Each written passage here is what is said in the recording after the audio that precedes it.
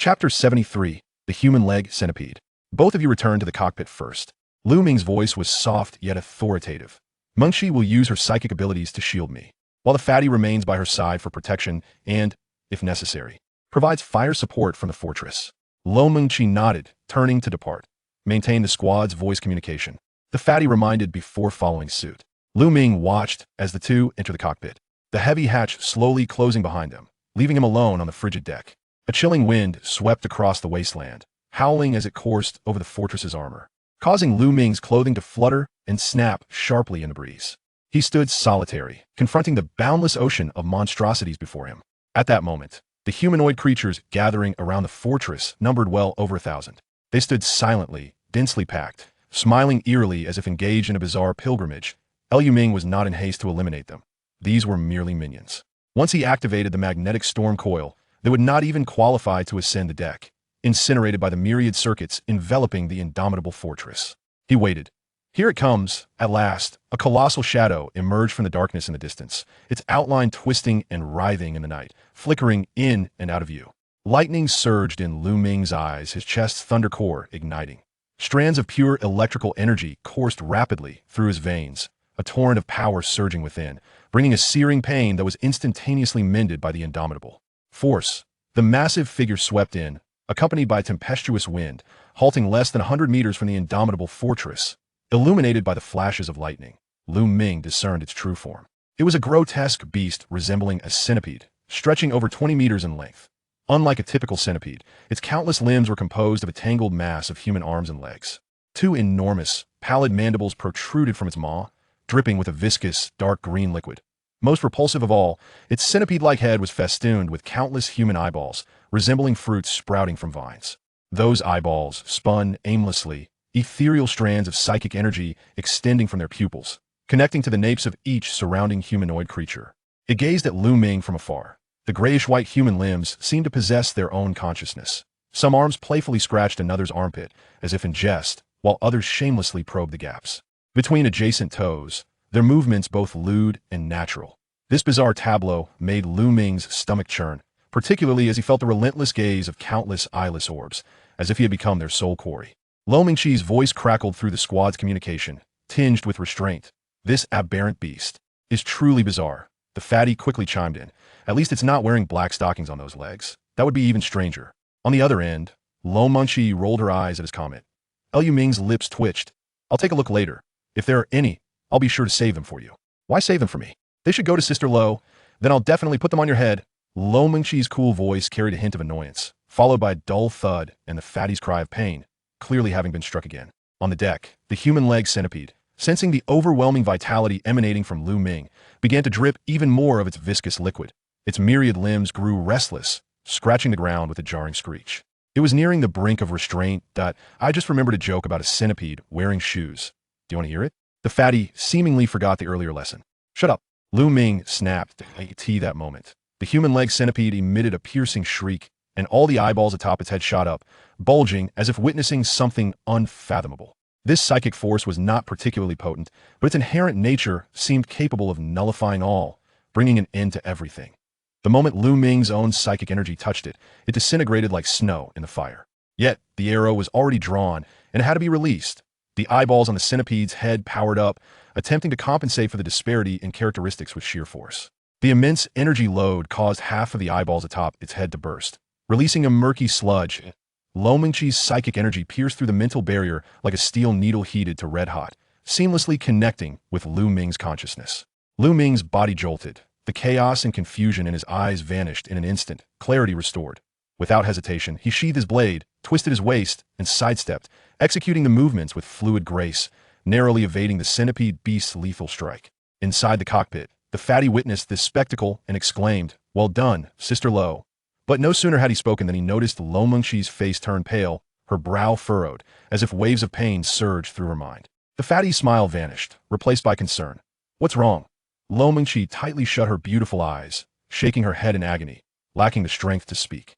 Seeing this, the fatty immediately called out through the squad's communication. "Brother Ming, finish this quickly. This is a heroic level battle. Sister Lo's strength disparity is too great. If it goes on like this, she might end up a mental wreck." Around the fortress's deck, countless humanoid creatures had surged forward, struggling and trampling over the corpses of their companions, attempting to scale the deck. But the magnetic storm coil had already activated. Any creature that touched the edge of the deck was instantly seared into charred remains by the powerful current, plummeting down in a plume of smoke. Yet the oncoming monsters remained undeterred, pressing forward relentlessly. Soon, the blackened corpses piled around the fortress had entirely surpassed the height of the deck, forming a grotesque barrier. On the deck, the human-legged centipede, having failed its initial attack, did not immediately launch a second assault. IT seemed to recognize the threat posed by the psychic wielder inside the cockpit. The severed limbs, previously cleaved off by Ming, writhed upon the ground as if imbued with life, swiftly making their way back to the main body, reattaching themselves to the wounds. The shattered eyeballs upon its head also healed at an astonishing pace, visible to the naked eye. It awaited, biding its time for all the eyes to restore, anticipating the next wave of psychic assault. Chapter 74, The Human-Legged Centipede 2. Upon hearing the anxious voice of the stout companion, Ming ceased to hold back. Stout 1, activate the magnetic storm coil. As his voice echoed, he diverted his focus from the cockpit, his gaze fixed intently on the swiftly moving human-legged centipede amidst the darkness. He sheathed his blade at his waist, gradually lowering his body, resembling a taut bowstring, poised to unleash his potential. Within the scabbard, tendrils of electric energy surged uncontrollably, caressing the cold hilt of the blade, emitting a faint crackle. Meanwhile, around the deck of the immortal fortress, blinding flashes of lightning erupted. With a crackle, numerous thick arcs of electricity surged forth like furious thunder dragons, bursting through the armored seams of the fortress, ruthlessly striking and tearing apart everything in their vicinity. The grotesque humanoid monsters attempting to scale the mountain of corpses were vaporized into fine ash by the ferocious current, scarcely able to emit a scream before their demise. Magnetic storm coil, activate. The entire immortal fortress transformed into a realm of thunder and lightning. The human-legged centipede appeared to be gripped by an invisible nemesis, its remaining eyes quivering violently, betraying an intense unease and fear. It immediately abandoned its confrontation with Ming, its massive form morphing into a shadow, frantically darting around the immortal fortress at breakneck speed. Its velocity was astonishing, occasionally flinging aside dozens of obstructing humanoid monsters, grinding them into a mush. At other times, it leaped onto the heavy shell of the equatorial guinea, scraping the surface with its myriad limbs, creating an ear-piercing cacophony. Yet, no matter how it dodged or maneuvered, the sense of being locked onto, stemming from the depths of its soul, remained unyielding, growing ever more intense, like a maggot in its bones, inescapable. Ming had indeed contemplated using this opportunity to stimulate Ming's potential. In his view, human potential is often shattered under the extreme pressure of life and death. The stout one had achieved his breakthrough in a dire situation, ascending to the extraordinary. Ming possessed the remarkably powerful, yet almost eerie talent of endgame. Should she seize this chance to break through, it would greatly enhance the entire team's capabilities. However, it now seemed that he had underestimated the situation. The intensity of a heroic-level battle was still far too great for Ming at present. While her talent was formidable, her physical and mental capacities were still insufficient to confront such a creature directly. Rushing her growth might lead to her ruin. It was better to take a gradual approach. With this realization, the last trace of hesitation in Ming's heart dissipated. His gaze transformed into one of pure, icy determination, leaving only the most primal intent to kill. Brother Ming, this creature is quite the sprinter. The stout one's voice crackled through the comms. Shall we bombard it with the energy cannon? No need. This creature is of the psychic variety. Its ocular organs are damaged, and aside from its speed, its physical resilience is lacking. Watch me take it down in an instant. Ming replied, slowly exhaling a breath imbued with volatile electricity, his crouched form suddenly exploding into motion. Instant step, blade drawl boom. A deafening thunderclap erupted, not from the heavens, but from the suppressed power of the lightning core within Ming, erupting forth. He transformed into a humanoid bolt of lightning, his warblade enveloped in boundless arcs of lightning at the moment of unsheathing, its blade vanishing from sight, leaving only a frenzied trail of electric fury stretching over 10 meters. At this moment, time seemed to slow to a crawl. The dazzling lightning tore through the darkness of the night at a velocity that transcended visual limits. The human-legged centipede, racing atop the equatorial guinea's shell, suddenly felt all its eyes invert in alarm, sensing an unprecedented threat of death. It attempted to evade, to flee. But that bolt of lightning seemed to have locked onto its very essence, disregarding the distance of space. Splat! The cold gleam pierced through the center of the centipede's eye-laden head. There was no cataclysmic explosion, nor a horrific wail. The enormous body of the centipede froze mid-air, its countless limbs abruptly stilled. Immediately, from its head, fine arcs of electricity spread like a web, enveloping its colossal form measuring over 20 meters. The next moment, bang! A muffled explosion resonated as the entire body of the human-legged centipede was obliterated from within by the ferocious energy of lightning. Scattering into charred fragments and dark green viscous fluid, the blood that filled the air was ignited anew by the residual arcs, transforming into fireballs that scorched the ground surrounding the fortress into a blackened wasteland. Just as Lu Ming had proclaimed, a single strike, a swift annihilation. With the demise of the human-legged centipede, the psychic threads connecting it to the surrounding monsters were severed in an instant. The once fearless and frantically charging horde of humanoid monsters seemed to have their souls simultaneously extracted. They halted in unison, their contorted bodies frozen in place, the grotesque grins on their faces solidifying. Subsequently, they collapsed to the ground like puppets with severed strings. In mere minutes, the battlefield, once a cacophony of chaos akin to a den of phantoms, fell into an eerie silence.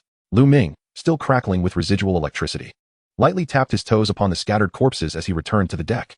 The fine cracks that had formed from his explosive outburst were gradually healing under the influence of the power of immortality.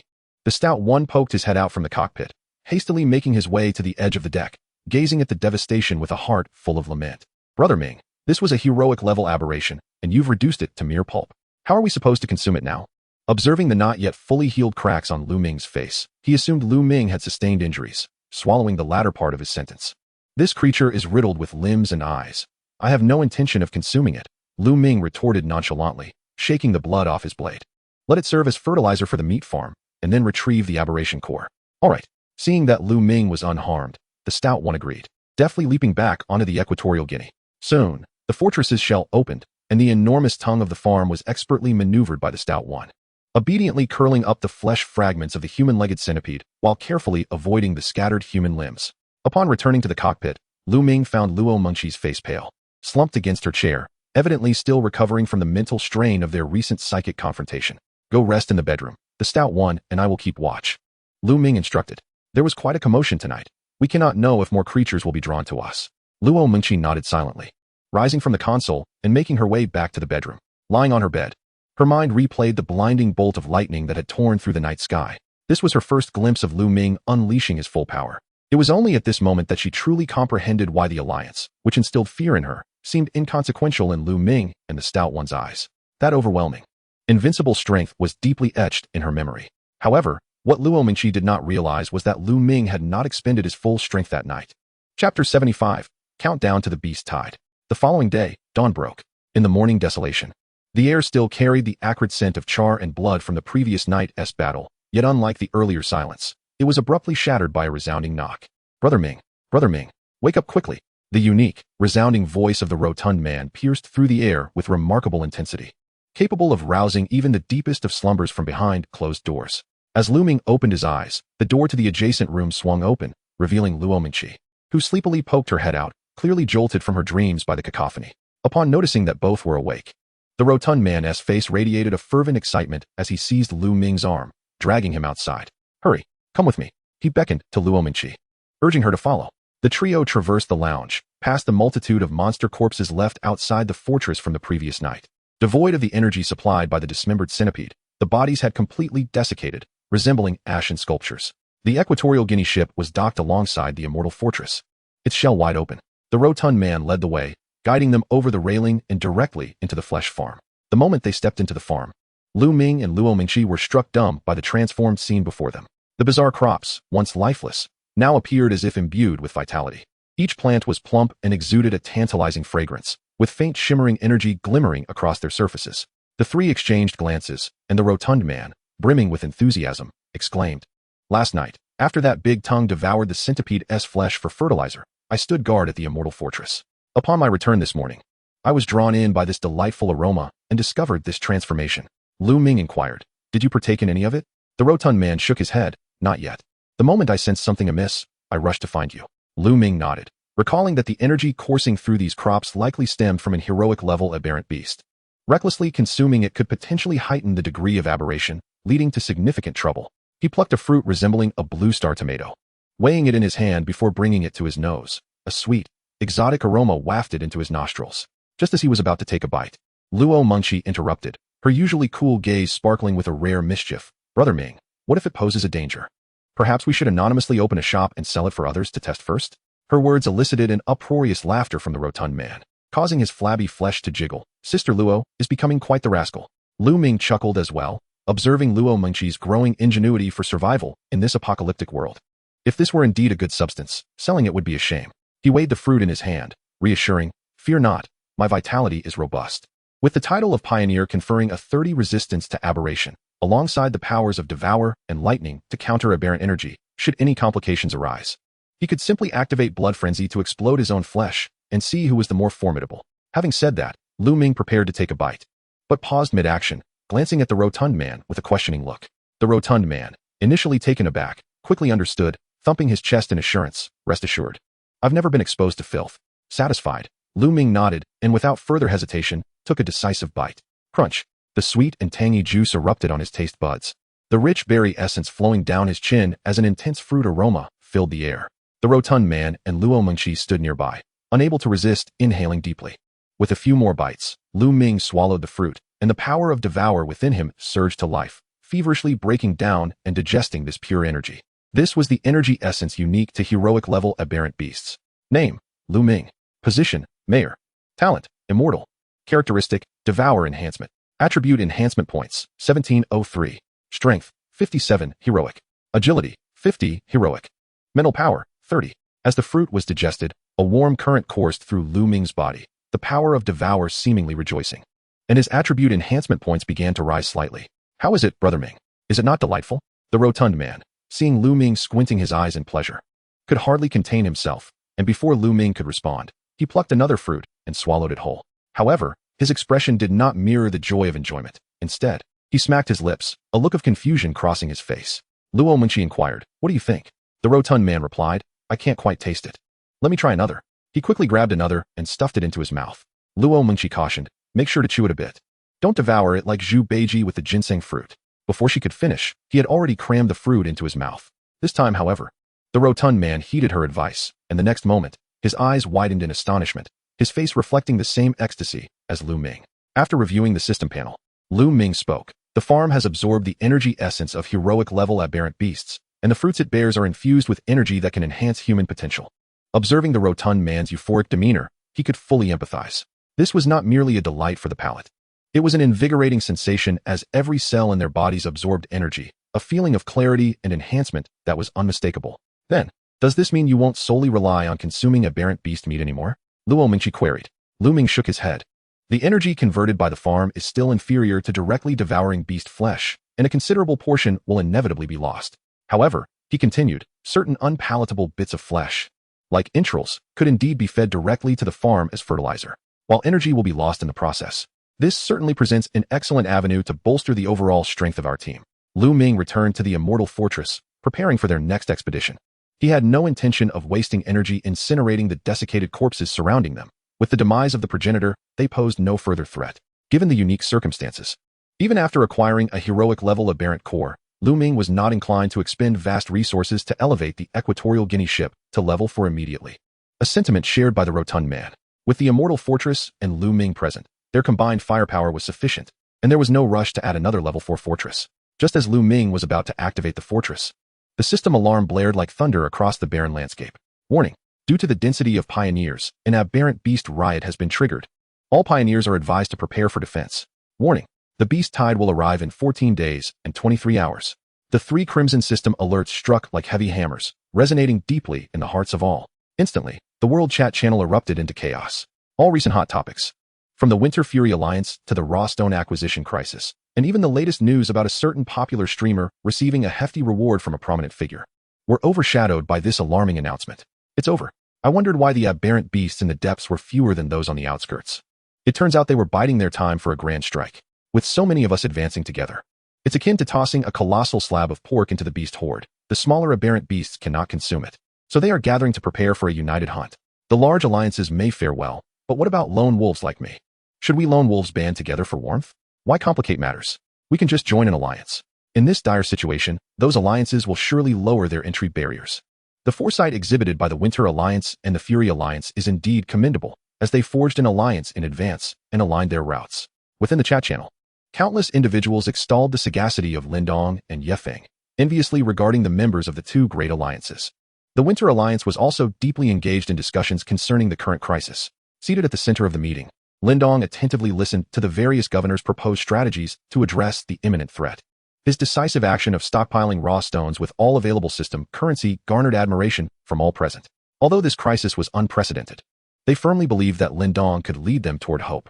At this moment, they had completed the basic layout of their combat plan, asserting that even the hero-class aberrant beasts could be effectively dealt with in close combat. One governor rubbed his hands together, his voice dry with apprehension, expressing his sole concern regarding the long-range hero-class aberrant beasts. If such creatures were to emerge, they might be left powerless. But what if we were to sacrifice lives in exchange? Utterly futile. The discussion among the governors fell into a heavy silence. Who says we lack formidable long-range firepower?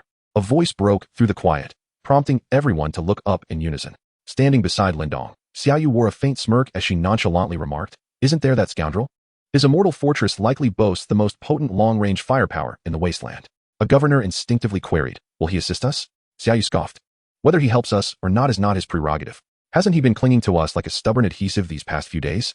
Perfect. Not only shall we keep him close, but we will also draw nearer to him, ensuring he is right beside us. When the beast tide arrives, we are all in the same boat. None shall escape." Her tone grew resolute as she concluded, inciting a murmur of astonishment in the command room. "Brilliant. Truly brilliant. No wonder you are the Secretary General. Your methods are audacious." The initial despair was swiftly replaced by a surge of excitement. They felt they had discovered a glimmer of hope. Upon hearing this, Lindong slowly raised his hand, nodding at Xiaoyu. The plan was thus solidified. Chapter 76. Countdown to the beast tide for 7 consecutive days. The immortal fortress and the equatorial Guinea sailed silently across the wasteland like two isolated islands. At last, the immense steel tide of the Winter Alliance appeared on the horizon. Unbeknownst if by design or coincidence, after the system issued the beast tide warning, the Winter Alliance's route also converged towards them, hastening the originally planned junction by a full 3 days. These 7 days were far from tranquil. Just 2 days prior, they encountered a hero-class flying aberrant beast.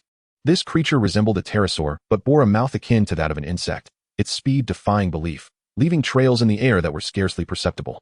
It relentlessly dove and harassed them, its sharp claws scraping against the armor of the immortal fortress, producing a cacophony of sparks. Looming's swift steps were limited to ground combat, and the beast's long claws left ghastly wounds upon him, nearly forcing him to resort to blood rage. In this critical moment, it was Luomenki. Having feasted on hero-class flesh fruit for the past few days, her mental prowess had reached unprecedented heights. As the portly energy cannon repeatedly missed its target, she finally broke through her limitations.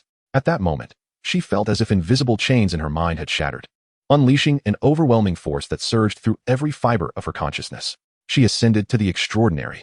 An intangible mental force transformed from a mere whisper to a tangible blade, piercing the brain of the flying aberrant beast with unmatched sharpness, causing the creature to falter midair with a wretched shriek. Now, the portly one bellowed, and the energy cannon of the immortal fortress erupted with fire, the robust energy beam precisely penetrating the beast's skull. The combination of Luomenki's mental disruption and the portly one's energy cannon significantly enhanced their efficiency in combating highly mobile targets, a most fortuitous development. "Looming, we have arrived at the designated route." The portly voice crackled through the squad's communication, panting rhythmically, reminiscent of his backbending exercises. With the beast tide looming, he seized every opportunity to bolster his strength in preparation for the impending battle. "Should we not halt and wait for the Winter Alliance?" Luomenki inquired. "Why should we wait for them?" Looming retorted. "Our supplies are still with them. If they succumb to the beast tide, our resources may vanish as well." Luomenki's concerns were not without merit. Looming pondered for a moment. "Let us reduce our speed. We need not be tethered to them. Their numbers will attract more aberrant beasts. If they are truly overwhelmed, we shall simply scavenge their supplies. It is unwise to bind ourselves to the massive target that is the Winter Alliance for the sake of a few 100,000 raw stones." He even contemplated that if the Winter Alliance were to face total annihilation, the resources left behind by the thousands of fortresses could potentially elevate the immortal fortress to level 5, or even 6. The Winter Alliance boasted hundreds of level 3 fortresses. If conditions permitted, Looming would not hesitate to consider matters from the perspective of the human faction. However, the immediate threat of the beast tide sweeping through the depths of the wasteland rendered survival the utmost priority. In stark contrast to the composed demeanor of Looming and his companions, the entire wasteland had descended into utter chaos. Upon the sounding of the beast tide alarm, everyone grasped the urgency of securing strategic resources. The significance of raw stones was magnified to an unprecedented degree. Initially, people sought to purchase from the system mall, only to discover that the official reserves had been entirely depleted. They then turned to the pioneer shops, only to find that nearly all raw stones had been removed from shelves, and those that remained were priced exorbitantly. Panic erupted after half a month in the depths of the wasteland. World chat channel, "Damn it, I can't find any raw stones." "Me neither. It's been half a month, and not a single mining site in sight." I sold all my raw stones to those major alliances. Damn it, it's a conspiracy. There are no raw stone mines in the depths of the wasteland. We are doomed. The unyielding alliance. Return our raw stones. Yes, we are all survivors. How can you deceive us so? Are you not human? Return our raw stones. Return our raw stones. The chat channel erupted in fervor, filled with curses and cries. Don't even think about raw stones. I'm one of the members of the few alliances buying raw stones. We don't even have our system currency returned. Exactly. Our alliance too. All the system currency was used by the leader to purchase raw stones. Now we only receive minimal supplies, barely enough for daily fortress movement. Forget raw stones for now. Does anyone have water? I'm about to die of thirst. I'll pay a high price. Yeah, it hasn't rained in half a month. And my water tank is completely empty. You lone wolves are in dire straits. Our alliance has specially modified water storage fortresses. You can exchange alliance points for water, albeit limited to 1 cup per person each day, but at least it keeps us alive. A sense of despair spread like a plague among all pioneers. Rather than waiting to die here, we should return to the periphery, mine, then sell to those fools deeper in. Yes, we lone wolves will return, gather strength, and then traverse into the depths of the wasteland together. However, our resources will certainly not last until we return to the outskirts. I have a plan, but first, we must unite. I will establish an alliance, aptly named the Wolf Warriors Alliance. I shall lead all allies to discover hope amidst despair. Very well, count me in. Ming gazed at the messages in the chat channel. If this so-called Wolf Warriors could indeed return, perhaps it would alleviate the pressing crisis at hand. May they succeed. The Winter Alliance. Countless fortresses congregated in a singular area, forming an endless torrent of steel, a truly magnificent sight. Yet, behind this grandeur lies an astonishing daily consumption. Within the Alliance's command room, Secretary Xiao Yu was reporting to Lin Dong. Brother Dong, all fortresses have gathered in the core circle as planned, and the routes are nearly aligned with the Dirty Alliance. The only concern is the consumption rate. With the impending war, each shell represents a precious resource. Our collaboration costs with the Fury Alliance are exorbitant. At 40,000 resources per person, that amounts to 4 million for 100 individuals. If we encounter sustained high-intensity combat, we will soon find ourselves depleted. Perhaps we should halt the collaboration? Before Xiao Yu could finish, Lin Dong raised his hand to interrupt. We cannot cease our collaboration. After pondering for a moment, Lin Dong continued, I have my own plans regarding energy. Draft a list of 300 individuals, including the 200 already sent and to be sent to awaken their extraordinary potential. The remaining 100 should be randomly selected from various departments. It must be absolutely fair. 200 predetermined and 100 by lottery? I'm a bit confused. What will the lottery entail? Xiao Yu inquired. You need not concern yourself with that. Once the draw is complete, make the list public so that everyone is aware. They will naturally understand what is required of them. Meanwhile, at the headquarters of the Quick Shake Alliance, in the command room, dozens of massive screens flickered with various data, a sight likely unparalleled in the Wasteland world. The leader, Jifeng, was engaged in a video call through one of the screens. Why has the Wolf Warriors Alliance sought me out? Jifeng asked. On the opposite screen, the leader of the Wolf Warriors Alliance smiled. In the Wasteland, who does not know of the Quick Shake Alliance's vast wealth? I have come seeking collaboration. So, what do you think? Jifeng pondered. You have nearly 1,000 people. The resources required to return to the outskirts are considerable. If you are seeking system currency cannot currently procure resources. You are well aware of that, the wolf leader interjected. But we also have a limited stockpile of resources. Jifeng rose, pacing the room. Allow me to consider this. Please hold for a moment. He ended the call. Supplying nearly 1,000 fortresses was a gamble. The wolf leader promised that upon their return to the outskirts, they would continuously provide resources. Yet, that remained a possibility. What if they returned and hiked the prices, or ceased supplying the Quick Shake Alliance altogether?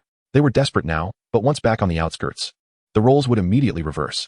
Jifeng could not stake the alliance's lifeline on human nature. He needed to enlist a few other powerful alliances to share the risk. Bring me the leaders of all alliances ranked below the top 5, Jifeng commanded, having made his decision. Chapter 77, Countdown to the Beast Tide. The machinations of the Wolf Warriors Alliance reverberated through the command rooms of various alliances. Time hung like a sword over everyone's heads. With less than 10 days remaining until the Beast Tide, could anyone return to the outskirts in time, even at full speed? Such rapid travel would mean a massive consumption of resources, and everyone was already stretched thin. Forcing out some resources was feasible, but during the day, it was manageable. At night, the wasteland was fraught with danger. Who would dare venture forth? Should the resources be exhausted and lives lost on the way? It would be akin to a reckless gamble with dire consequences. The urgent situation demanded immediate resolution. Soon, the major alliances diverged into 2 distinct strategies. The first group, distrustful of the hastily assembled wolf warriors, opted to rely on their own. They selected the weaker, gathering fortresses from their ranks to form a return team. To incentivize morale, those leading were promised high positions, such as deputy leader or chief executive officer, just below the alliance leader. The second group chose to collaborate with the Wolf Warriors Alliance. Providing some resources for support, they not only retained their full combat strength, but also seized the opportunity to forge alliances among themselves, with the largest coalition swelling to 10,000 members. In their view, should the Wolf Warriors succeed, they could simply purchase resources at a higher price later. It was better than wagering the lives of their own. In no time, several teams, laden with the hopes of countless individuals, turned towards the vast darkness behind them, akin to moths drawn to a flame. 3 days later, the Quick Shake News live broadcast resumed, featuring the familiar faces of the two now gilded anchors of the Quick Shake Alliance. The Wasteland Sage's face bore none of his former humor. His lips were cracked and parched, his eyes filled with gravity and fatigue. The Data Emperor silently adjusted his glasses, the lenses reflecting the cold light of the screen. Regrettably, the Wasteland Sage began, his voice hoarse. According to our reliable information, the Wolf Warriors Alliance has been completely annihilated. The chat barrage in the live room froze momentarily before erupting like a torrential flood. In just 3 days, over 1,000 fortresses are gone. What nonsense. Among the lone wolves, aside from the weak, there are many capable individuals. How could this be? This news must be false. I refuse to believe it.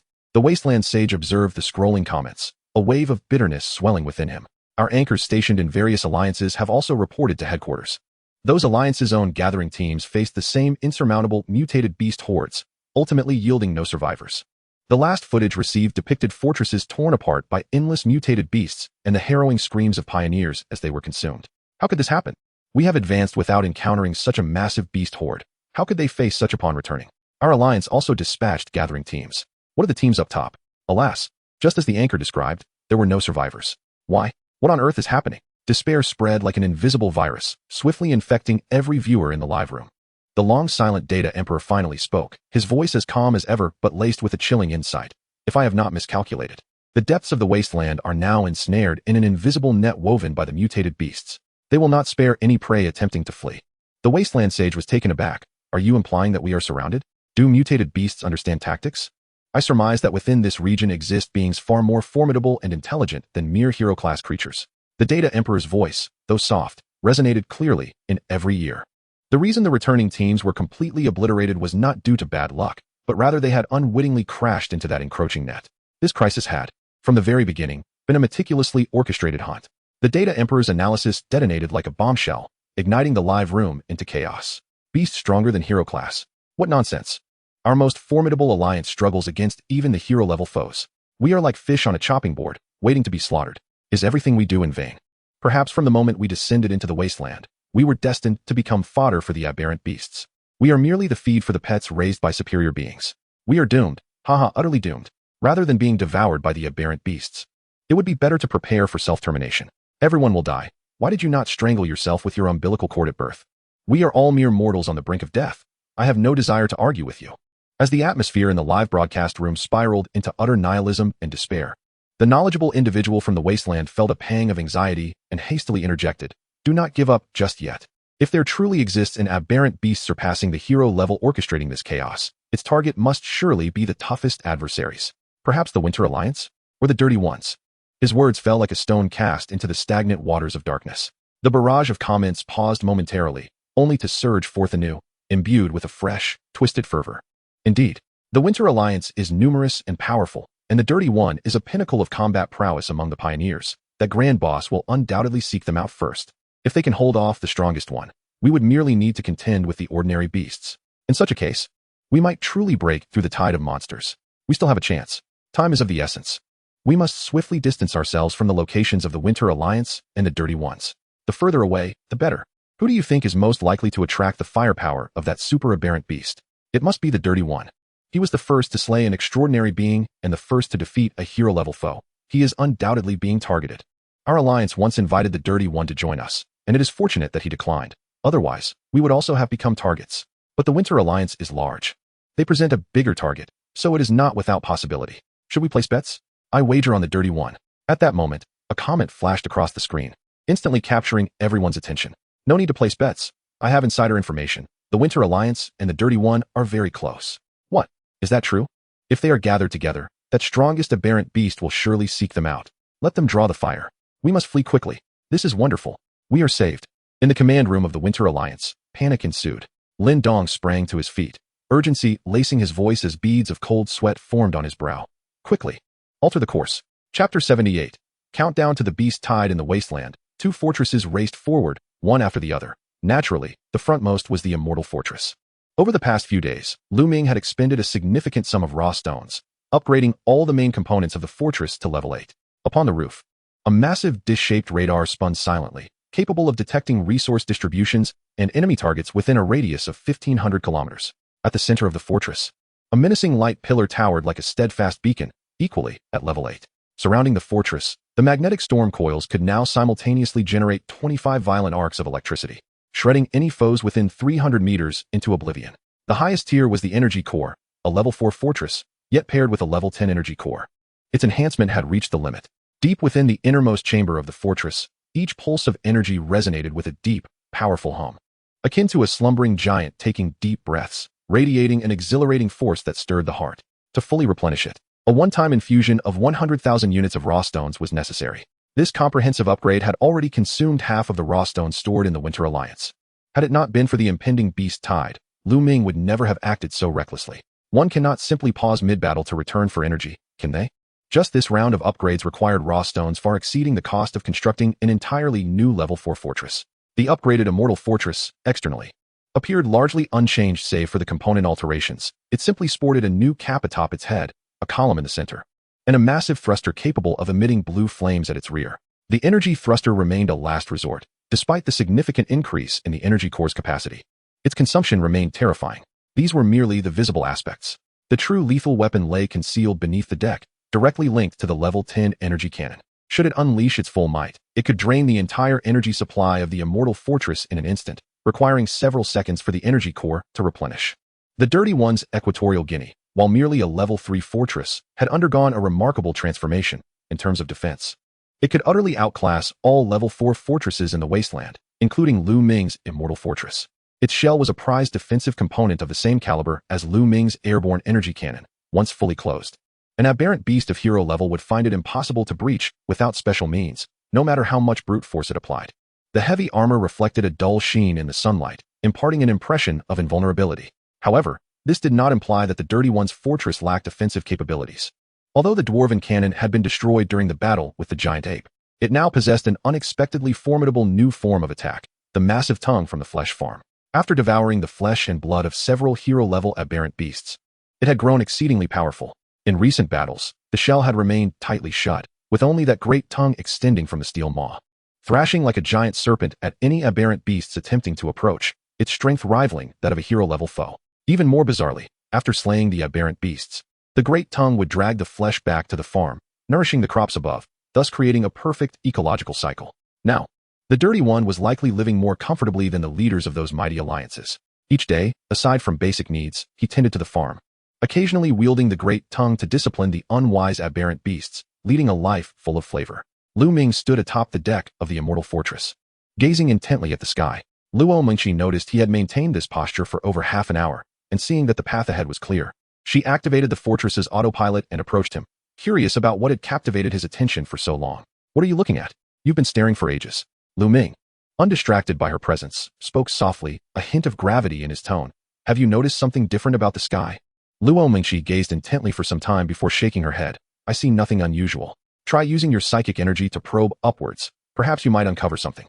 Ming complied, releasing her psychic energy. Since breaking through to the extraordinary level, her end-of-days talent had begun to reveal its true potential. This characteristic was capable of ending all things, a force to terminate everything. All attacks imbued with special energy, be they magical or psychic, would be forcibly halted before this trait. Following Ming's suggestion, she slowly extended her psychic energy upwards. Soon, at a height of around 100 meters, Ming began to feel strained. She retracted her psychic energy and shook her head. "I didn't discover anything abnormal." Ming harbored unwavering faith in his instincts, his voice imbued with encouragement. "Concentrate your mental energy and try once more." Ming nodded, exerting herself to control her mental force, coalescing it into an invisible probe that thrust upward with determination. She bit her silver teeth, beads of sweat forming on her smooth forehead, her mental energy ultimately reaching its zenith at approximately 150 meters above. Ming's body began to tremble faintly. Ming discerned that she was nearing her limits and intended to urge her to retract her mental energy. A sense of disappointment welled within Ming. She felt her abilities were still too feeble to assist him even in such a simple endeavor. Just as she was about to withdraw her mental force, An imperceptible filament floating in midair happened to brush against her mental energy probe with the gentle caress of the breeze. Suddenly, Luo Mengqi's expression shifted dramatically. The filament was not an inanimate object. It exuded a chilling and foreboding aura, as if some strange energy clung to it, causing her to experience an inexplicable sting and revulsion upon contact. Lu Ming immediately sensed her unusual demeanor and queried, "What is it? Have you discovered something?" His voice was low and urgent. After fully retracting her mental energy, Luo Mengqi responded slowly, "I sense something akin to silk from a silkworm or a spider's thread. Though it was but a fleeting moment, I am certain. It is exceedingly fine, yet carries an unsettling chill." Lu Ming understood that the perception of mental energy was infallible, encompassing a broader awareness than mere touch. Anything that existed could be detected instantaneously. Silk? Spider's thread? Lu Ming mused quietly. In the context of Blue Star, he would think little of such a phenomenon at an altitude of 100 meters. However, in this world, a sense of gravity began to dawn upon him. "Brother Ming, the Winter Alliance's route has changed again, and they appear to be in quite a hurry." The voice of the rotund team member interrupted Lu Ming's contemplation. "What are they up to now?" Lu Ming inquired. "I don't know. I asked Xiao Yu, and she mentioned it was a strategic adjustment." The portly one snorted. Mimicking Xiao Yu's deliberately slowed speech, tinged with a hint of tremor. She also said that they would diligently safeguard the remaining 70,000 or so raw stones for us. And if we truly feel uneasy, they can hand them over immediately, but implored us not to follow them. Their attitude was so sincere that it nearly softened my heart, as if they feared we would cling to them. "This is utterly perplexing," Lu Ming frowned. "The Winter Alliance is so eager to flee. Have they encountered a formidable aberrant beast?" Chapter 79, Countdown to the Beast Tide 5. "Since they have said as much, we need not follow them." Lu Ming gazed thoughtfully at the distant skyline. "Let us transfer all the raw stones to our cargo hold. The remainder can stay with them for now." After a moment's reflection, he added, "Mengqi, please investigate what has transpired in the chat channels and news lately. Fatty, reach out to Xiao Yu again. See if you can extract any information from her." However, after some time, Fatty reported back empty-handed. He slammed his fist on the console, causing his corpulent form to jolt. "That wretched woman is ignoring my messages. The entire Winter Alliance has gone silent, forbidding any contact with us. Even my message to that Lindong pretty boy has vanished without a trace." Just as the two were beginning to suspect that the Winter Alliance might truly be in dire straits, Luo Mengqi, who had been quietly sifting through various information, finally had results. She recounted the analyses of two jittery news anchors and relayed the messages from the World Chat channel, detailing how all pioneers had perished in their endeavors. To Lu Ming and Fatty in full, a heavy silence enveloped the cockpit, punctuated only by the faint hum of machinery, which felt particularly jarring in the oppressive atmosphere. "These two anchors have reasoned their predictions well," Lu Ming furrowed his brow, almost instantly connecting their information to his recent experiences. "So, Fatty, it seems we may very well be under the scrutiny of this so-called big boss?" Luo Mengqi nodded, her cool gaze reflecting the gravity of the situation. "Moreover, we, along with the Winter Alliance, are currently recognized as the most likely targets to attract firepower in the entire Wasteland. Does that mean we have become the shields for everyone else?" Fatty cursed. The group lapsed into silence once more. If their conjectures held true, they would be facing a terrifying entity endowed with tremendous intellect.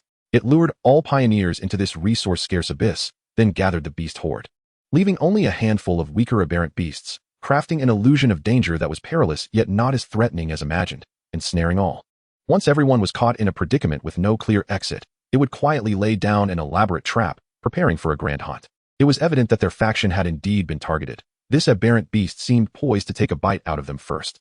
Thus, the frequent visits from increasingly powerful heroic-level aberrant beasts during this period were likely scouts sent by that big boss, intended to gauge their strength. Alas, with greater power comes greater responsibility. Lu Ming sighed lightly, breaking the silence that had settled in the room. Both Fatty and Luo Mengqi turned their attention toward Lu Ming. They understood that every decision he made, no matter how arduous or unexpected, was the result of careful consideration. Regardless of what course he chose, they would unconditionally support him, even if the path ahead was destined to be a one-way street. A massive alliance that seeks to flee at the first sign of trouble needs to learn what true responsibility entails. Lu Ming's tone shifted, a glint of icy resolve flashing in his eyes, a smirk playing at the corners of his mouth. "We shall press on." Fatty was momentarily taken aback before erupting into thunderous laughter, his ample frame shaking with mirth, causing the entire cockpit to sway slightly. "Ha! Indeed, as a small, helpless, and vulnerable team, we must seek the protection of the great Lindong. This is what they call the prudent utilization of resources." His laughter echoed with a hint of schadenfreude. Luo Mengqi's lips curled into a barely perceptible smile as she softly concurred, "Indeed. Damn it, the beast tide is approaching, and they want us to be their free labor. Upon hearing that we might be targeted, they wish to cast us aside as a shield." Fatty's indignation grew with every word. Lu Ming chuckled coldly, his his gaze sharp as a blade. From the moment the Winter Alliance sought to exploit us, they should have been prepared for us to turn the tables.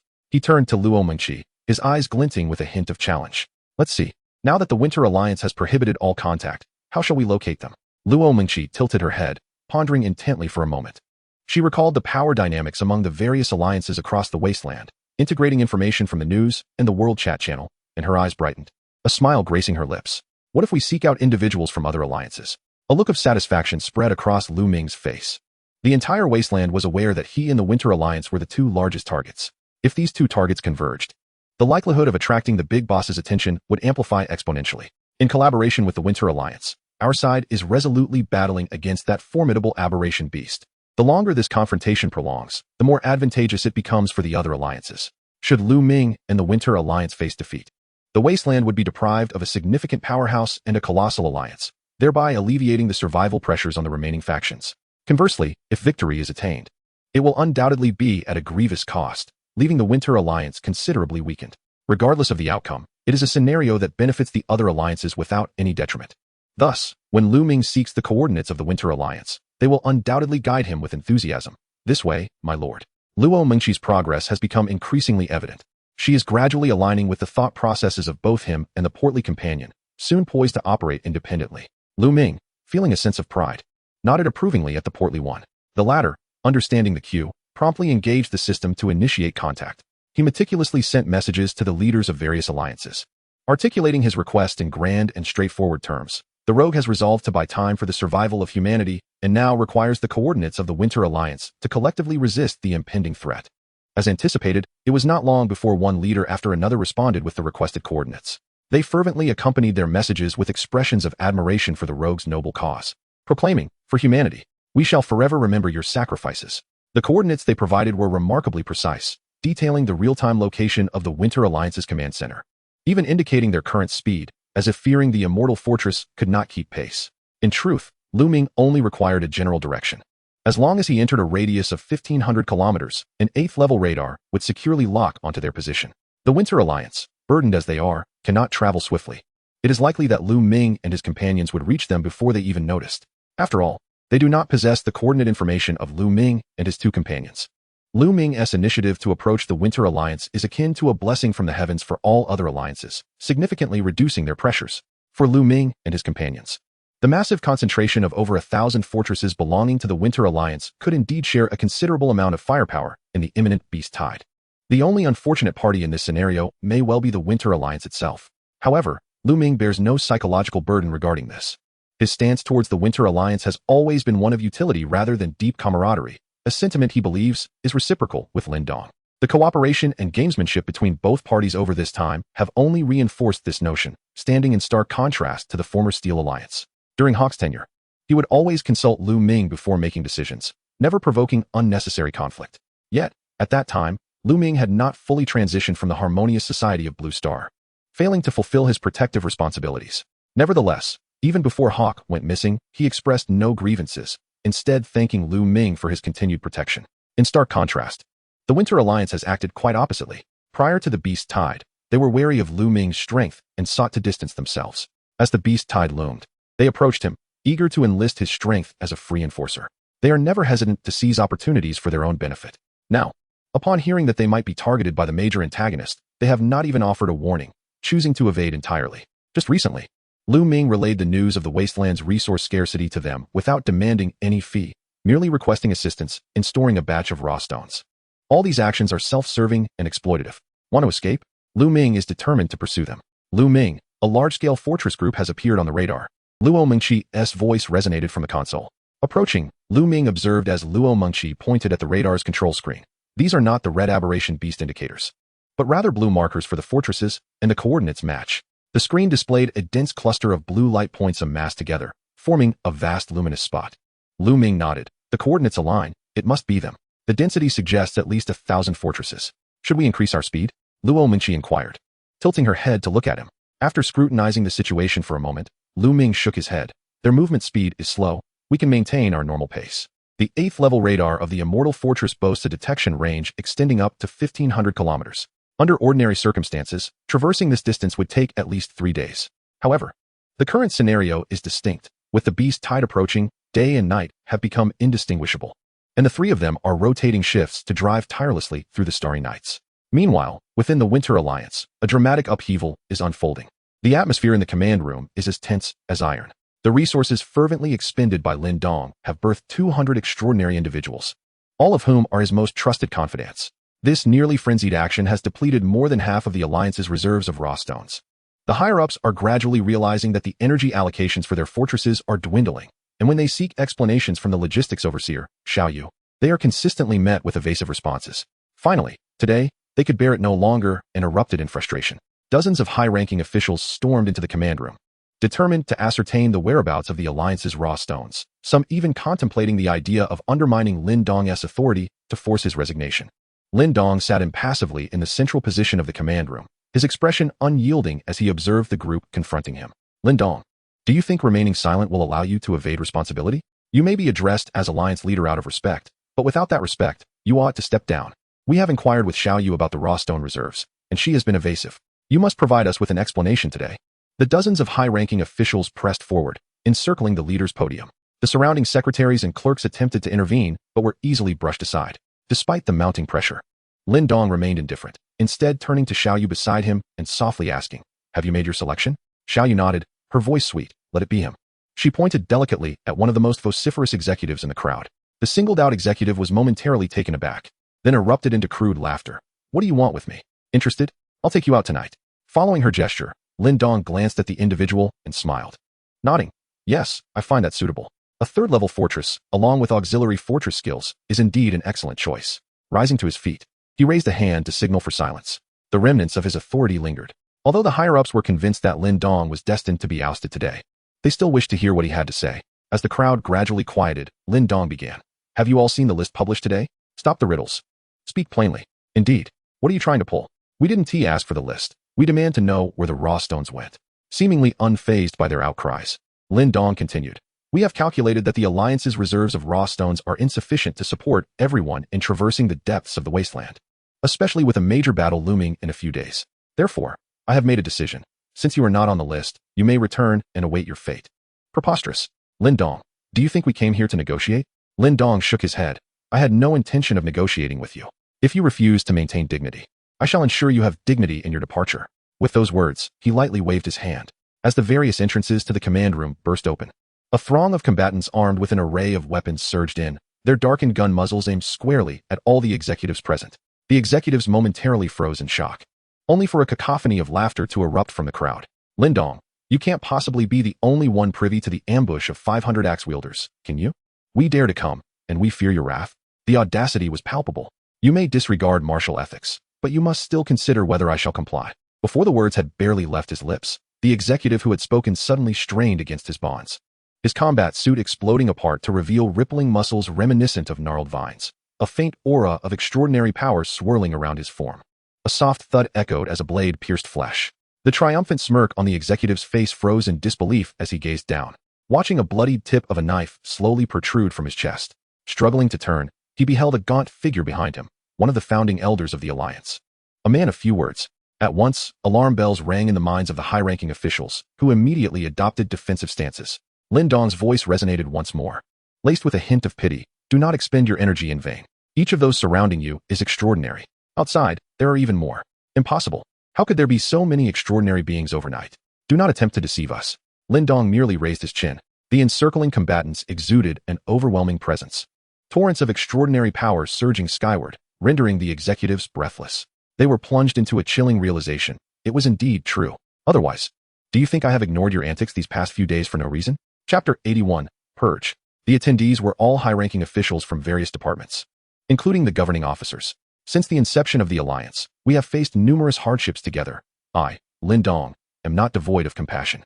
His voice echoed within the silent command room, devoid of any discernible emotion. Except for the obstinate, I shall not resort to cruelty. You may choose to stay or leave, as you wish. Now, lay down all weapons and await the arrival of your fortress on the deck. A glance exchanged among the group revealed a slight easing of tension.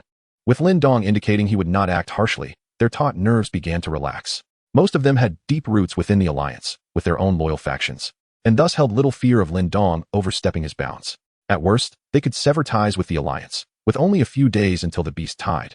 Seeking refuge in another alliance was still a viable option.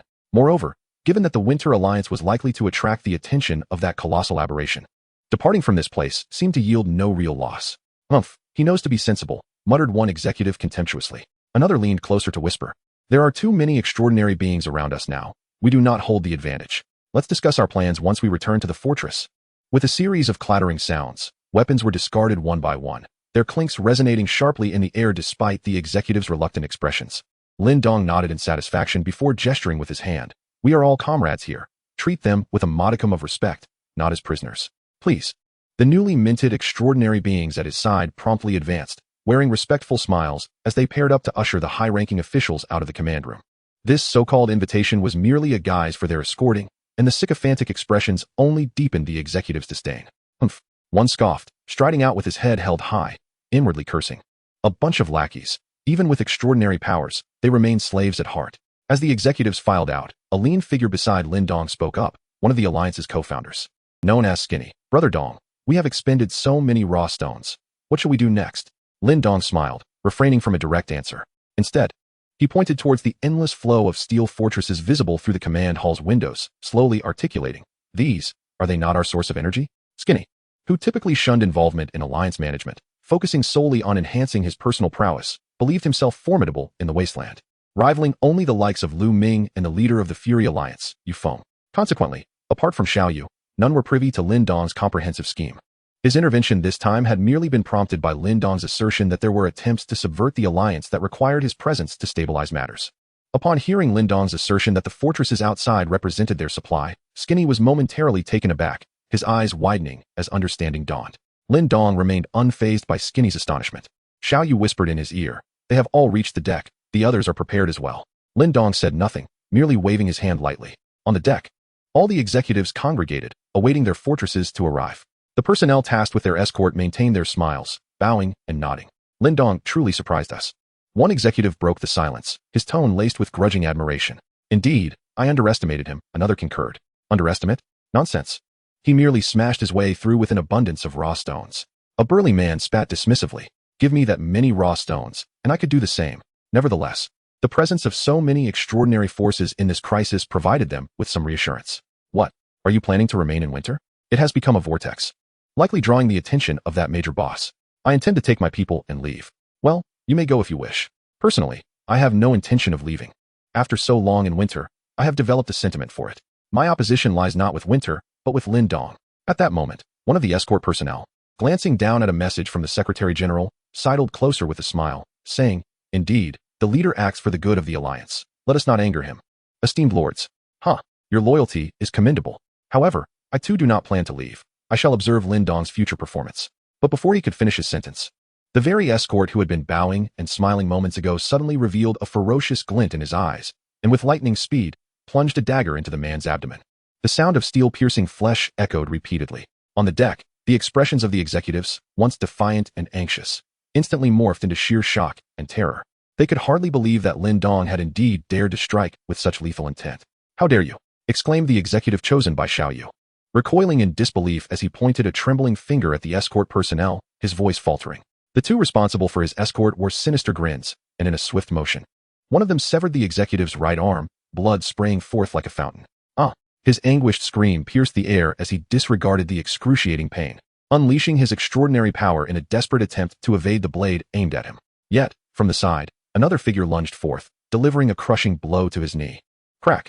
The sickening sound of shattering bone sent shivers down spines, as his left leg twisted at an unnatural angle, the white bone piercing through flesh and exposed to the air. A heart-wrenching wail echoed across the deck.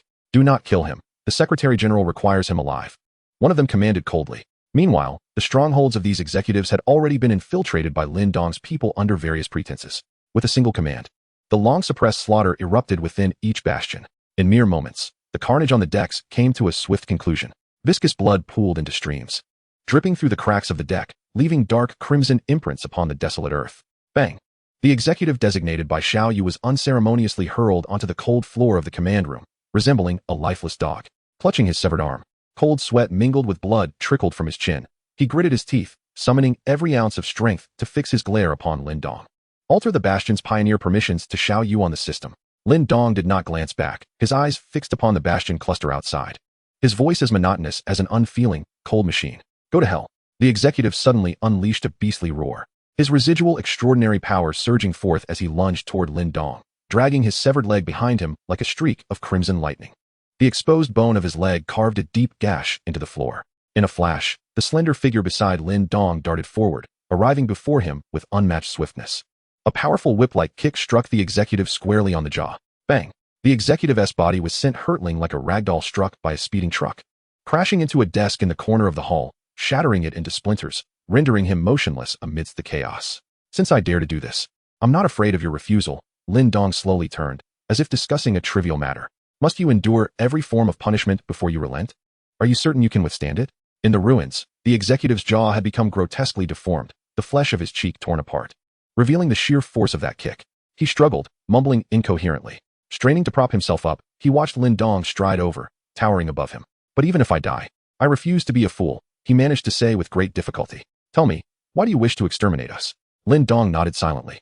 Having received the answer he sought, he turned and departed the blood-soaked hall, leaving only the echo of his footsteps resonating in the air. As Xiao Yu brushed past Lin Dong, witnessing the executive relent, her tone was icy. Since you consent, I shall grant your wish. Xiao Yu slowly approached the scene of devastation. First, with so many fortresses in the alliance, there simply aren't enough raw stones to go around. This is a truth we all know too well. Therefore, personnel must be streamlined. What of those not on the reduction list? Shall we expel them from the alliance? It would be far better for us to consume them ourselves, strengthen our own power. For those who contribute their fortresses to the alliance, we will arrange for them to reside in the elite bastions. They shall not be treated unfairly.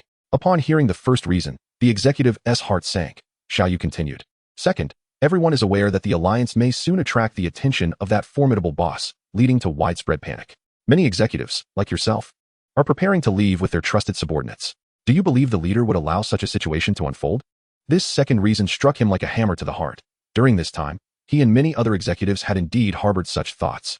They had joined the Lin Dong alliance under the pretense of gaining power, and even if they wished to depart, surely it would not require such ruthless measures? Now, he deeply regretted his decision to join the Lin Dong alliance. How had he failed to see Lin Dong's merciless nature from the beginning? Noticing the executive's expression of regret, Xiao Yu let out a cold laugh before continuing. Thirdly, even if some high-ranking members choose to stay, they would form factions, creating a landscape of competing interests. How can an alliance embroiled in endless internal strife survive in the wasteland? Xiao Yu's voice grew increasingly frigid, like the biting winds of winter that gnawed at one's bones. Therefore, you must perish. From now on, the alliance shall only heed a single voice. Upon hearing this, he understood. This was a purge. Chapter 82, The Purge 2. From the very beginning, Lin Dong had never considered them his own. In his world, there existed only tools to be utilized and obstacles to be eliminated. And these individuals were undoubtedly the latter. He had been waiting for an opportunity, one that would allow him to completely engulf all fragmented powers without incurring excessive costs.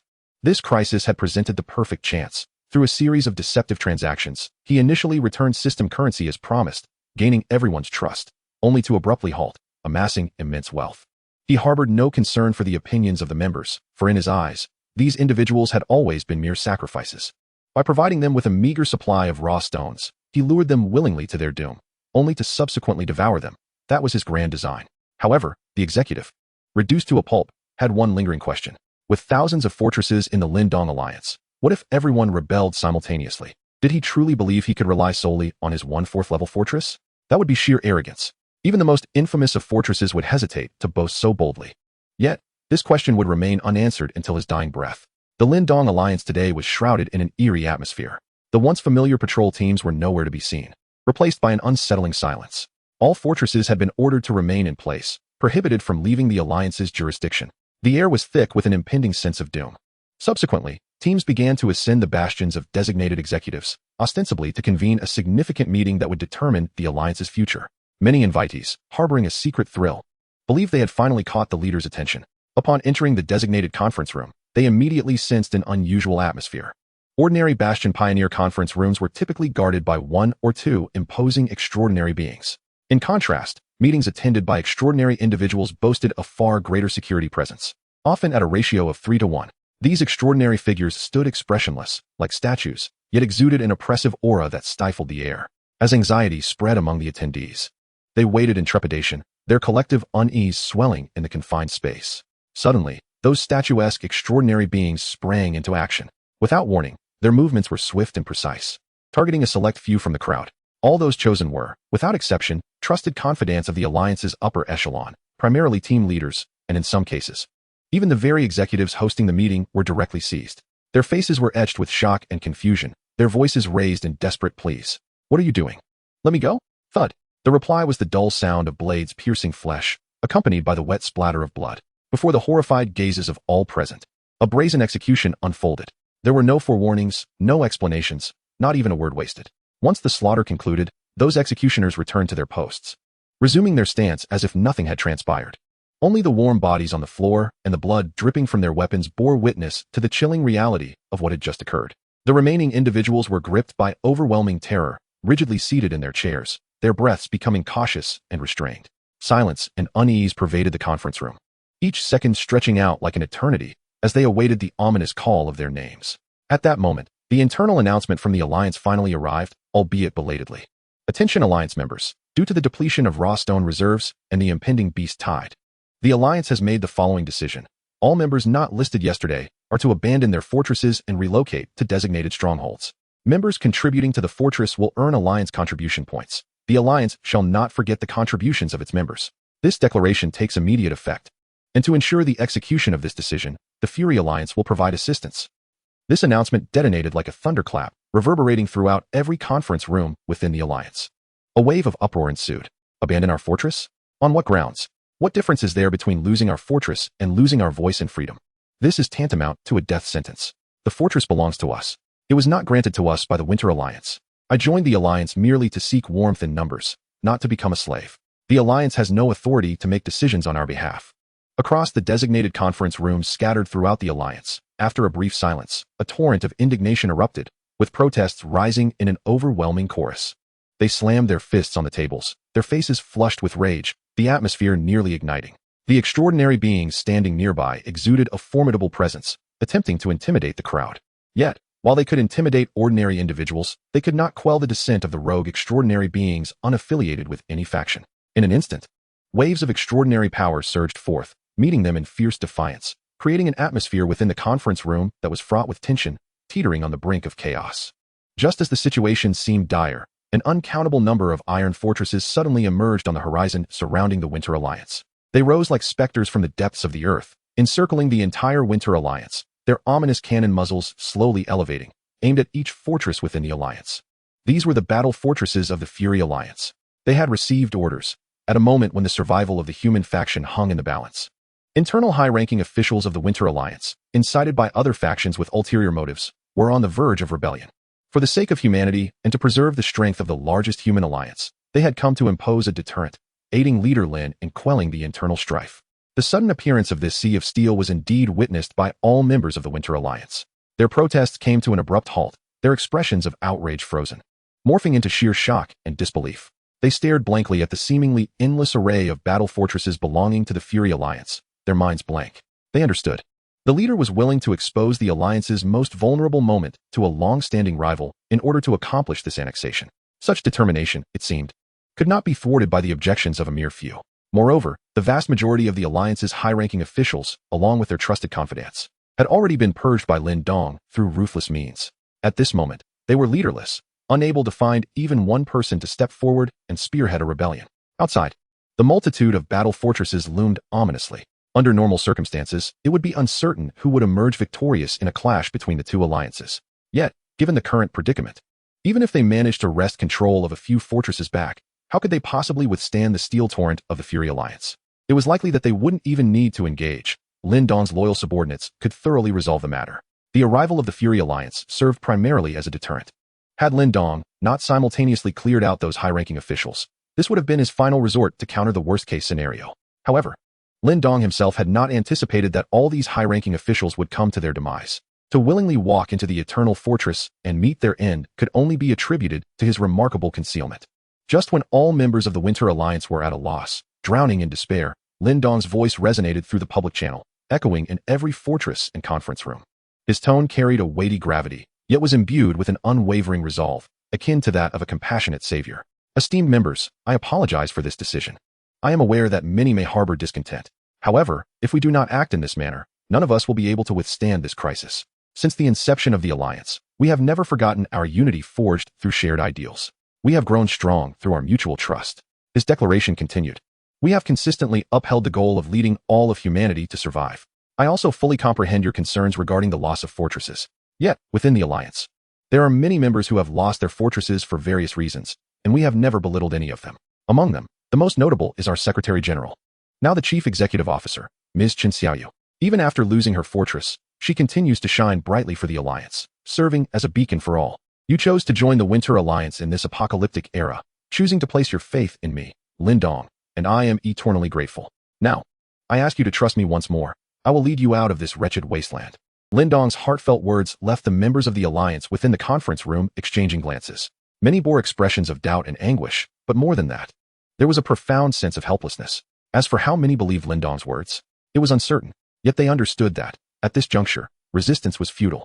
They stared vacantly out at the boundless expanse of the Fury Alliance's fortresses, all hope within them thoroughly crushed beneath the shadow of that steel tide. If blame were to be placed, it could only fall upon their initial choice to join the Winter Alliance. Chapter 83, Purge 3. Within the steel torrent of the Fury Alliance, in the command room of the flagship fortress, a young member gazed out at the Winter Alliance, gradually undergoing internal cleansing. Unable to suppress his curiosity as he inquired of the commander, Commander, I still do not understand why we are assisting Lin Dong. The commander, a trusted confidant of Yu Feng and the Chief Executive Officer of the Alliance, Wei Qidong, was one of the few privy to the complete plan. Though he could not disclose this at the moment. Without turning, he fabricated a response. The Winter Alliance is currently the target of criticism, and it is highly likely that they will be targeted by that super-mutated beast. Consider this. Their internal morale is in disarray, many wish to flee. If they do indeed scatter, who will be the next target of that great boss? The young member pondered, uncertain, and replied, us? Wei Qidong lightly tapped the back of his head. Exactly. If they disband, we will become the preeminent alliance of the Wasteland. Thus, stabilizing Lin Dong's situation equated to securing our own interests. The member rubbed his head, realization dawning. So, the title of the foremost alliance has now become a hot potato? He chuckled. Ah, how unpredictable the world is. Wei Qidong laughed heartily. About to add more when a system notification chimed. He glanced at it. It was a message from the leader. All right, Lin Dong has handled his end. And the leader's orders have arrived. We can withdraw. At this moment, the Winter Alliance was undergoing a silent exodus. All members not on the list of 300 were forcibly required to abandon their fortresses, systematically relocating all useful supplies to designated strongholds. The air was thick with oppression and despair, as people moved about like automatons, mechanically executing their orders. As a fortress was emptied, the formidable steel maw of the Alliance would mercilessly consume it. Enormous mechanical arms extended forth, emitting a grating sound of friction that tore asunder the fortress's outer shell, shattering its internal structure and transforming it into usable energy and materials. Many watched helplessly as their homes, upon which their very existence relied, were mercilessly ravaged and consumed. Their eyes burned with fury, yet they remained powerless. The once vast alliance of over 2,000 was now brutally compressed into merely 300 fortresses, rendering the space unbearably cramped. People crowded the decks, huddled against the structures, erecting makeshift shelters of various designs, barely sufficient to shield them from the elements. This relentless devouring had exacted a tremendous toll on the Winter Alliance, yet it had also yielded astonishing growth. The previously uneven cluster of fortresses had now been transformed into a uniform array of 300 level 3 fortresses.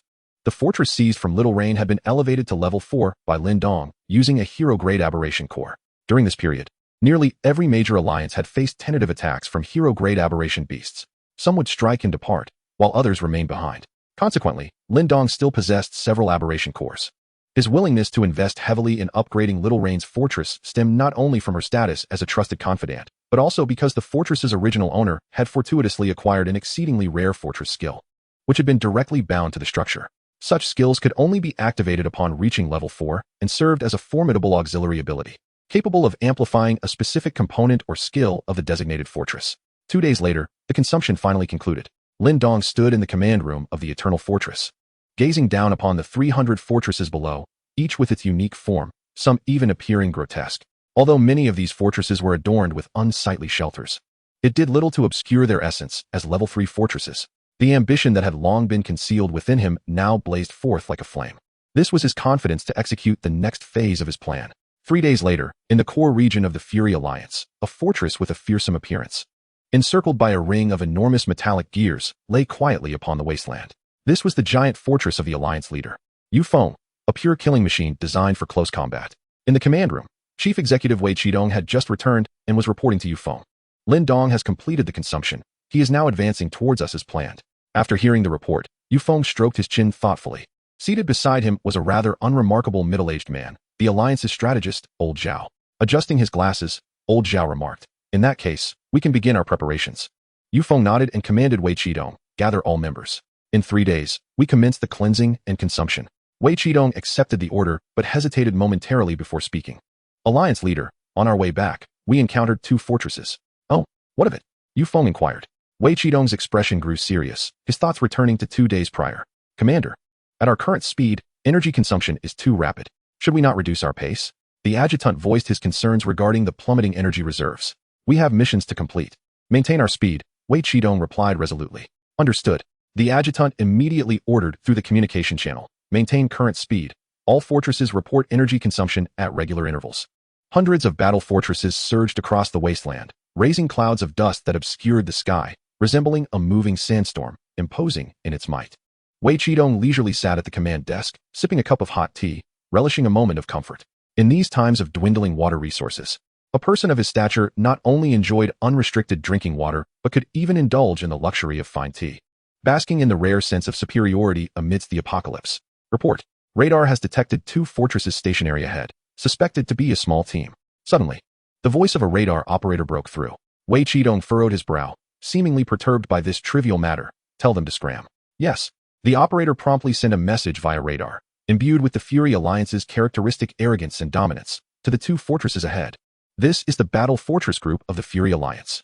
You are hereby ordered to leave immediately. Should you obstruct our course, we will engage in forceful destruction."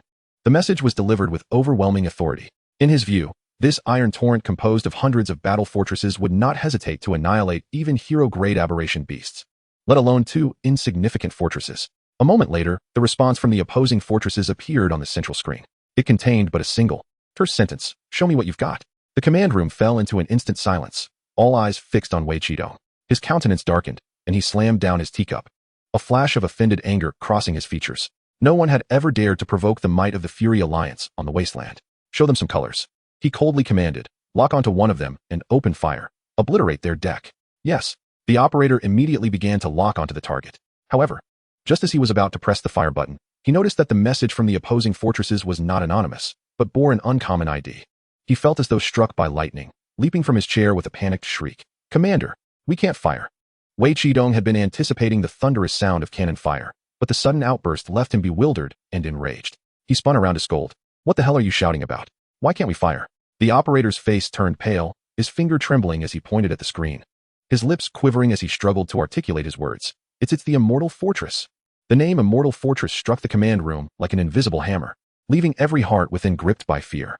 Breaths were momentarily halted, as if an unseen hand had tightly clenched around their hearts. And the air seemed to freeze in that instant. Wei Qidong abruptly stood, hastening to the control panel, staring intently at the ID on the screen, his pupils constricting with realization.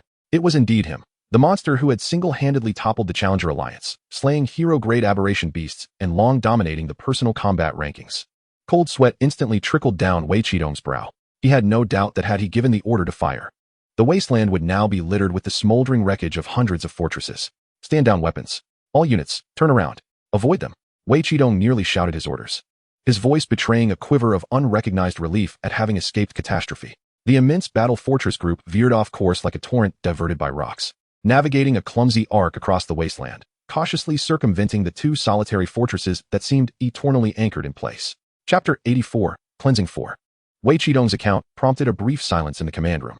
Yufeng stroked his chin, exchanging a glance with Old Zhao, both recognizing a shared sense of relief in each other's eyes. The dirty one is indeed beyond the bounds of conventional reasoning. Old Zhao adjusted his glasses, his gaze profound. "However, since he does not seek to provoke us, we need not stir that hornet's nest." Yufeng nodded in agreement, acknowledging Old Zhao's perspective. He waved his hand and addressed Wei Qidong, saying, "All right, I understand. Proceed as originally planned. You may go ahead." "Understood," Wei Qidong acknowledged before taking his leave. In the spacious command room, only Yufeng and Old Zhao remained.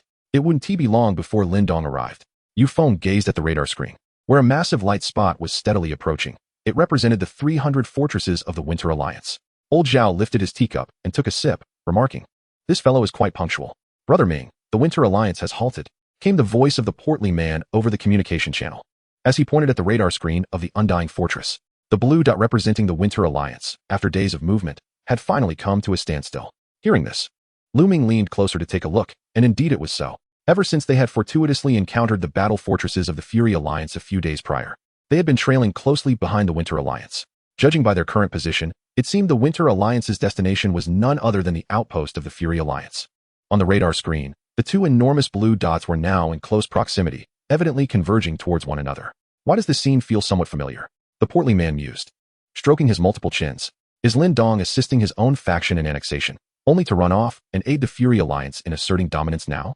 Luo Mingqi's voice chimed in through the squad's voice channel. She was currently aboard the Equatorial Guinea, helping the portly man manage his flesh farm. I hardly think so. Lu Ming shook his head. Lin Dong is a man of profound schemes. He likely has ulterior motives. Are you suggesting that Lin Dong's intentions are not pure? Luo Mingqi inquired. He is quite adept at masking his true self, Lu Ming analyzed. If Yufeng were to let down his guard, he might find himself in dire straits. Of course, this was merely his speculation. At that moment, on the periphery of the Fury Alliance's outpost, the 300 fortresses of the Winter Alliance had arrived. They did not advance further, but remained stationary, with only Lin Dong's Eternal Fortress proceeding alone towards the heart of the Fury Alliance. Assuming the guise of an ally while taking a solitary risk, this posture was undeniably filled with sincerity. The Eternal Fortress moved at a leisurely pace, devoid of any threatening demeanor, appearing harmless. Soon enough, Yufeng issued orders in accordance with the prearranged plan with Lin Dong, in a manner reminiscent of the earlier operations of the Winter Alliance. All members of the Fury Alliance vacated their fortresses, entering designated nearby fortresses in batches, awaiting the conclusion of significant cooperative discussions between the two leaders before the meeting's contents would be disclosed.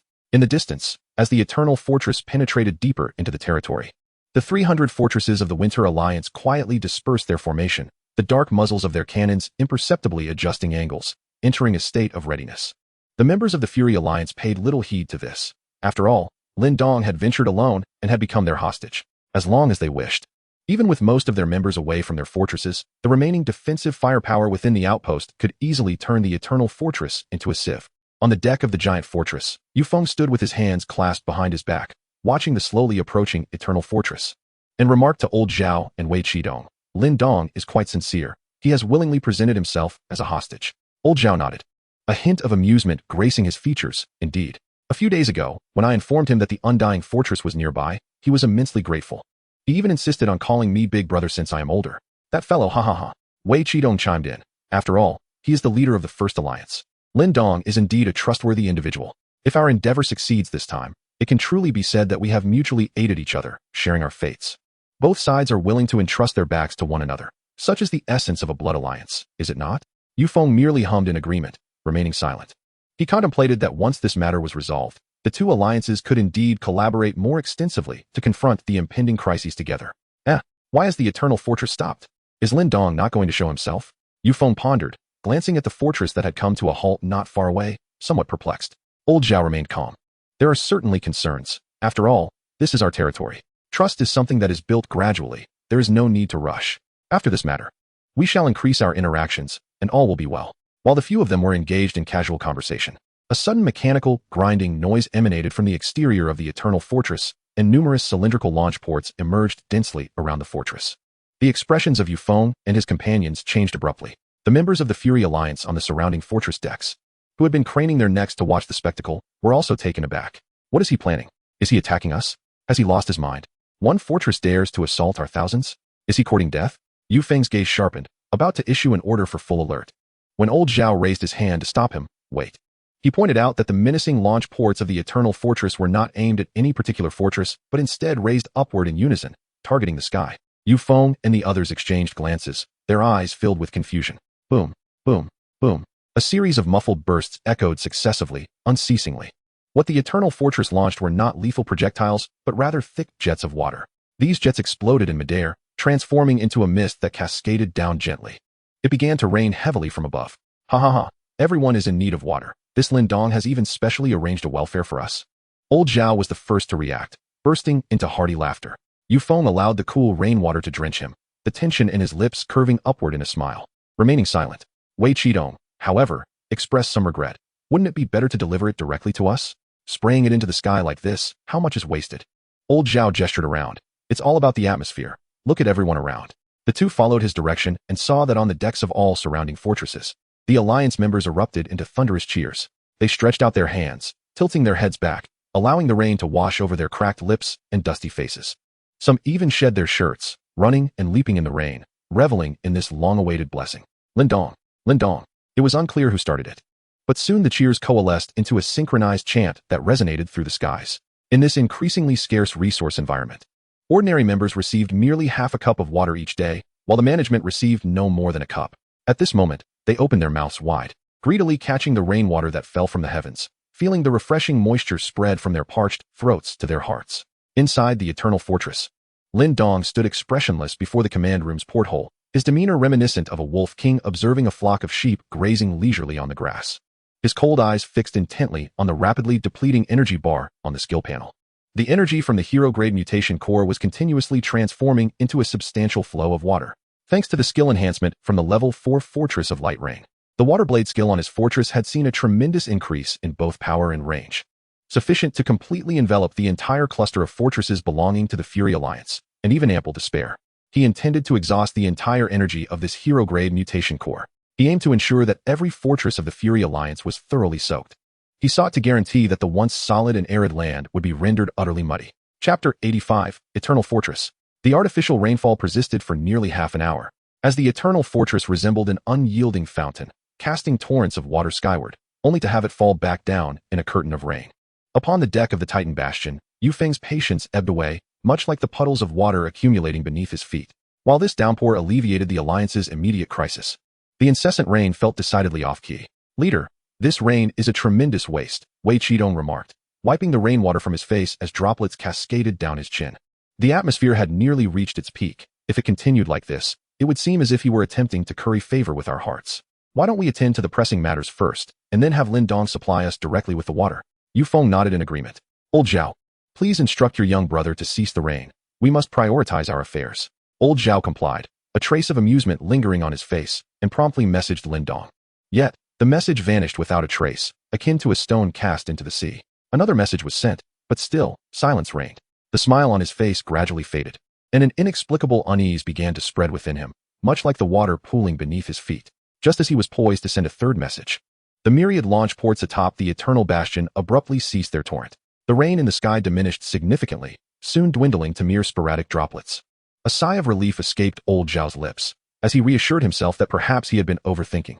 Yu Feng, satisfied, approached the edge of the deck, preparing to gesture to the distant Eternal Bastion, signaling Lin Dong to approach. At that moment, he noticed that the ground of the entire Fury Alliance's encampment had transformed into a vast expanse of interconnected puddles, resembling a marshland. "What a waste," he muttered under his breath, when suddenly a thought struck him. How could so much water be contained within his bastion? Just as this query arose, the Eternal Bastion ahead of him suddenly ignited with a glow, a layer of blue-white luminescence emanating from its surface. Yu Feng furrowed his brow. Was this some sort of skill activation? What trick was Lin Dong up to now? In less than 10 seconds, the luminescence intensified dramatically, and the Eternal Bastion transformed into a blinding blue-white sphere, its brilliance so overwhelming that the bastion's very outline became indistinct. Something was amiss. Alarm bells rang in Yu Feng's mind, a chill racing up his spine as he abruptly realized the gravity of the situation, unleashing a thunderous roar. Before his shout could fade, the radiance of the Eternal Bastion erupted. A wave of frigid ice, visible to the naked eye, surged forth from the bastion, cascading outward in a thunderous explosion of frost white. Crack, crack. The closest bastions saw their windows shatter with spiderweb-like ice patterns. The velocity of the icy wave was astonishing. In the blink of an eye, it engulfed the core area of the Fury Alliance's encampment. All members still celebrating the rain upon the deck suddenly shivered violently, their soaked garments freezing instantly, hardening to the consistency of iron. Before the first shockwave could dissipate, the second followed swiftly, leaving no time for reaction. Frost crystallized on their damp hair, transforming raven locks into strands of silver in an instant. Following that were the third and fourth waves of Arctic ripples, an unending onslaught. Retreat to the bastion. Counterattack. Yu Feng's eyelashes had turned a ghostly white, his exposed skin taking on an unnaturally reddish hue from the cold.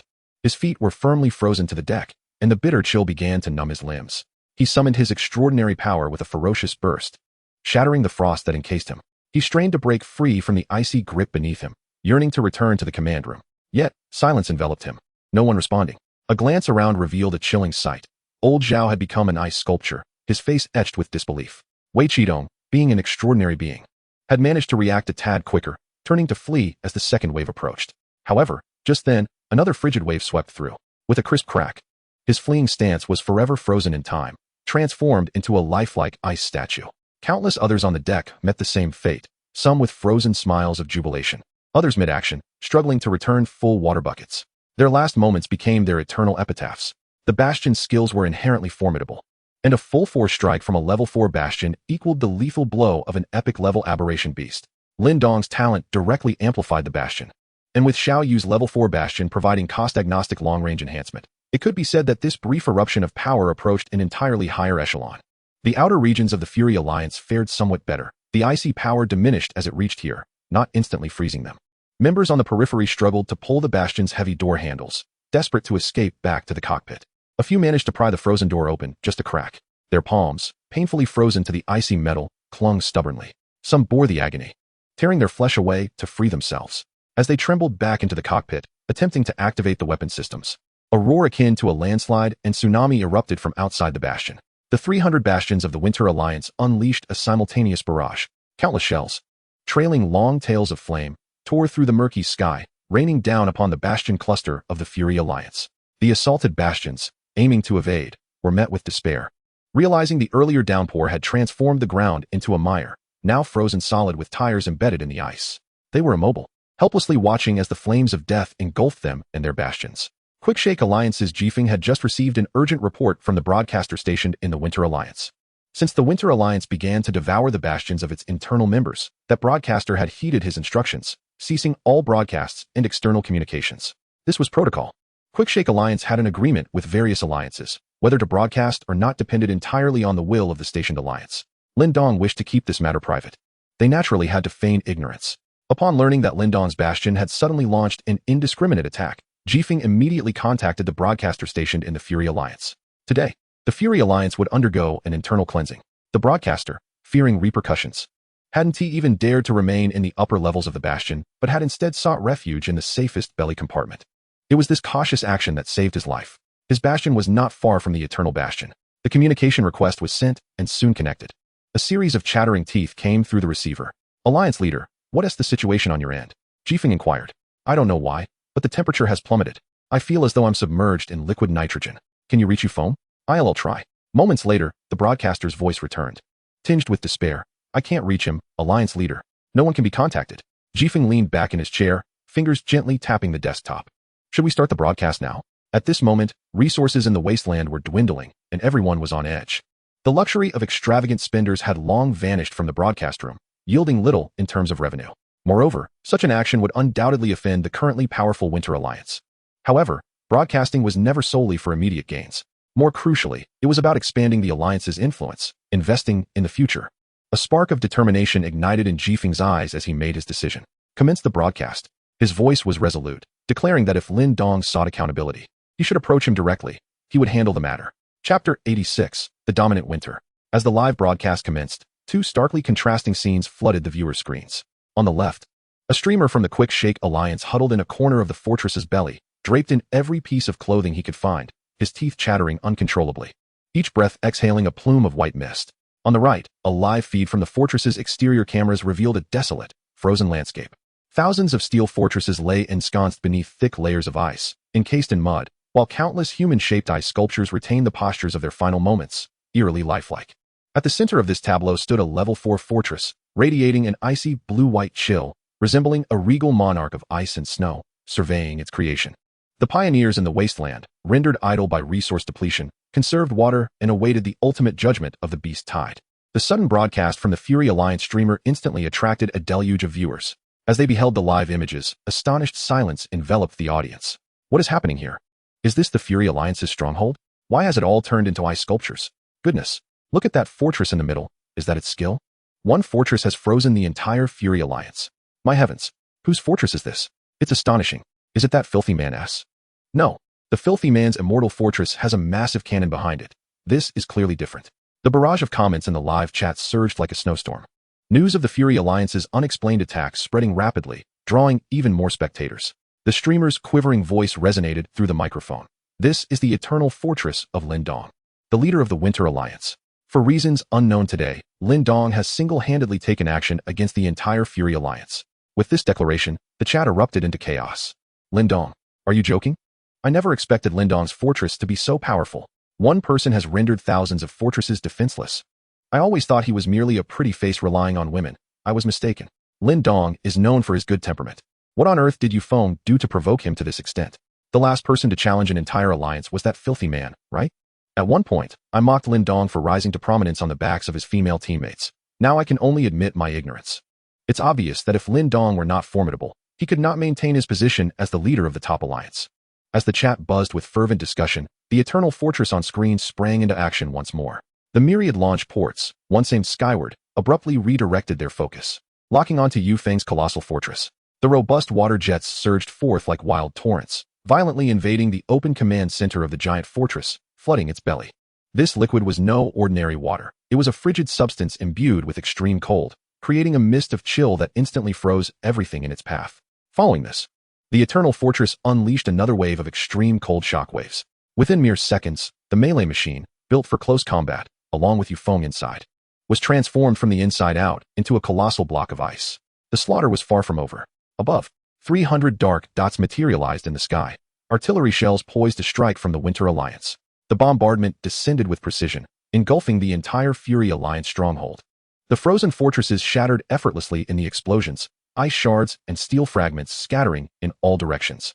Over 100 fortresses concentrated their fire upon the now icebound giant fortress.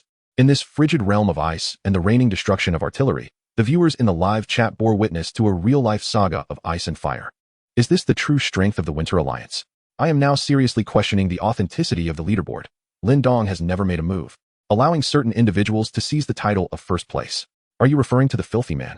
Who else? Many believe the Winter Alliance relied on sheer numbers, while the Fury Alliance possessed greater combat prowess. How do they feel now? Lin Dong's restraint was one thing, but when he finally acted, he obliterated the once mighty Fury Alliance. His strength is terrifying. In comparison, the filthy man seems rather lackluster. The filthy man is indeed formidable, but against an existence of Lin Dong's caliber, he likely pales in significance. Yet, the filthy man once toppled the entire Challenger Alliance single-handedly. When did annihilating a second-tier alliance become worthy of boasting? The Eternal Fortress has vanquished a top-tier alliance. Is there even a comparison? In that case, the filthy man truly does seem inadequate. At the Quick Shake Alliance stronghold, Jifeng observed the live broadcast, as if he could feel the bone-chilling cold seeping through the screen. He understood that the Winter Alliance's strength had surged after consuming its internal members. But he also knew that Lin Dong's Eternal Fortress had always been a level 4. It had never been consumed. This meant Lin Dong had been concealing this power all along. Had it not been for his forceful initiation of the broadcast, everyone in the Wasteland would have been misled by Lin Dong's seemingly gentle demeanor. Furthermore, as one of the few privy to the underlying machinations, Jifeng could see through the intricate plots at play. Lin Dong first proactively collaborated with the Fury Alliance, sharing the consumption plan, then exposed his most vulnerable side to Yufeng. If Yufeng had taken advantage of this opening, even if Lin Dong's 300 fortresses were overwhelmed, escape would still have been feasible. In doing so, the burdensome hot potato of the top alliance would be handed to the Fury Alliance, sparing Lin Dong from the scrutiny of the formidable boss. If Yufeng refrained from exploiting the opportunity, he would earn Lin Dong's trust, laying the groundwork for today's assimilation. Lin Dong's depth of cunning and ruthless methods were simply chilling. Just then, a communication request appeared, originating from Qin Xiaoyu, the chief executive officer of the Winter Alliance. Jifeng sighed inwardly and accepted the call. Why have you violated the agreement and initiated a live broadcast? Xiaoyu's voice was frigid, laced with an unmistakable challenge. Jifeng furrowed his brow. We have not breached the agreement. The streamer stationed at the Winter Alliance has not initiated a broadcast. Do not feign ignorance. Shut down the broadcast immediately. Xiaoyu's confidence soared as the Winter Alliance effortlessly dismantled the Fury Alliance. She regarded the Quick Shake Alliance, lacking elite combat power, with disdain. The streamer at the Fury Alliance was authorized by leader Yufeng. We have not violated any agreement. Jifeng maintained a steady tone, grounding himself in reason. Now that the Fury Alliance has been eliminated, I have stated he granted authorization, Jifeng replied. Xiaoyu's voice took on a palpable threat. Did he grant authorization from hell? Do not waste my time, nor force us to seek trouble with you. Think carefully if you can withstand the wrath of winter. Jifeng's demeanor grew resolute. Leader Yufeng authorized us to broadcast this process in its entirety. The agreement has been established, and we of the Quick Shake Alliance cannot contravene it. Moreover, you would do well to speak more courteously. We are not your subordinates. Even if it were the filthy man speaking to me, he would not be so rude. Qin Xiaoyu let out a disdainful chuckle upon hearing this. Are they attempting to intimidate me with a lowly scoundrel? He had better refrain from provoking us, or he will find himself dealt with alongside the rest. Right now, you should fervently pray that our leader does not hold you accountable for this predicament. Chapter 87 Chen Xiaoyu, a scoundrel? He must adhere to our rules as well. No one could have anticipated that the once mighty Fury Alliance would meet such a dramatic demise. The recognized second strongest in the Wasteland, Alliance leader Yu Feng, failed to showcase his proud prowess and was forever entombed within the icy crystal along with his colossal fortress. This spectacle utterly shattered everyone's understanding of fortress capabilities. The live broadcast from the Fury Alliance continued, capturing the Winter Alliance members methodically clearing the battlefield. The frozen fortresses were forcefully breached, and the supplies within were meticulously sorted and transported. Those few members of the Fury Alliance who had miraculously survived the extreme cold were marked with special insignia, relegated to the lowest class of commoners. They were tasked with the most arduous labor, and any hint of negligence would incur merciless lashings from the nearby overseers. One defiant individual, punished for his sluggishness, attempted to resist, but was swiftly slain by a newly promoted extraordinary being, his blood staining the ice beneath. This scene rendered all captives mute, while the former members of the Winter Alliance, who had just lost their fortresses and been demoted to commoners, found a long-lost sense of superiority. Observing those who were once their equals, or even their superiors in the Fury Alliance, now being treated like cattle, their sorrow and resentment dissipated significantly. Some even felt that perhaps this new arrangement was not so bad after all. Before long, Lin Dong selected 50 individuals from the overseers to take charge of the 50 surviving fortresses, specifically designated for housing these newly acquired commoners. He established a stringent system for status advancement, using ephemeral hope to swiftly stabilize the situation. In the live broadcast, the emptied fortresses were dragged to the front of the Eternal Fortress, that ice-blue level 4 fortress, resembling a voracious queen ant awaiting nourishment, extended its menacing mechanical appendages to tear apart the steel remnants, devouring them one by one. At that moment, another broadcaster stationed within the Winter Alliance, having received Lin Dong's permission, initiated an interview. The interviewee was none other than Chen Xiaoyu, the chief executive of the Winter Alliance. She stood on the deck of the Eternal Fortress, framed by the remnants of the Fury Alliance fortresses being consumed. Facing the camera, she exuded a commanding presence. As the foremost alliance in the Wasteland, the Winter Alliance stands as a beacon for humanity, leading all other alliances. I believe that our contributions to the human cause warrant the respect of all. However, some individuals, or certain factions, presume to challenge the authority of the Winter Alliance simply because they possess a modicum of strength. Their fate, I trust you have already witnessed. The broadcaster seized the moment to inquire. Thus, what prompted the Winter Alliance to obliterate the Fury Alliance before the impending beast tide?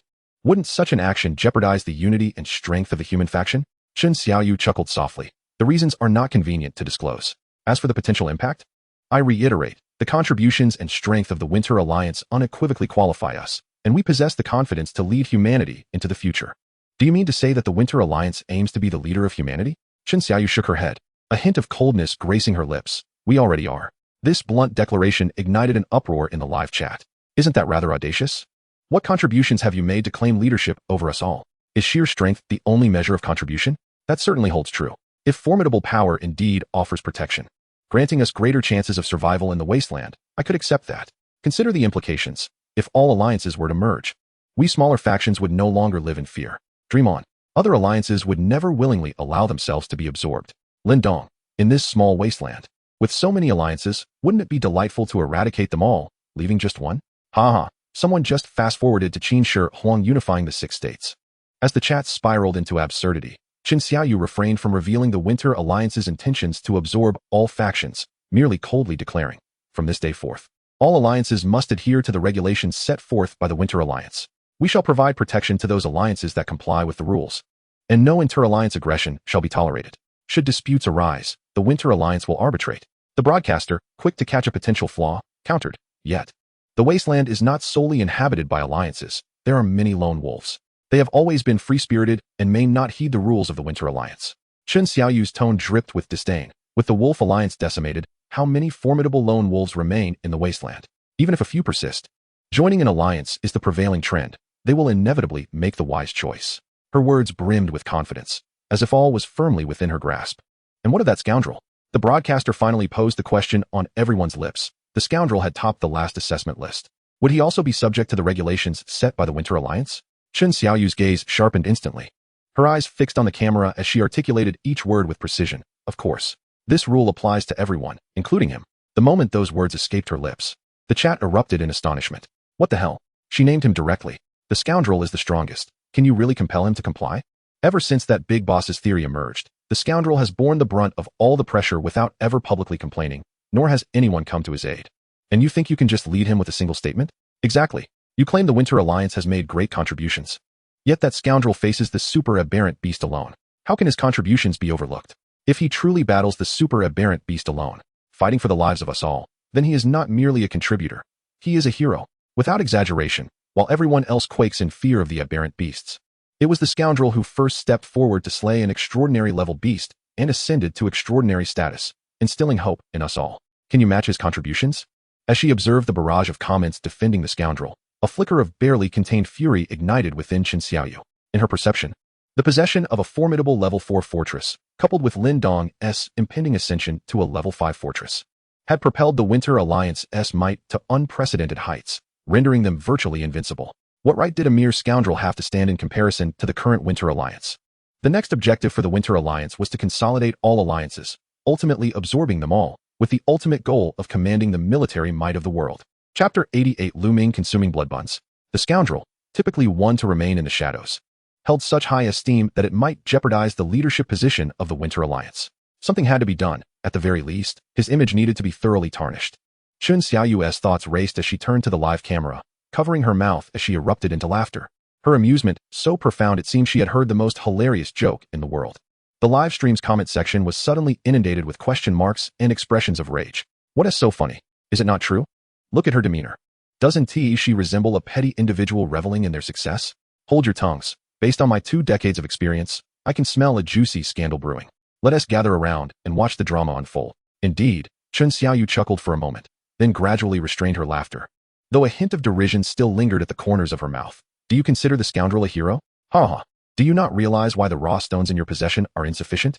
At her words, the live chat fell into stunned silence, and moments later, the comments began to flood in frantically. Huh? What does this have to do with the scoundrel? No matter how formidable he is, can he mine every ore in the Wasteland? Seriously, your accusations are utterly unprofessional. Exactly, it's absurd. Everyone, let us not rush. I suspect Chief Chen must have insider information. Perhaps it truly does relate to the scoundrel. Let us see what she has to say. Observing the reactions in the comments, Chen Xiaoyu smirked inwardly. This was precisely the effect she sought. First, to make them feel incredulous, and then to unveil the truth, amplifying the impact of the revelation and ensuring the slap to their faces would resonate loudly. She scanned the comments once more, her expression suddenly turning grave, even tinged with a hint of pity. Do you all understand that the scoundrel ventured far deeper into the wasteland long before any of us? After we all entered the depths, he privately met with several leaders of the largest alliances, selling them the information regarding the scarcity of resources at the price of 200,000 system coins per person. Following that, those alliances began a frenzy of raw stone acquisitions. Our Winter Alliance, unwilling to engage in such behavior, refrained from participating, intending instead to gather supplies once we penetrated deeper into the wasteland. However, the sudden onslaught of beasts has completely derailed our plans. Now, you could say we are utterly depleted, trapped here. How many lives will be lost due to the lack of raw stones? For this very reason, our alliance has resolved to step forward, establish rules, and guide all of humanity. We must never allow such events to transpire again. Chen Xiaoyu's words were filled with righteous indignation, simultaneously denigrating Ming while providing a noble justification for the actions of the Winter Alliance. Most significantly, her rhetoric employed the most insidious and cunning tactics. The live stream's comment section erupted in an uproar. Damn, so the scoundrel intentionally waited for all of us to enter, leaving us with no escape? That bastard. The scoundrel is feasting on our despair. No wonder those alliances suddenly began hoarding raw stones. They're complicit with the scoundrel. The scoundrel deserves 1,000 deaths. Fear not. He has already caught the attention of that monstrous aberration. This is his retribution. Why didn't the Winter Alliance inform us beforehand? You are culpable too. Didn't you hear, Chief Chen? The Winter Alliance hadn't yet decided to take charge. Sigh. If only Leader Lin had stepped up sooner, we wouldn't be in this predicament. It's not too late. I support Winter. I don't care about anything else. I just want the scoundrel dead. 1,000 please. Begging Winter to punish the scoundrel. Exactly. Kill the scoundrel. In the live stream, everyone was filled with righteous indignation, as if they had found a vent for their frustrations, attributing their current dire circumstances and fears for the future entirely to Ming. Witnessing the complete shift in the comments, Chen Xiaoyu knew her objective had been achieved. A subtle, victorious smile curled at the corners of her mouth. 1992. 1996. Go, Fatty. On the deck of the Immortal Fortress, Ming and Luo Mingqi were watching Fatty perform a bending exercise. Fatty's belly jiggled with each movement, and he was drenched in sweat. Luo Mingqi cheered him on. 2000. Fatty let out a roar, completing the final rep, then collapsed to the ground like a puddle, gasping for breath. Well done, Fatty. Lu Ming stood up, applauding him, and Luo Mingqi joined in. Fatty struggled to rise, pulling down his shirt to cover his protruding belly. Boasting, of course. Back in the day, I frequented the gym. Wherever I went, I had to get 2 memberships. At this, Fatty paused for dramatic effect. Indeed. Luo Mingqi eagerly inquired, which 2 memberships? Fatty laughed heartily. I wanted to mention the first, the second was for the gym. Luo Mingqi. It was evident. Lu Ming chuckled as he approached Fatty, giving his plump belly a playful pat. The gym's food must be good. Your meal card was worth it. You just love to undermine me. Fatty angrily swatted Lu Ming's hand away from his belly. Ha! Lu Ming laughed heartily. And Luo Mingqi couldn't help but cover her mouth, stifling her giggles. I'm done playing with you guys. Fatty feigned anger, pretending to leave. Don't go, Fatty. Lu Ming quickly grabbed him. Let go, don't touch me. Fatty shook off his grip. Haha, wait a moment. I got a communication request. Let me take it. Just as the 3 were fooling around, a communication request arrived in Lu Ming's system. His friends list was limited, and Jifeng was one of them. Jifeng held all the promotional resources of the Wasteland, wielding significant influence. His fortress could create live stream tools, and his talents could establish a live streaming network, capable of swaying public opinion across the entire Wasteland. Even the currently powerful Winter Alliance needed rapid mobilization to amplify its influence. This was the reason he was unafraid of Chun Xiaoyu's threats. While Lu Ming had little need for influence, he still added him as a friend, valuing his hidden advantage in terms of intelligence. In this regard, he was truly in a unique position. Hello? Old G, why are you suddenly contacting me? Lu Ming, in a pleasant mood, spoke with a hint of cheerfulness. Hey, scoundrel, there is something I need to tell you. However, we need to clarify that this is not my fault, so please don't vent your anger on me. Jifeng, sensing Lu Ming's good mood, quickly seized the opportunity to distance himself from any blame. Lu Ming was not like those alliances that required rapid influence. More than Chun Xiaoyu's blatant threats, Jifeng feared Lu Ming's wrath, which could lead to the destruction of the headquarters of Kuaido. I'm not unreasonable, just tell me what it is. Upon hearing this, Fatty and Luo Mingqi also curiously gathered around. I'll send you a video, you'll understand once you see it. Alright, Chapter 89, stop watching, here comes your message. With that, Jifeng sent the recent live stream recording video to Lu Ming, who promptly shared it in the team channel, allowing Fatty and Luo Mingqi to watch it as well. The video opened to reveal a live interview with Chun Xiaoyu, the chief executive officer of the Winter Alliance. The backdrop was the ice blue eternal fortress, with menacing mechanical arms tearing apart and devouring iron wreckage, reminiscent of a prehistoric beast that was never satiated. Wow. This Winter Alliance is quite audacious, consuming the fortress of the Fury Alliance live. The rotund figure observed the scene in the video, akin to a feast, and clicked his tongue in disbelief. Luo Mingqi nodded in agreement beside him, having witnessed fortresses being devoured before, yet never on such a grand scale, nor with such audacity. Before the camera, Chun Xiaoyu proclaimed in an air of superiority that Lu Ming must adhere to the rules they had established, causing Lu Ming's eyebrows to raise in surprise. This Chun Xiaoyu, truly audacious. Was she basking in Lin Dong's influence, completely carried away? Did Lin Dong even know of her utterances? As the video continued, Chun Xiaoyu artfully shifted the blame for the scarcity of raw stones and the plight of the pioneers onto Lu Ming. His expression darkened ominously. The faces of the rotund man and Luo Mingqi also soured, their eyes ignited with fury. Lu Ming gazed at the overwhelming barrage of comments in the livestream calling for the demise of the dirty scoundrel and human traitor, a surge of wrath boiling within him. Initially, he had never intended to profit from this. Aside from the Winter Alliance, several other major factions had more or less traded raw stones, inflating prices to astronomical heights and reaping substantial profits before finally ceasing as the beast tide approached. He had considered that the total amount of raw stones in the depths of the wasteland was finite, inevitably forcing some to abandon their fortresses and merge forward. Otherwise, apart from himself, most would find themselves trapped, culminating in a tragic scenario of mutual slaughter and consumption.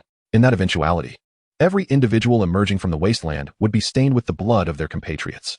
From a certain perspective, Lu Ming had made a difficult choice, considering the human faction, to avert a loss of humanity among all. Yet now, it appeared that most were heartless and ungrateful. Their ignorance and malice had ignited a long-dormant murderous intent within Lu Ming. Only 3 words echoed in his mind. Kill them all. These words slipped from Lu Ming's lips, imbued with chilling coldness and murderous intent, causing the very air around him to seem to freeze. Even the rotund figure and Luo Mingqi felt a shiver run through them. They understood that Lu Ming was genuinely enraged. Scoundrel, came Jifeng's voice through the communicator, laced with caution, but before he could finish, Lu Ming interrupted. Rest assured, old G. This is not merely a matter for Kuaido. I must thank you. Lu Ming's tone revealed no hint of emotion, yet Jifeng sensed the calm before the storm. Please, don't say that, scoundrel. After all, This was through Quaidu's livestream. I feel quite guilty. Thus, I will transfer 50,000 system coins to you as a token of my apology. If you consider me a friend, please do not refuse. Jifeng's earnestness was palpable. Upon hearing this, Lu Ming felt a mix of emotions. This Jifeng was indeed sharp-witted. Very well, old G, I will handle matters on my end first. We shall converse again soon. Lu Ming neither declined nor hesitated. All right, I shall not disturb you further. Should you require my assistance, just give me a shout. Once Lu Ming ended the voice call, the rotund man's face morphed into a fierce grimace as he growled. Brother Ming, shall we not eliminate them? Luo Mengqi nodded in agreement, softly suggesting, should we not also post a clarification? She was well aware of the dealings regarding the raw stones. She knew better than anyone whether they had profited from it. The filth cast upon her felt like a betrayal, evoking a sense of nausea. Mengqi, watch the livestream recording again, Lu Ming instructed, diverting to another task rather than directly responding to her. Luo Mengqi, puzzled, asked, watch it again? Lu Ming affirmed, yes. Make a note of those who called for our demise. Luo Mengqi complied without further inquiry, promptly retrieving her notebook and pen. Replaying the recording with her mind sharply focused on both the video and her notes, ensuring no vociferous IDs were overlooked. Fatty. Message that boastful Qin Xiaoyu and demand the return of our raw stones. Got it. The rotund man immediately set to work. Lu Ming moved to the control panel, calling up the Wasteland map, observing the location of the Winter Alliance, his fingers lightly tapping on the cold metal surface. Each tap resonated like a death knell for Lin Dong and Qin Xiaoyu. Moments later, the rotund man's voice crackled with suppressed anger. Brother Ming, that Qin Xiaoyu says they are too busy to send us the raw stones. After saying that, she ignored me. Damn it. Lu Ming nodded, ceasing his rhythmic tapping. He turned around and uttered a single word. Go. Shortly after, upon the Wasteland, the Immortal Fortress and the Equatorial Guinea vessel roared to life, treads kicking up clouds of dust as they sped towards the Winter Alliance. Lu Ming, disregarding all costs, pushed the speed to its maximum. He could scarcely contain his murderous intent. Lin Dong stood at the railing of the Eternal Fortress, gazing into the distance. A frown creased his brow as he felt a sense of unease. Qin Xiaoyu's remarks had been out for quite some time, yet there had been no response from Lu Ming. He neither refuted nor threatened. Lin Dong felt a tinge of disappointment. He had even prepared excuses to shift the blame entirely onto Xiaoyu, claiming her youthful impetuosity had led to misunderstandings, and he would surely punish her later. As long as appearances were maintained, everyone would save face. He could not believe that Lu Ming would dare to seek trouble with him over mere verbal disputes. Given his current strength, even if Lu Ming truly came, what could he do? It would merely be a case of walking into a trap. He did not believe the scoundrel possessed the capability to confront the upgraded Winter Alliance. Donggu, the resources needed for the Eternal Fortress have been completely consumed. Qin Xiaoyu's voice reached Lin Dong from behind, infused with uncontainable excitement. Lin Dong's eyes brightened, his earlier confusion swiftly replaced by elation. Commence the upgrade. Notify the Quaidu streamers to start the live stream. His voice quivered imperceptibly. With the month's end approaching, following this upgrade, barring any unforeseen circumstances, he would ascend to the top of both individual and alliance rankings. At that moment, the entire Wasteland would be prostrate beneath the Winter Alliance. Yes. Qin Xiaoyu promptly made contact. Soon, the fortress cluster of the Winter Alliance began to mobilize. The remnants of the snow left by the devouring Fury Alliance had long since melted, leaving the entire base in a quagmire. As the fortress cluster moved, mud and water splashed, coating the iron behemoths in filth, but this did not dampen the members' enthusiasm. They knew their alliance was on the cusp of acquiring a level 5 fortress. The Winter Alliance was currently riding a wave of momentum, and the streamers stationed within the alliance were enjoying heightened attention. Almost everyone tuned in to catch the latest developments from the Winter Alliance. As soon as his livestream commenced, the title boldly proclaimed, Witness, the first level 5 fortress in the Wasteland. This phrase seemed to possess an enchantment, instantly capturing the gaze of countless viewers. The number of viewers in the live stream soared from hundreds to thousands, quickly surpassing 10,000 in under 10 minutes. It was noteworthy that this occurred in the Wasteland, where the population had drastically dwindled. Such a speed shattered the previous livestream record of the Quaidu Alliance during the last settlement. The livestream focused on the monumental Eternal Fortress, which stood majestically in the center of the fortress cluster, its size dwarfing any surrounding fortress, exuding an aura of sovereign dominance. Level 4 fortresses were already a rarity in the Wasteland, let alone an impending level 5 fortress. The barrage of comments in the livestream exploded. Holy cow! Is it really about to upgrade? Witness the birth of the first level 5 fortress in the Wasteland. Lin Dong, the formidable leader. The Winter Alliance is truly impressive. With this ranking, could leader Lin possibly top both charts? Is that even a question? A level 4 fortress is already so powerful, a level 5 would undoubtedly be invincible. Certainly invincible. Lin Dong, don't forget to deal with that traitorous human who feeds on the blood of his own kind. I bet that traitor is cowering in some corner right now, trembling with fear, haha. No more looking, traitor, Your time has come. Ha. Chapter 90, The Level 5 Fortress. In the live stream, the fervor of the audience was ignited, as if the fortress about to be upgraded was their own. Lin Dong stood personally by the furnace in the belly of the eternal fortress, the roaring flames casting a crimson glow upon his face. The furnace resembled an insatiable behemoth, relentlessly devouring and disassembling the remnants of fortresses, transforming them into the purest materials for upgrading. Once these materials entered the furnace, they could never be retrieved again. Precisely the 50,000 units required for the upgrade to level 5.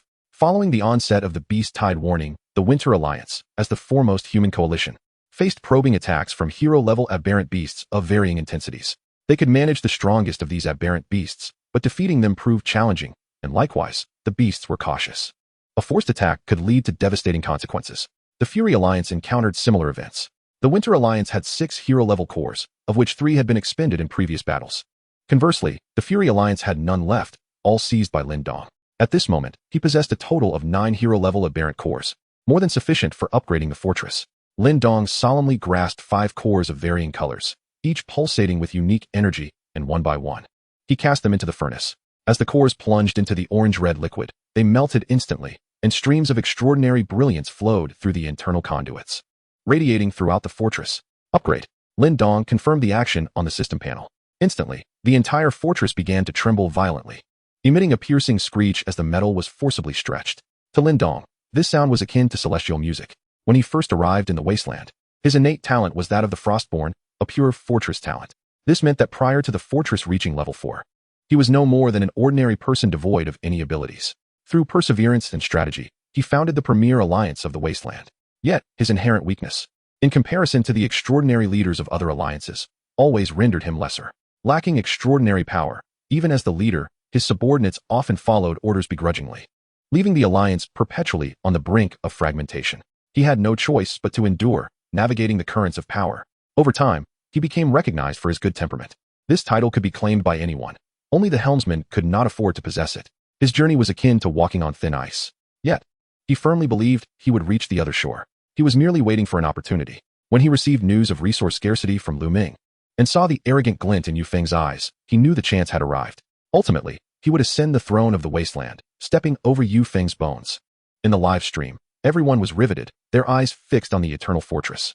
Amidst the violent tremors, the foundation of the eternal fortress began to expand outward, its colossal form rupturing the ground beneath and carving deep ravines. Wow, it's enormous. The base of the level 5 fortress has doubled in size, hasn't it? It resembles a small mountain. It has truly become a giant. Do I see snowflakes swirling around the eternal fortress? Now that you mention it, it does seem so. Is that some kind of special effect? Do you all remember the skills of the eternal fortress? Who could forget? It's the Icebound. After all, could it be that upon upgrading, the fortress amplifies and alters its surroundings according to its skill characteristics? You might be onto something. The live stream bore witness to the metamorphosis of the eternal fortress, with viewers engaging in fervent discussions and speculations. Lin Dong stood atop the fortress, draped in a black coat, allowing the delicate snowflakes to settle upon his shoulders. He extended a hand, catching a snowflake and watching it melt in the warmth of his palm. His gaze was akin to that of a sovereign surveying his domain. The admiration for Lin Dong in the live stream was palpable, almost spilling out of the screen. The crowd clamored for him to speak, and the host, seeing this enthusiasm, promptly contacted Chen Xiaoyu. Chen Xiaoyu approached Lin Dong with quick strides, respectfully whispering a few words. Lin Dong smiled faintly, gesturing slightly with his hand. Understanding his cue, Chen Xiaoyu nodded and departed. Soon, she reappeared on screen, this time from the live studio. Behind her loomed the colossal, snow-laden eternal fortress. She greeted the viewers with a radiant smile, exuding the poise of a successful individual at a press conference on Blue Star. Our leader has just emerged from battle and is somewhat fatigued. However, our enthusiastic audience has prompted him to send me to answer some questions. Chen Xiaoyu wore a smile that suggested countless rehearsals, relishing the spotlight. Host, thank you, Chief Chen, for joining us. I will select the most frequently asked questions from the live chat. The host scanned the comments and chose several queries, which Chen Xiaoyu answered one by one, politely declining to address sensitive questions regarding the new abilities of the level 5 fortress. Finally, the host highlighted a particularly rampant question. What is the Winter Alliance's stance towards the traitor? Will there be an effort to eliminate this so-called human traitor? Chen Xiaoyu feigned contemplation before responding. Our alliance has never had any interaction with him, thus we maintain a neutral stance. However, some claim that the traitor has contributed to humanity. I personally disagree. His upgrade of the fortress and ascension to extraordinary status were merely efforts to enhance his personal power, along with corresponding rewards from the system. But has he done anything that contributes to the human faction afterward? Take the recent matter with the raw stones. Not only did he fail to alert everyone, but he also seized the opportunity to amass wealth, which is simply heinous. I have always acknowledged his strength. But as for his character, haha, had it been before, she would never have dared to be so brazen. Yet now, with the only level 5 fortress in the Wasteland and hundreds of extraordinary beings at her command, it was difficult for her not to be arrogant. A cold laugh escaped Chen Xiaoyu's lips, her disdain evident. She continued, as for whether we will take action against him, well, the greatest current threat is the beast tide. If the beast tide subsides and he still lives, without adhering to the rules set by our alliance, I believe then, we shall take actions that will satisfy all followers. She neither confirmed nor denied, offering a deliberately ambiguous response. The Winter Alliance, in its quest for dominance, must exhibit its strength and provide its supporters with a semblance of hope. Actions may not be necessary, but the vision must be painted. Following Chen Xiaoyu's response, the chat erupted with excitement. The implication is clear. After the beast tide, they will deal with the traitor. But whether the traitor can survive the beast tide is another matter. It is likely that the rogue is currently hiding in the shadows. Not quite. I heard that not long ago, the rogue acquired the coordinates of the Winter Alliance and has been tailing them ever since. What does that mean? Is the rogue following the Winter Alliance? Yes, it seems he intends to use the Winter Alliance to combat the beast tide. Shameless. This person is utterly disgraceful. Do you think he might seize the opportunity to launch a surprise attack while the Winter Alliance is engaged with the beast tide? Given the rogue's sinister mindset, that is certainly a possibility. Be cautious, Chief Chun. Indeed, watch out for the rogue's ambush. The alerts from the live stream caught Chen Xiaoyu's attention. Does the rogue dare to confront them? Is he unaware that the Winter Alliance has established a level 5 fortress? The armored behemoth behind her provided her with boundless confidence. What? He has been trailing us all along. How amusing. She stifled a laugh, her body trembling with mirth. It was as if she had heard the most ludicrous joke in existence, completely oblivious to the faint yet palpable murderous intent that hung in the air around her. Just as she was caught up in her laughter, an unexpected turn of events unfolded. Above the Winter Alliance's stronghold, a multitude of blinding lights suddenly illuminated the night sky. They traced elegant yet lethal arcs across the darkness, cascading like the Milky Way, tearing through the night. Chapter 91, The Fat Man, A Gift from Me. At that moment, the ground seemed to tremble, the thunderous blast threatening to shatter everyone's eardrums. Chen Xiaoyu's smile had yet to fade when instinct compelled her to duck and evade the shockwave. Crack! Bang! The glass of the fortress before her first shattered, then disintegrated, sending countless shards flying inward. Enemy attack! The enraged cries of the Winter Alliance members echoed from all directions. A cacophony of terror and chaos that resonated throughout the wasteland via the live stream. The live broadcast shook violently as Chen Xiaoyu awkwardly raised her head from beneath the table, gazing out the window. Outside, flames engulfed the landscape, casting a crimson glow across the sky. Instinctively, she sought the level 5 fortress amid the inferno, searching for that familiar figure. At the railing, Lindong crouched low, swiftly retreating back into the fortress. Faced with such overwhelming and concentrated artillery fire, Lindong no longer dared to stand outside and flaunt his bravado. Immediately entering the cockpit to activate the fortress. Seeing that Lindong was unharmed, Chen Xiaoyu felt a slight sense of relief. It was then that she noticed a warm liquid trickling down her face. She raised her hand to touch it, only to find it stained with crimson. She immediately glanced at the live feed to see her own reflection. Half of her face had been grotesquely marred by glass shards, with bits of flesh hanging off. A horrifying sight. Glass wounds differ from those inflicted by blades. They are not only difficult to heal, but also prone to leaving extensive, unsightly scars. She had been disfigured. A sharp, piercing scream erupted from her lips, filled with rage, disbelief, and an overwhelming terror of her disfigurement. The once spirited leader of the Alliance now appeared utterly deranged. Her trembling shriek reverberated through the wasteland, causing the viewers of the live stream to feel as though their scalps were about to explode. At that moment, a particular comment in the chaotic chat stood out sharply. The fat man of the immortal fortress. You've got some nerve. Die, woman, and receive another blast from me. No sooner had the words left his mouth than another volley of energy projectiles rained down upon them from the distant night sky. Even the highly trained members of the Winter Alliance, caught in the midst of celebration, were abruptly thrust into chaos. Confronted by the relentless barrage of energy projectiles, desperate screams and furious retaliations intertwined in a maelstrom of confusion. The entire scene devolved into utter pandemonium. Boom, boom. The energy projectiles struck again, and several fortresses were directly hit, erupting into massive fireballs. The occupants of the fortresses barely had time to scream before they were obliterated along with their strongholds. The fortress struck at the edge was sent tumbling through the air by the tremendous force. Those still on the deck, unable to make it inside, were violently flung away. Like petals scattered by the wind, crashing heavily to the ground, uncertain of their fates. Non-combatant members hurried back to the fortress, ordered to remain immobile. Even if they were to perish, they would do so in place. The combat fortresses swiftly activated, dispersing. They were to leave the stronghold. Moving towards the source of the energy projectiles, they executed a pincer maneuver. Lindong's commands cut through the tumult, clear and precise. In a brief span of time, the chaos was forcibly quelled. With the non-combatant fortresses remaining stationary, traffic congestion was averted, allowing the combat fortresses to swiftly navigate out of the Alliance's stronghold during a lull between the bombardments. Due to the urgency of the situation, they ignored the fallen Alliance members strewn across the ground, trampling over them without hesitation.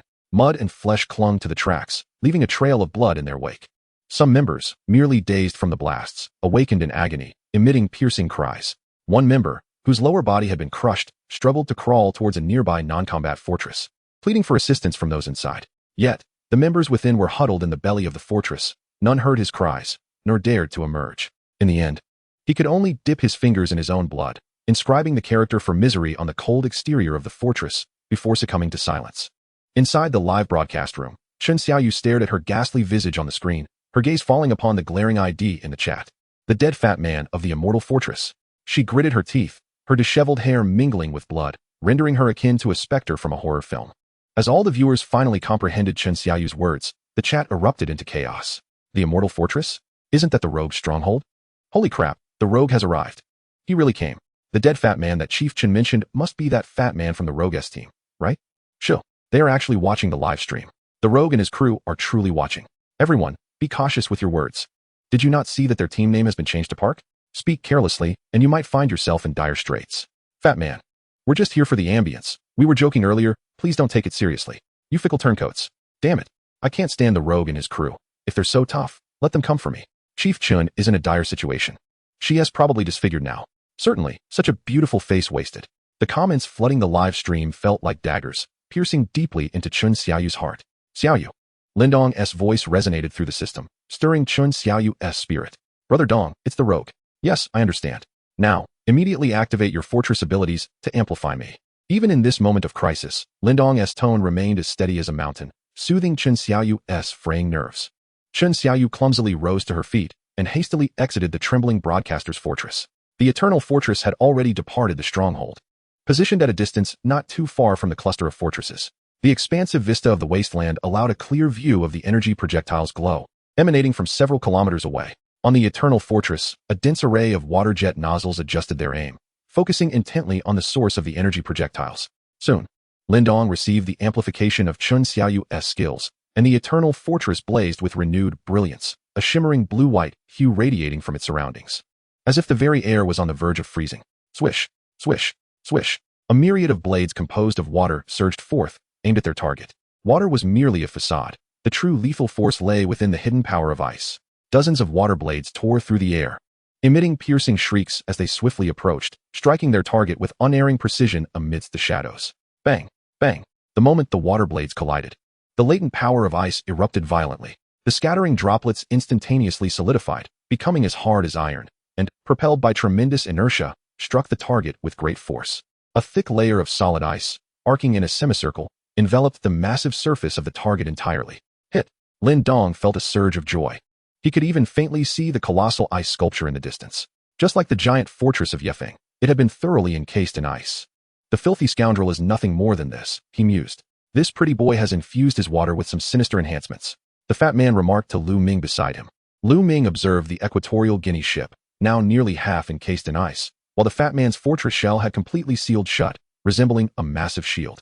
Firmly positioned in front of the Eternal Fortress, the impact of Lindong's barrage of water blades had been so potent that it slightly tilted the fat man's fortress, which was now firmly frozen in that position by the ice. In a one-on-one confrontation, this strike against the Eternal Fortress could almost be deemed a swift execution. Indeed formidable. Lu Ming nodded in agreement. Engaging in long-range skirmishes posed a disadvantage. They were concealed behind the fat man's fortress, relying solely on radar for targeting. And with so many indicators, it was impossible to ascertain the exact location of the Eternal Fortress. If they recklessly emerged from their cover, they risked being encased in ice by the next barrage, leading to significant complications. Ceasefire for now. Understood, the fat man replied. And thus the Eternal Fortress and Equatorial Guinea ship remained quietly stationed upon the desolate expanse. The live broadcast continued. The scoundrel has ceased firing energy cannons. Could it be that he was instantaneously defeated by Lindong? That seems improbable. After all, the scoundrel was once ranked first. That was in the past. It's been over a month since the rankings were tallied. The strongest now is Lin Dong. A level 5 against a level 4 could indeed lead to a swift defeat. Remember, Lin Dong was capable of annihilating the level 4 giant fortress when he was only at level 4 himself. It appears the era of the scoundrel has come to an end. The audience in the live stream could not help but express their astonishment. Chen Xiaoyu was elated, speaking ominously to Lin Dong through the voice chat. Brother Dong, I want them alive. I want to torment them to death. Lin Dong, who was orchestrating the battle, was momentarily startled by Chen Xiaoyu's chilling words, inwardly cursing. Does the other side not have any self-awareness? They still want them alive? Fool. Yet, he replied, Xiaoyu, do not allow anger to dictate your actions. You are destined for greatness. Upon hearing Lin Dong's words, Chen Xiaoyu did not fall prey to his psychological manipulation this time. The searing pain on her face served as a constant reminder of her disfigurement. The battle fortresses of the Winter Alliance advanced like two colossal serpents, closing in on the Eternal Fortress from both flanks, executing a flawless pincer maneuver. They halted approximately 50 meters from their target. In the darkness, a massive ice-encased silhouette could be vaguely discerned, but the precise situation remained unclear. They dared not advance their entire force directly. Instead, they dispatched a single fortress for reconnaissance. All combat personnel, including the operators and extraordinary individuals, stood on the deck, poised for battle. The fortress dispatched was manned by a newly inducted extraordinary member. An eerie silence enveloped the surroundings, with the sounds of gears turning and treads grinding against the ground resonating distinctly. They were drawing ever closer. The heart of the Winter member thumped audibly. Until today, he had never fathomed that he would confront a legendary figure in the Wasteland. He had even dreamed of one day teaming up with the scoundrel to face aberrant beasts. Little did he expect to be so close to the Eternal Fortress as an adversary. He had clearly discerned the ice-encased fortress, but something peculiar caught his eye. Behind the frozen fortress appeared to be an even larger shadow. No, it was two fortresses. The Eternal Fortress remained unscathed. It was quietly awaiting its prey, inviting them to their demise. Oh no. The thought barely crossed his mind when he was about to sound the alarm. A blinding flash of lightning cleaved through the void. Chapter 92. The battle commences. The lightning zipped past him in an instant. His mind went blank. Just as the Winter Alliance fortress entered the attack range, Lu Ming's figure erupted forth with tremendous speed, executing a critical strike that was nearly imperceptible to the naked eye. In a flash of thunder, the command center of the Level 3 fortress, along with all its operational members, was cleaved in two by the ferocious blow. The extraordinary member, who had just grasped the truth and was about to sound the alarm, could not utter a single coherent syllable before being obliterated into a mist of blood. With his strike successful, Lu Ming no longer concealed his presence. He gauged the distance to the cluster of battle fortresses ahead and hurled his electrifying weapon with all his might. The weapon transformed into a streak of light, akin to a hammer of thunder descending from the heavens, embedding itself forcefully into the ground between the two fortresses. The dazzling electric glow became the most striking beacon in the enveloping darkness. Battle! Lu Ming's voice commanded through the squad's communication. No sooner had his words echoed than the Eternal Fortress, which had remained hidden in the shadows, erupted in a blaze of lightning. Dozens of thick arcs of electricity, akin to divine thunder, illuminated everything in their vicinity. Lu Ming's legs bent slightly, muscles taut. Instant step. His body transformed into a bolt of lightning, landing with precision on the hilt of the weapon from afar. With a powerful push off the hilt, he soared into the air once more. The binding device embedded in his palm activated. The weapon, deeply entrenched in the ground, dissipated into specks of light, only to reappear in Lu Ming's grasp the next moment. Below, the extraordinary members of the Winter Alliance gazed upward in awe at the descending figure. His eyes crackled with lightning, surrounded by arcs of electricity, resembling a celestial being executing divine retribution.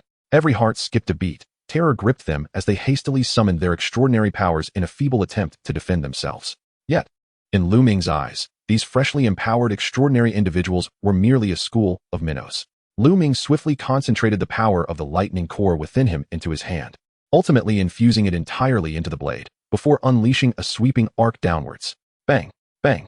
The almost tangible blade light collided with the diverse skills of the extraordinary members below, obliterating them with ease. As those extraordinary individuals witnessed their skills being dismantled, they scrambled to raise their weapons in defense. The weaker ones found their weapons and bodies detonating together, charred flesh scattering in all directions, releasing wisps of smoke into the air. Even the more seasoned extraordinary members fared no better. Their weapons shattered upon contact, and they were violently propelled backward by the immense force. Before they could land, the frenzied electric plasma burrowed into their bodies like a relentless parasite, corroding their flesh and blood. Lu Ming lightly descended onto the deck, surveying the writhing and wailing figures strewn across the ground as he wielded his battle knife and strode forward. One extraordinary being, scorched by plasma to the point of being half a body, struggled to raise his head, terror and desperation gleaming in his eyes. "Spare me." Before he could complete his plea, Lu Ming's blade had already swept across his neck. Blood gushed forth, only to be vaporized upon contact with the electric arc of the knife. Lu Ming's expression remained impassive, scarcely sparing him a glance as he proceeded to the next. On the deck, the cacophony of lamentations rose and fell, soon descending into an eerie silence. Limbs and dismembered bodies lay scattered about, the air thick with the acrid stench of charred flesh and blood. The few extraordinary beings who had narrowly escaped death gazed upon Lu Ming as though he were a harbinger of doom, their psychological defenses utterly shattered. "Stay back. I was coerced. I do not wish to be your enemy. We surrender. We are willing to join you." Yet, Lu Ming's steps showed no sign of hesitation. The response to their cries was the sharper gleam of his blade. Moments later, the deck of the fortress bore no living souls. Lu Ming flicked non-existent blood from his blade and lifted his gaze towards another combat fortress not far away. The inhabitants of that fortress had witnessed the massacre unfold before their eyes. They could even see Lu Ming's emotionless gaze fixed upon them from a distance of several dozen meters. "Open fire! Open fire! Kill him!" the fortress commander bellowed hoarsely. At that moment, lightning rained down from the heavens, striking towards them. This was the magnetic storm coil of the immortal fortress. An 8th-level magnetic storm coil. Its power so formidable that even an elite mutant beast would tread carefully. Thick arcs of electricity precisely struck the glass of the command rooms in nearby fortresses. The heavy bulletproof glass instantly turning a fiery red, as if a demon were about to break through. The occupants within immediately dove for cover. In the next instant, the glass was burned through, the electric arc penetrating inside, striking an extraordinary being. This was the characteristic of the magnetic storm coil, prioritizing attacks on enemies with the most pronounced energy reactions. Witnessing a comrade turn into a pile of blackened remains without even a scream, the others felt a momentary relief. Thankful it was not themselves who were targeted. They swiftly maneuvered their fortresses, bringing all cannon ports to bear upon the immortal fortress, unleashing a barrage of fire. Various weapons bombarded the immortal fortress, yet most of the assaults were deflected by the shell of the Equatorial Guinea. The violent explosions even shattering the thick ice encasing its shell. A few attacks, however, grazed past the defenses of the shell, poised to strike the immortal fortress. Just then, Luo Mengshi activated the skills of the immortal fortress. Pressure of Kunlun. Bang! The immortal fortress trembled violently, a visible shockwave emanating from the cracks in its structure. The ground beneath its treads fractured into spiderweb-like patterns, a subtle yet palpable aura radiating around the fortress, enhancing both its defensive and offensive capabilities, even granting it an invulnerable effect. The stray attacks met the aura, merely stirring ripples. Though this skill was potent, its consumption was equally staggering. A standard mutant core could sustain it for only 20 minutes. After withstanding the onslaught, Luo Mengshi promptly deactivated the skill. She maneuvered the immortal fortress to the side, evading the peril of being besieged from two fronts. Meanwhile, the corpulent individual manipulated his fortress summoner, reminiscent of a large golden watch, commanding the Equatorial Guinea to always position itself before the immortal fortress. On Lu Ming's side, matters proceeded much more smoothly. These newly initiated extraordinary beings were hardly a challenge. He didn't even need to consciously activate the mutant core. He utilized one fortress as a springboard, piercing through one and instantly transitioning to the next. What had once been the Winter Alliance's flawless pincer maneuver now served as a bridge for Lu Ming to infiltrate their heartland. Cries for mercy and desperate pleas filled the air. Chapter 93. Shun Xiaoyu's Descent into Madness. Swish, swish, swish. On the Eternal Fortress. The dozens of nozzles glowed with an ethereal blue light once more, unleashing a torrent of water projectiles. Bang, bang, bang. Dozens of water blades struck with precision against the shell of the Equatorial Guinea, a chilling blast erupting as the recently melted shell was once again encased in thick ice. Damn it, not again. The corpulent figure cursed, immediately ramping up the power, directing the magnetic storm coil to release more ferocious arcs of electricity to violently melt the newly formed ice. The interplay of electric light and icy mist produced a piercing hiss. Lin Dong, witnessing this, promptly issued orders over the command channel. Retreat the rear fortresses, increase the distance. He discerned Lu Ming's intentions, aiming to disrupt their formation and prevent Lu Ming from utilizing the fortresses for jumping. I found it. Just then, Luo Mengqi's cool voice resonated in the team channel. Through several trajectories of cannon fire and the densest energy responses on the radar, she finally pinpointed the exact location of the Eternal Fortress. The Immortal Fortress's engines roared to life as it surged forth from behind the massive shell. The corpulent figure's eyes lit up, swiftly switching to manual operation mode, personally controlling the onboard energy cannon, gradually leveling the barrel and aiming at the flickering red dot on the radar. Take this, you fat old man. Bang. A beam of energy, far thicker than before, erupted from the cannon, scorching the air along its path with intense heat. Inside the Eternal Fortress, Lin Dong watched the annihilating light tear through the night. Rushing straight towards him, his pupils constricting to pinpricks as he let out a deafening roar. Take cover. Boom. The energy cannon struck true, causing the Eternal Fortress to shudder violently. The immense tremor and shockwave caught the personnel inside off guard, sending them reeling and spitting blood. Live broadcast room. Hit. The Eternal Fortress has been struck. Given the power of the fat man's energy cannon, the Eternal Fortress must be finished this time. Is the battle coming to an end? Look, the Eternal Fortress has not been destroyed. As discussions swirled in the live broadcast room, the smoke from the explosion gradually dissipated, revealing the silhouette of the Eternal Fortress once more. The outer structure of the 5th-level fortress was forged from special steel, with towering 4-story levels. Although the shot from the immortal fortress left a gaping hole in its upper deck, thick clouds of black smoke billowing forth, it had not compromised its core structure. Along the edges of the gaping hole, the nozzles once again emitted an ethereal blue energy light. Bang, bang, bang. Countless water blades surged forth, raining down upon the immortal fortress that had just dared to peek out. The fortress's external radars, searchlights, and external armor were shattered in an instant under the relentless barrage, and the command room's glass shattered into a web of cracks from the high-velocity ice shards. Subsequently, a thick layer of ice enveloped the entire immortal fortress, encasing it like a grotesque ice sculpture. All firepower. Open fire. Lin Dong roared, suppressing the metallic taste of blood in his throat, his voice filled with fury. The Winter Alliance's battle fortresses immediately trained all cannon ports upon the immobilized sculpture, unleashing a torrent of devastation. Just as the artillery was about to engulf the immortal fortress, Luo Mingqi activated the fortress's skill. Pressure of Kunlun bursts. A powerful, invisible shockwave erupted around the immortal fortress, shattering the thick ice in response. The effect of the Titan body allowed her to disregard the hindrance brought on by the freezing conditions. Luo Mingqi gripped the steering wheel fiercely, maneuvering the fortress swiftly back behind the shell of the Equatorial Guinea. In the next moment, countless shells rained down upon the shell. Boom, boom, boom. The shell erupted in a cascade of flames, the deafening roar of explosions echoing relentlessly as fire blazed upon the massive shell. The giant tongue of the blood farm seemed to writhe in agony, frantically slapping at the flames above in an attempt to extinguish them. Fatty, we can't let your fortress take the brunt of it. Otherwise, the farm will be destroyed. Mingqi, I'll charge straight in to capture the king. You unleash your skills and clear the area. Lu Ming severed the head of a member of the Winter Alliance with a single stroke, and upon witnessing the giant tongue's violent reaction to the flames, he made a swift decision. The undying fortress could self-repair, but the fatty's fortress could not. The repair would be troublesome, and if the shell were destroyed, the farm inside would suffer as well. With the beast tide imminent, finding someone with forging talent to repair the shell would be nearly impossible. A swift resolution was imperative. With that, Lu Ming leaped to the highest point of the undying fortress, channeling the power of the lightning core within him to its fullest. A brilliant radiance of electricity erupted from his body, enveloping him in a blinding glow, standing like a lighthouse amidst the dark night, his brilliance overwhelming. Livestream, what is that light? Is it a filthy creature? It's him. Holy crap, the Lightning Law King. No, it's Sikong Jun who has unleashed his power. The barrage of comments in the live stream was ignited by Lu Ming's astonishing presence. All eyes were riveted on the figure that shone like daylight in the night. The power he wielded transcended that of mere humanity. Lu Ming pushed his power to the zenith, bending his legs slightly before launching himself like a cannonball. His speed was so extraordinary that he left behind a long electric afterimage in the air. The battle fortresses of the Winter Alliance appeared to him as mere stepping stones to leverage. Boom. Lu Ming's figure landed heavily upon the deck of one fortress, the tremendous impact bending the thick steel plate beneath him, leaving an exaggerated footprint.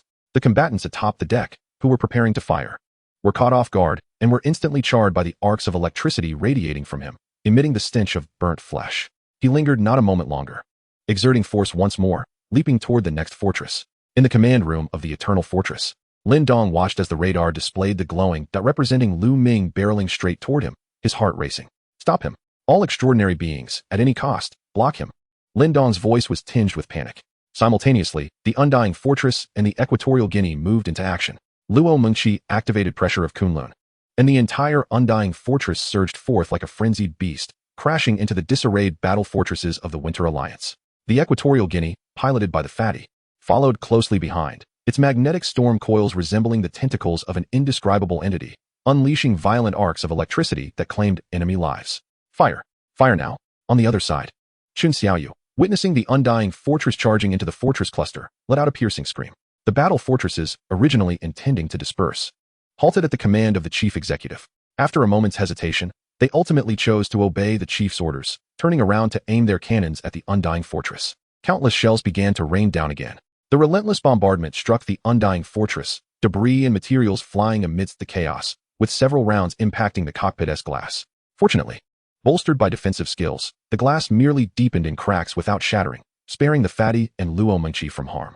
Braving the onslaught, the undying fortress valiantly pressed forward through the enemy ranks. Observing this, Chen Xiaoyu screamed frantically, "Continue firing.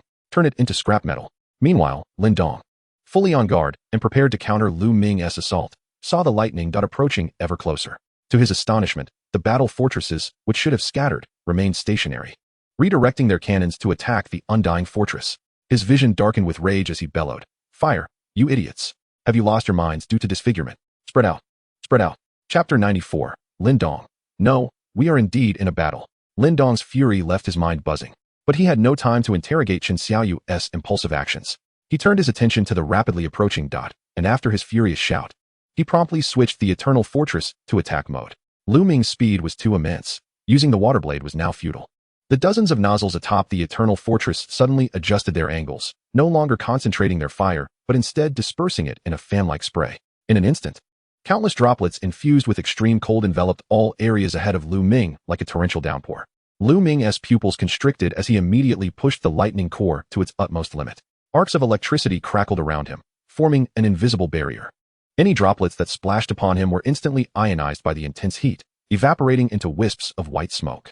However, this was ultimately futile. The deluge was overwhelming and impenetrable. The silhouette of the Eternal Fortress glowed with an eerie blue light, and waves of frigid rays followed, sweeping across the ground. The moisture and soil froze instantaneously into ice, the chill slicing through Lu Ming. His body trembled uncontrollably. Even the breath he exhaled crystallized into frost, and his garments quickly stiffened. The skill of a level 5 fortress wielded power beyond imagination.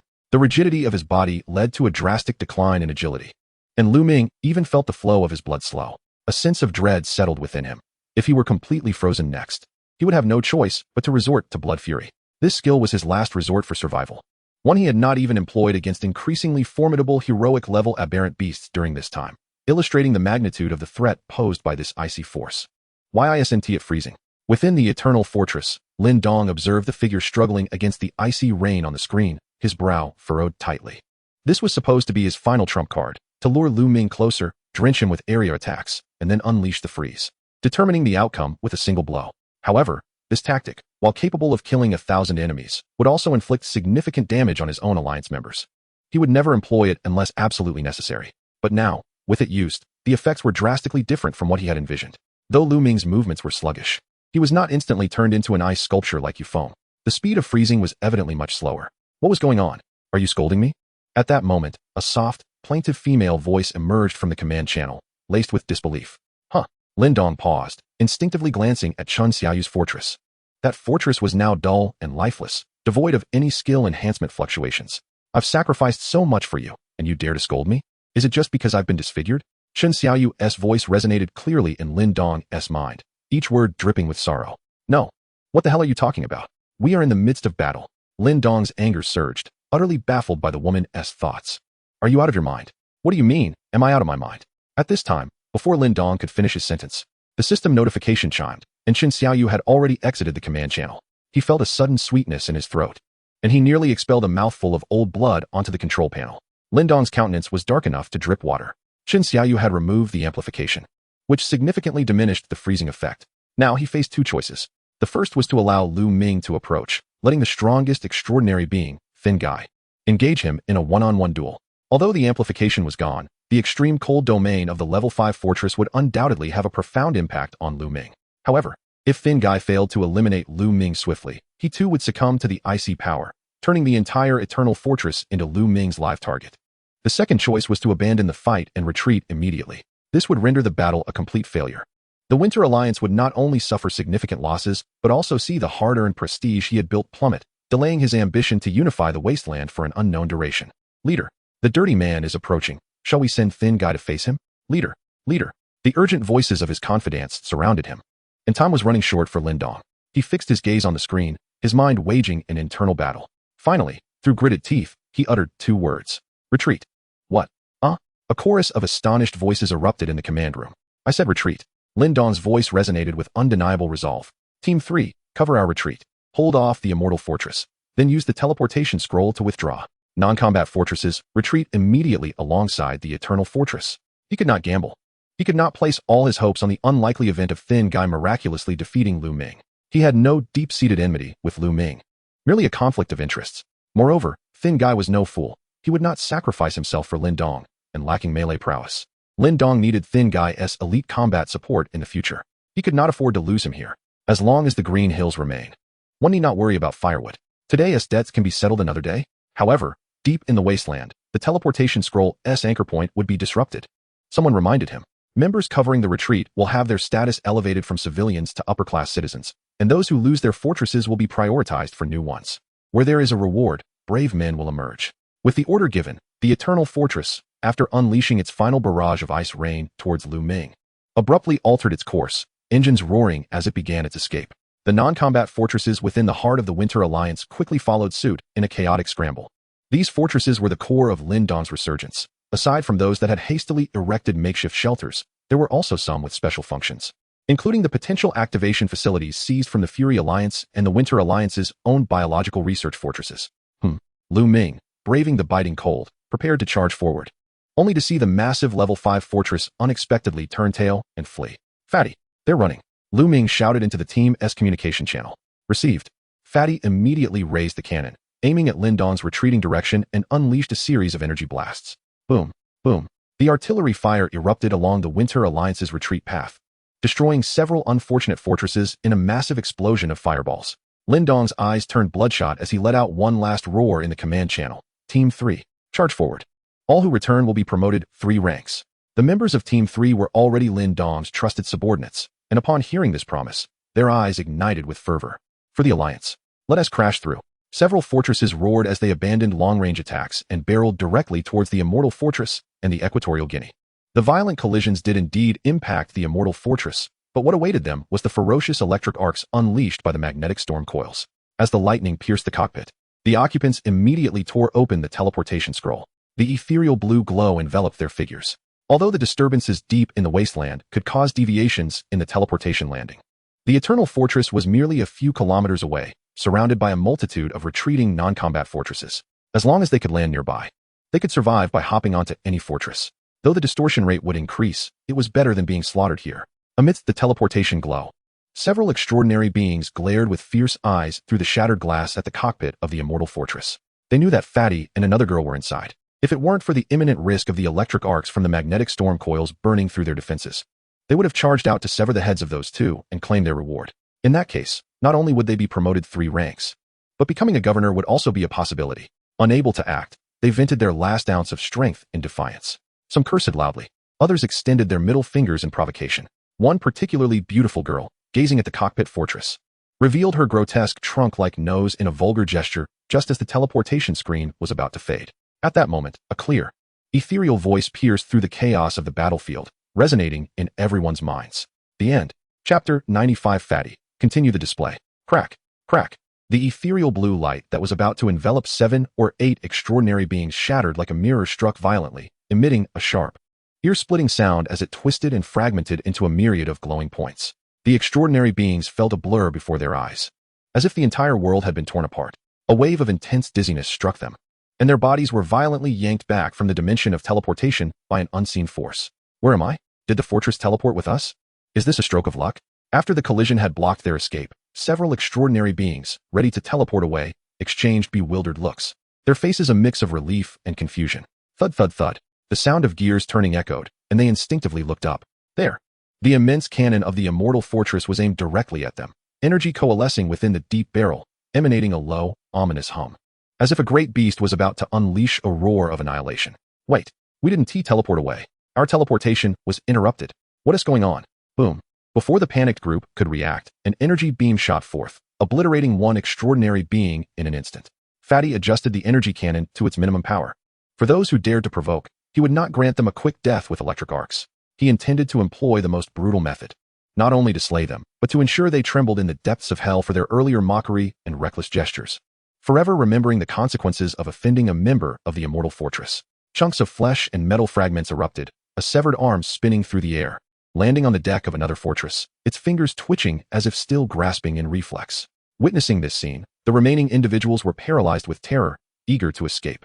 Even if it meant jumping from the fortress and risking distortion infection, anything was better than being reduced to a bloody pulp. At that moment, the cold, ethereal mental force surged again. Those on the verge of fleeing suddenly froze, their minds feeling as though they were struck by a giant hammer, plunging them into a void of blankness as their consciousness was forcibly stripped away for a fleeting moment, the world around them dissolving into chaos. During this brief moment of stasis, the onboard energy cannon swung rapidly, unleashing a barrage of energy beams that reduced them and their fortress to burning wreckage, leaving only the last extraordinary being who had revealed his grotesque trunk. "Spare me, fatty, spare me." Awakening from the mental shock, the individual beheld the tragic fate of his companions surrounding him. His legs weakened, and he immediately sank to his knees, tears streaming down his face, revealing a most undignified spectacle. "Do you find your deformed elephant particularly special?" The voice of the rotund figure emanated from the eternal fortress, laced with a cruel and playful malice. Upon finishing his taunt, the cannon's muzzle slowly pivoted to aim at him. Within the barrel, energy began to brew once more. As the man gazed upon the impending beam of annihilation, he crumbled completely, bellowing at the top of his lungs. "No, not special at all. Spare me. I promise I'll never do it again." "Ah, then show me your mother." Boom. The terrified cries were abruptly silenced, as the stench of torn flesh and charred remains instantly filled the air. The massive energy beam enveloped the supplicant entirely. Within mere seconds, not even ashes remained, as if he had never existed, leaving only scorched marks upon the ground. Meanwhile, Ming found himself in another battlefield, growing anxious as he saw the eternal fortress surrounded. After battling for so long, he had yet to catch a significant prey, while allowing the lesser ones to escape. He even contemplated leaping directly from the fortress to pursue them on foot. However, the speed of the eternal fortress was no trifling matter, should he descend. A frost beam could freeze him in place, making it exceedingly difficult to catch up and potentially exacerbating the risk of distortion. The distortions, which had been suppressed by the devouring power of his eternal gifts, could erupt again with greater ferocity. A moment's negligence could lead to irreversible calamity. As Ming hesitated, a communication request suddenly popped up, leaving him momentarily stunned. Lindong. What was his intention? Was he calling to plead for mercy amidst battle? After some contemplation, he decided to answer. "You're running pretty fast," Ming began with a reprimand. "Heh, I'm being hunted by you." After all, Lindong's laughter was somewhat strained, sounding as though he had sustained internal injuries. "Spit it out already," Ming replied, impatient with his idle chatter. "You and I have collaborated a few times quite pleasantly. Although Xiaoyu's words were indeed inappropriate, must we drive each other to the brink of annihilation?" Ming interrupted. "Wait." Lindong was taken aback. This fellow was surprisingly courteous.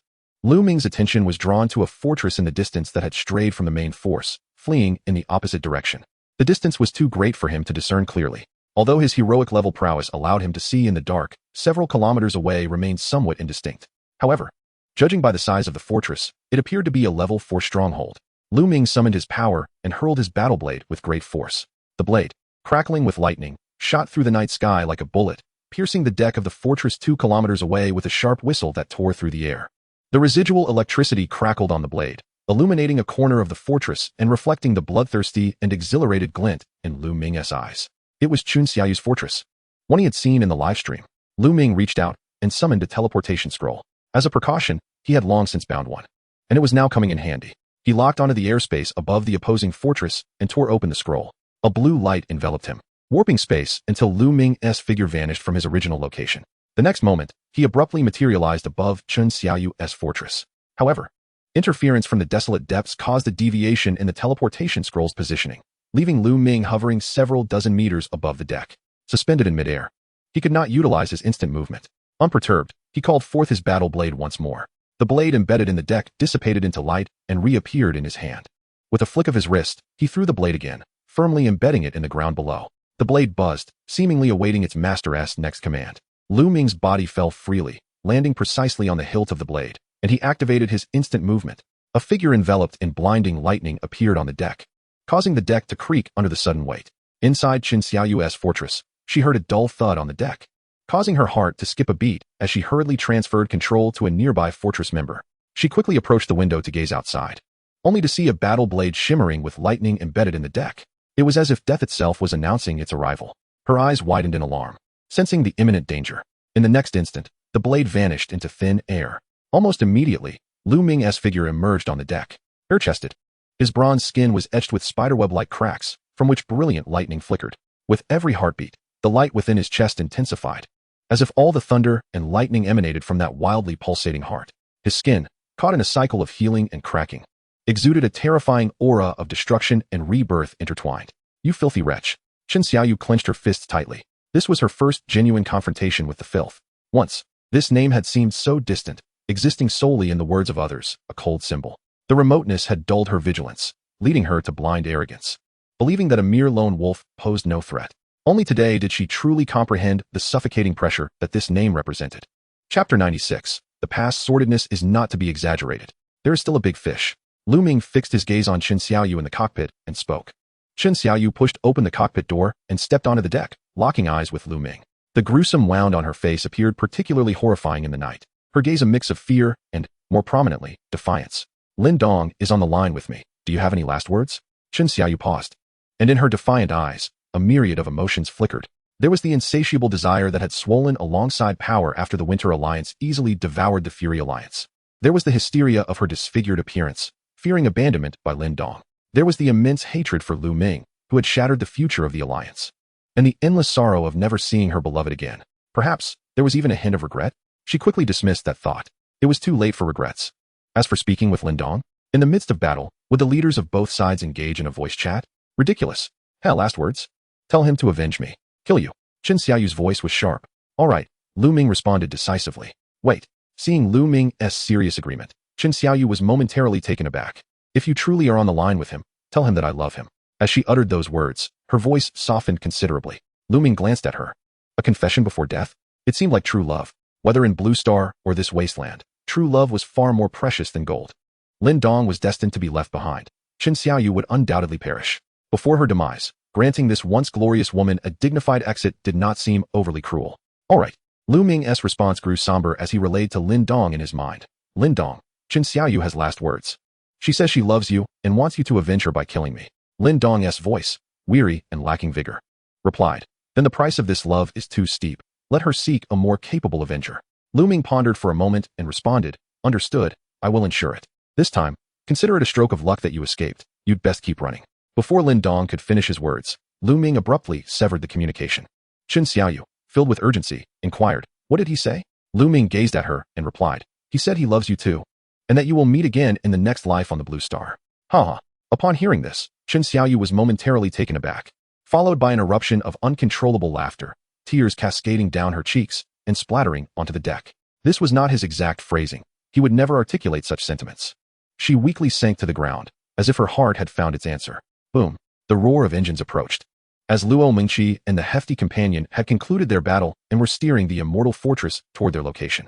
Accompanying the immortal fortress was another stronghold, the one occupied by the twitchy broadcaster stationed within the Winter Alliance. The live stream was still active. With the camera aimed directly at the deck where Lu Ming and Chen Xiaoyu stood. Isn't that Chief Chen's fortress? Look, the filthy one is on the deck. Isn't that Chief Chen kneeling there in tears? Why is she crying? Is she begging for mercy? The live stream captured the scene immediately following Lu Ming's utterance of that benevolent lie. The hefty companion was the first to leap from the immortal fortress. Striding over to Lu Ming and nodding his chin upward, Lu Ming acknowledged him with a nod, signaling that everything was fine. Luo Mingqi followed suit, jumping onto the deck. She perceptibly sensed that there were others in Chen Xiaoyu's cockpit. Her cold voice, though soft, resonated clearly through the mental energy into the cockpit. Moments later, 7 female members of the Winter Alliance timidly emerged, their faces etched with fear. You there, line up and do not move. The hefty companion approached, pointing his chubby finger at the edge of the deck. As he passed Chen Xiaoyu, he seemed to have just noticed her, speaking in a mocking tone. Oh, isn't this Chief Chen? Haven't seen you in days, and you've become quite pathetic. Humph. Chen Xiaoyu scoffed disdainfully. What gives you the right to act so arrogant? You're merely a dog of the filthy one. Smack. No sooner had she spoken than a resounding slap landed mercilessly across her face. Already kneeling, she was sent sprawling to the ground. The wound on her face that had just stopped bleeding reopened, blood streaming forth. She propped herself up, looking at her assailant. And upon realizing it was Lu Ming, she quelled her rage, fixing her gaze intensely upon the hefty one. With a cold smile, she proclaimed, among the founders of winter, aside from those who have perished, only 3 of us remain. Soon, I too shall meet my end. However, although we have lost this time, my heart is unwilling to accept defeat, especially not to you. You fat pig. Luo Mingqi regarded the hefty one with confusion, wondering what had transpired. Oh, what do you mean? The hefty one was equally baffled by her words. Chen Xiaoyu continued, we founders possess no overwhelming talents. We rely solely on wisdom and strategy, rising from nothing to become the foremost alliance, securing our position step by step. And you? You and your kind? The filthy one merely relied on innate talent, becoming the spotlight of the wasteland from the moment he appeared. As for you, fat pig, what have you accomplished? You curry favor with the filthy one, clinging to his coattails, and managed to rank in the top 10 on the leaderboard. What right do you have to berate Lindong? Merely because you are the filthy one's lackey? Her voice crescendoed, nearing hysteria. At this moment, Lu Ming and the others comprehended everything. It was no wonder the hefty one had felt Chen Xiaoyu was secretly undermining him during their previous exchanges. It turned out he had previously insulted Lindong in the chat channel, while Chen Xiaoyu harbored affections for Lindong, thus nurturing her resentment and seeking revenge. Reflecting on this, it was likely that many of her earlier actions were self-motivated, not entirely in accordance with Lindong's intentions. In the livestream, Chen Xiaoyu's words resonated with many viewers, especially those who lacked any notable talents and struggled to survive purely through wit and luck. Alas, the death of a rabbit brings sorrow to a fox. Chief Chen speaks the truth. The filthy one shone brightly from the outset, the foremost in the wasteland. The founding team of the Winter Alliance rose from nothing, truly worthy of admiration. Some are born into privilege, while others are born as beasts of burden. Who can blame him for his good fortune? The live stream buzzed with a continuous stream of sympathetic sentiments. You blabber while I pander to the filthy one. The hefty one, shaking with rage, pointed at Chen Xiaoyu, his facial flesh quivering as he prepared to retort, only to be interrupted by Lu Ming. Lu Ming stepped forward, his gaze steady as he approached Chen Xiaoyu, the thunderous light in his eyes having dissipated, replaced by an expression of calm resolve. Are you jealous of my bond with the hefty one? Chen Xiaoyu turned her head away, refusing to meet his gaze. Seeing her silence, Lu Ming nodded and continued. When we first descended, nearly everyone encountered aberrant beasts. On the first night alone, over 40,000 perished. Among those, how many faced the extraordinary aberrant beasts? Thousands. At that time, I was disemboweled, my entrails strewn across the ground, yet miraculously, I survived. As he spoke, memories of that fateful rainy night flashed before his eyes. The live stream erupted in chaos. Wait, wasn't it said that his clothes were merely a bit dirty? Indeed, the nickname Filthy One seems to have originated from that time. Ordinary individuals face near certain death against aberrant beasts. If they encounter extraordinary ones, what can remain besides their garments? I believe the disembowelment. While the live stream buzzed with heated discussions, Lu Ming continued. When everyone struggled against extraordinary aberrant beasts, I faced a hero-level threat. In that battle, a significant portion of my chest was pierced. At the last moment, this supposed slothful hefty one, my cowardly comrade, and my only ally in the wasteland, sacrificed his life to save me. Lu Ming recalled the moment when the giant ape had grasped him, preparing to consume him whole. Hearing Lu Ming's words, the hefty one scratched his head, somewhat embarrassed. You call me a comrade, so what else is there to say? Lu Ming ignored him and pressed on. When we vanquished the Challenger Alliance, I teetered on the brink of aberration. He and another comrade stood steadfast on the deck, fighting for 2 days without faltering, saving me once more. The tone of the live stream shifted dramatically. By that account, the Filthy One's journey has not been easy. Is it really just talent that brought him this far? How many gifted individuals have long since become mere memories? This near-death experience is more harrowing than my own lack of talent. Indeed, listening to this has brought me a sense of balance. Fajia is also loyal. No wonder the Filthy One supports him so fervently. Of course, while he claims to be cowardly, he is willing to risk his life to save him in dire moments. Such friendship is truly rare. I envy this. I wish for such partners. Lu Ming gazed at the woman kneeling before him. Her words had cast a detrimental influence. If he did not step forward to share these experiences, the hefty one would not be able to remain in the team. Having said all that needed to be said, Lu Ming activated the binding device, materializing the battle blade in his hand. This move startled everyone in the live stream, and the comments exploded. What the hell is that move? Spatial equipment? Did the version update come this quickly?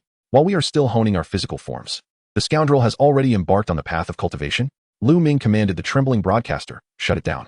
The broadcaster, intimidated by Lu Ming's grip on the blade, dared not voice any objections, and the live stream was abruptly cut off, plunging the screen into darkness. Chapter 97, The Establishment of the Alliance. Lu Ming tossed the battle knife to the portly man and approached Chen Xiaoyu once more. We find ourselves in this world, and regardless of our talents, we are all unfortunate.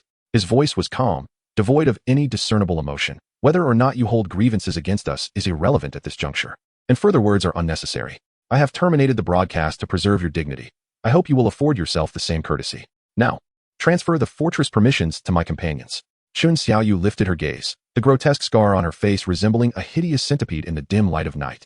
She glanced at Lu Ming, then at the impassive Luo Mengqi beside her, before her eyes fell on the approaching portly man.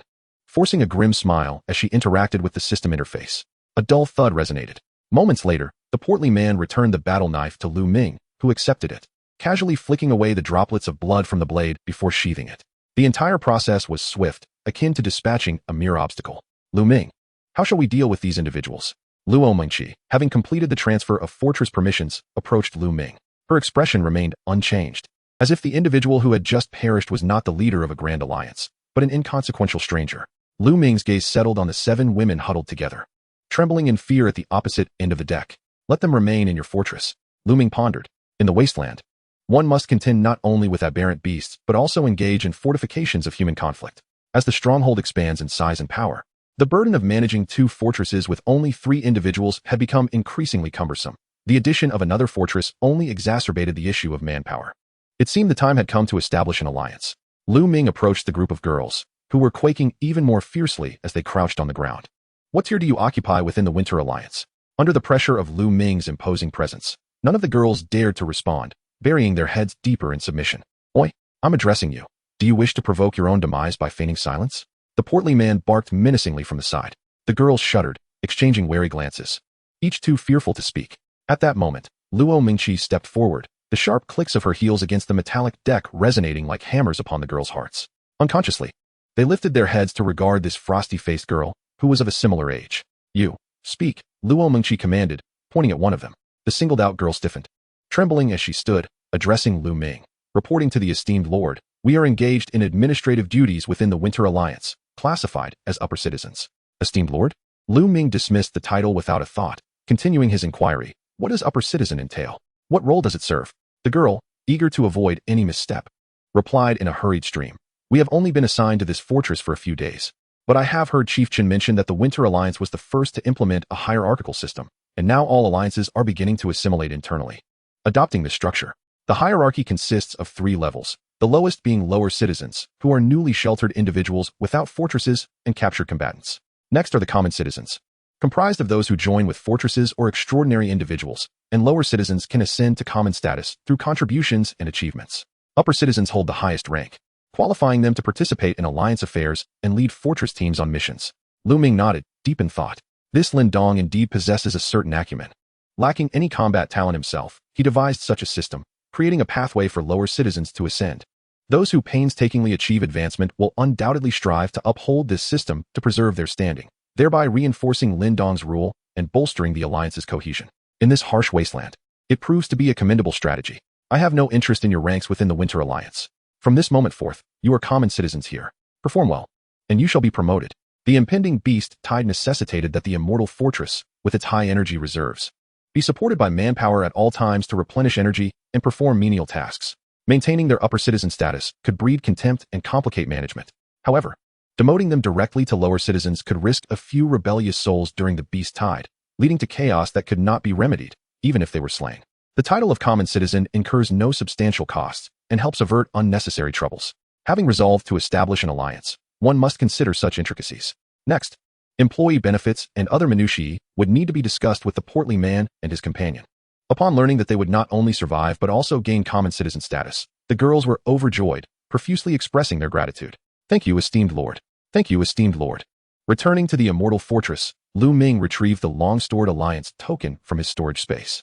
The card was a verdant blue-green, adorned only with the ancient characters for alliance in its center. He should have been the first to possess an alliance token in the Wasteland. Yet he had always adhered to a lone wolf approach, feeling that caring for others entailed too many considerations. Now that his enterprise had expanded, it was time to shift survival strategies. Lu Ming activated the option to create an alliance within the system's alliance section, watching as the token disintegrated into dust. Please enter the alliance name. After some contemplation, he thought, since the people of the Wasteland claimed to feast upon human blood bonds, if he abstained from doing so, would he not be failing their expectations? He promptly entered the name, Scoundrels Park. Creation successful. Alliance, Scoundrels Park. Leader, Lu Ming. Alliance scale, small. Alliance members, 1.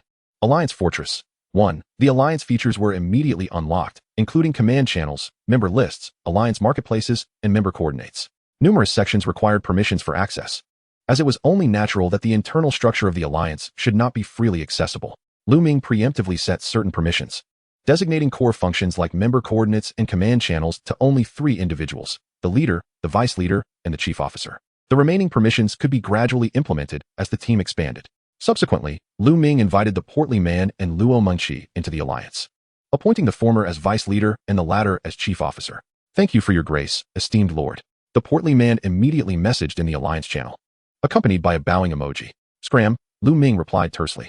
I have instructed the girls to withdraw from the Winter Alliance. Luo Mingqi's message followed swiftly, otherwise, Lin Dong will discover our coordinates while we remain oblivious to theirs. Very well, bring them in. By the way, their rank is common citizens, do not mistake it. Understood. Having addressed these matters, the next step would be to scour the battlefield, tally the spoils, and then upgrade the fortress. Chapter 98. Upgrading to a level 5 fortress. As dawn broke, the portly man hummed a discordant tune while bustling about in the kitchen of the immortal fortress, the rich aroma of meat wafting through the air. Not far away, the 7 newly joined girls huddled around a small pot, cooking several grayish roots and tubers. The provisions discovered within the stronghold of the Winter Alliance resembled cassava and sweet potatoes, possessing a dry and flavorless texture. In the present desolation, such crops have nearly become a form of hard currency, with their producers being the Dawn Alliance, who once generously bestowed crops upon Lu Ming and his companions. Ever since the establishment of the alliance, they have been fervently acquiring planting pots and seeds, and they have now ascended to become the undisputed foremost grain-producing faction on the Wasteland. Lu Ming had not slept a wink throughout the night. Ever since the countdown to the beast tide began, the sky over the Wasteland has grown increasingly murky, as if shrouded in a layer of dust that can never be wiped clean, creating an oppressive atmosphere that stifles one's breath. Today marks the end-of-month settlement day. Tomorrow heralds the arrival of the beast tide.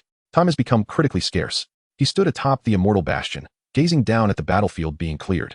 Nearly 40 Tier 3 combat fortresses left behind by the Winter Alliance, alongside over 100 assorted small fortresses from the Fury Alliance, filled the landscape.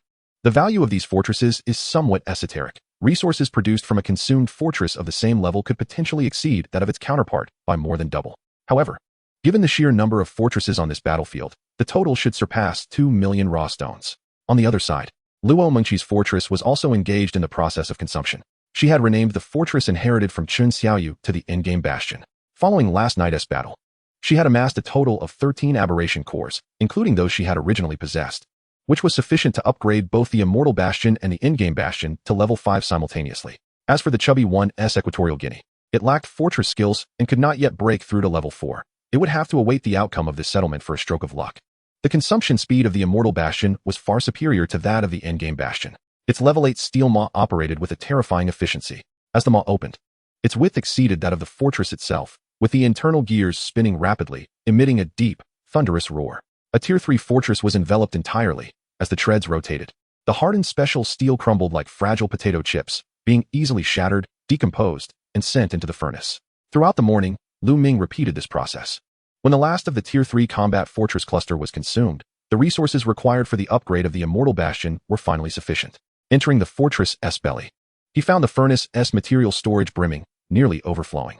He counted out 5 hero-tier aberration cores of varying colors from his storage space and unhesitatingly cast them into the furnace. Upgrade. He pressed the confirmation button. The fortress began to tremble violently, the metals being forcibly stretched, the sound of reconfiguration resonating sharply, a piercing noise that was almost unbearable. Lu Ming had long grown accustomed to this scene and was well versed in the process. Yet this time, an unprecedented choice appeared on the system upgrade panel. Expansion type fortress as a mobile fortress base type. Each type represents a distinct developmental path. Please choose wisely. Please select from the following types. Several different fortress development models manifested on the system panel. The descriptions were brief, but Lu Ming quickly grasped their meanings. Upon descending into the wasteland, everyone had received the most basic expansion type fortress.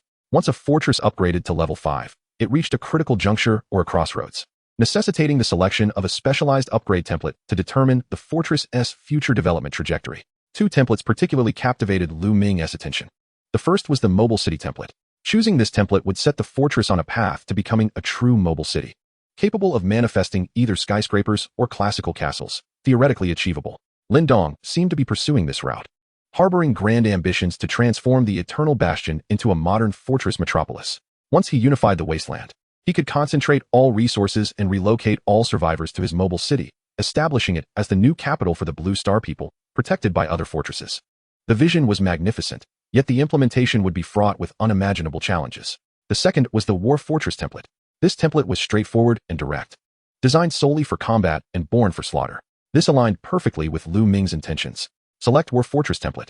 Selection successful. The city template seemed more suitable for the chubby one, evolving into a cluster of tall buildings, capable of retracting like a turtle shell in the face of danger. Lu Ming had no interest in managing a city, as it would detract from the combat capabilities of the Immortal Bastion. For him, strength was about crushing all threats. A city would merely be a burden. The moment he completed his selection, the appearance of the immortal bastion began to undergo a dramatic transformation. The overall structure of the fortress was reconfigured, extending to 30 meters in length and 20 meters in width. The main body remained 2 stories tall, not elevated to 4 stories like the eternal bastion. However, the entire exterior of the fortress was encased in a layer of black armor that shimmered with a metallic cold light. The cockpit, originally level with the building, was raised to form a distinct third level. The cockpit and the rear structure combined to create an aggressively designed sloped silhouette. Surrounding the cockpit was semi-enclosed reinforced glass, providing a panoramic view with no blind spots. Atop the cockpit, a massive searchlight and radar dish appeared somewhat incongruous, yet exuded a sense of power. In the System S assessment, components and accessories were 2 distinct concepts. Components were fully integrated with the fortress and would strengthen alongside it during upgrades, such as the steel maw and the chubby 1S turtle shell. Accessories, however, could be disassembled and reinstalled at any time, like the searchlight, which could be easily swapped out for another. Upgrade completed. The level 5 immortal bastion stood silently in the muddy battlefield, a visible aura of blackness seeping from the crevices of the fortress, enveloping the surrounding area. This was one of the characteristics of a level 5 fortress.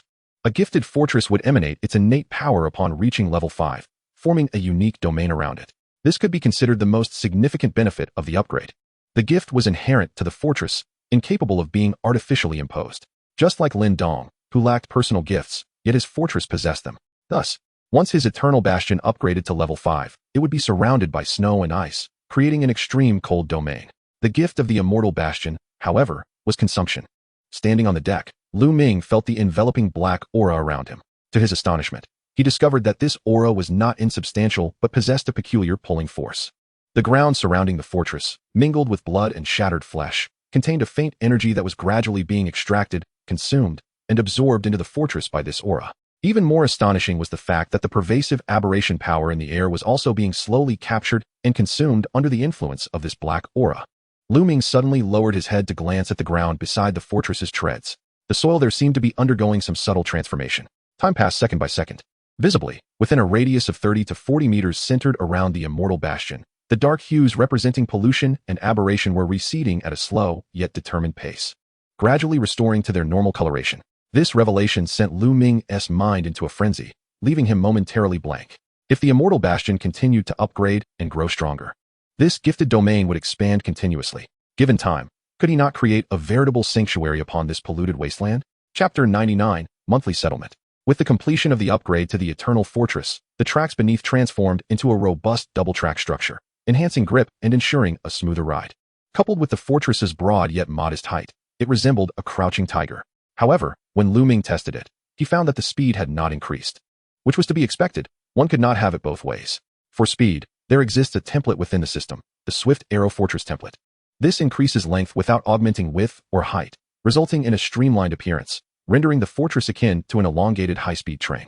This design would undoubtedly enhance speed. But the Eternal Fortress possesses thrusters, allowing for a burst of acceleration in critical moments. Overall, Lu Ming was quite satisfied with the current state of the Eternal Fortress, which combined aesthetic flair with robust defensive capabilities. He piloted the rejuvenated fortress toward the direction of the portly figure. The portly man was diligently operating the Equatorial Guinea, akin to a hard-working bulldozer, consolidating the abandoned fortresses scattered across the battlefield towards the center. In the heart of this gathering, a mound of raw stones had begun to rise, estimated to be around 200,000 to 300,000 in quantity. A few newly arrived girls were busily counting and organizing them. Their experience in clerical work from their previous employer ensured they were quite nimble. These raw stones had been scavenged from the ruins of destroyed fortresses. In an age of scarcity, where most fortresses barely had enough reserves for daily operations, discovering such a bounty was indeed a significant stroke of fortune. Meanwhile, the end fortress was quietly encircling the outer perimeter of the battlefield, gradually consuming it from the outside. Given the current pace, it was evident that an upgrade would not occur before today's settlement. Lu Ming parked the fortress and summoned all the employees in the park, including Luo Mengqi and the 7 girls, to assemble on the deck of the Eternal Fortress. The group settled on the ground, awaiting the impending monthly settlement. Sister Luo, don't be anxious. This is an area where your brother excels, the portly man said, shifting closer to Luo Mengqi with a cheeky grin. Luo Mengqi cast him a sidelong glance, then turned her attention to Lu Ming, who had just taken a seat. Edging closer to him as she spoke in a frosty tone, have you never seen a pig run if you've never eaten pork? Pig run? What are you two talking about? Lu Ming stood up once more and positioned himself between the two, somewhat perplexed. The portly man waved his wrist adorned with a large gold watch, chuckling. Of course, we're discussing the settlement rankings. The live streaming room has been buzzing with excitement since early morning in anticipation of the monthly settlement. Today's hosts are, once again, the illustrious duo of the Wasteland Sage and the Data Emperor. The Wasteland Sage remarked, the bullet comments had debated throughout the night the reasons behind the Winter Alliance's retreat, particularly the clash between the level 4 and level 5 fortresses, which had not faltered, leaving many puzzled. Data Emperor, could you share your insights on this matter? The Data Emperor adjusted his glasses and replied, well, the leader of the Winter Alliance had just ascended to a level 5 fortress, and naturally, he would not be well versed in the characteristics and operations of this new fortress. I have meticulously analyzed the battle footage. The Eternal Fortress was perpetually surrounded by ice and snow, which should be a distinctive domain characteristic of level 5 fortresses. However, this trait was entirely absent during combat. Furthermore, the opponent was a formidable opponent in the form of the Dirty Man. One could say that the unfamiliarity with the fortress's capabilities prevented the leader from unleashing the full potential of the level 5 fortress, which was a key reason for the defeat. Hearing this, Ming shook his head and softly interjected, that's not entirely accurate. After reaching level 5, one must undergo a job transition. Lindong's path is that of a mobile city, which does not significantly enhance combat power. Had it been a war fortress, we would have suffered greatly. Job transition? The two beside him pondered this new term thoughtfully. The bullet comments in the live stream began to scroll rapidly. I agree with this perspective. No wonder the level 5 fortress couldn't overpower the level 4. It turns out it was due to a lack of proficiency. It's not solely that. At that time, the Eternal Fortress's attack was blocked by the portly man's turtle shell fortress. Otherwise, a direct hit on the Eternal Fortress would have been dire. I observed the portly man's fortress. That steel armor envelopes the entire fortress like a colossal shield. Extraordinarily formidable. What a pity. Had Winter triumphed, it is likely that our alliances would have been unified swiftly. Indeed, although Winter has fallen, at least he hasn't bled us dry like the Dirty Man. The Data Emperor, noticing the direction of the bullet comments, recalled a private message Lindong had sent him not long ago, which contained his own investigation into the truth behind the conflict. Given the topic at hand, he deemed it appropriate to share. Regarding the reasons for the war, I possess some insider knowledge and conjectures. The Data Emperor cleared his throat. At the time, the Dirty Man discovered that raw stones were on the verge of depletion and approached several of the largest alliances. His intention was noble. Had everyone known, it would have inevitably led to a frenzied rush to buy, preventing anyone from leaving this area. Only Lin, the leader, comprehended the Dirty Man's intentions, and thus, the two titans of the Wasteland reached an understanding. Lin began to absorb internal members, reducing the number of fortresses to mitigate the consumption of raw stones. Meanwhile, the Dirty Man refrained from exploiting this opportunity to sell raw stones for profit, keeping only what he required and storing it within the Winter Alliance. However, no one anticipated that after Winter's absorption of rage, his strength surged, and Chief Chun, for reasons unknown, sought to seize the raw stones stored by the Dirty Man. Raw stones are vital for survival. This equated to sentencing the Dirty Man's team to death. He attempted to reach Lin via voice call, but was unable to connect, prompting his furious strike against the Winter Alliance. All of this transpired unbeknownst to Lin, who was in seclusion upgrading his fortress at the time. The Data Emperor pieced together the most plausible explanation from the myriad clues provided by Lindong.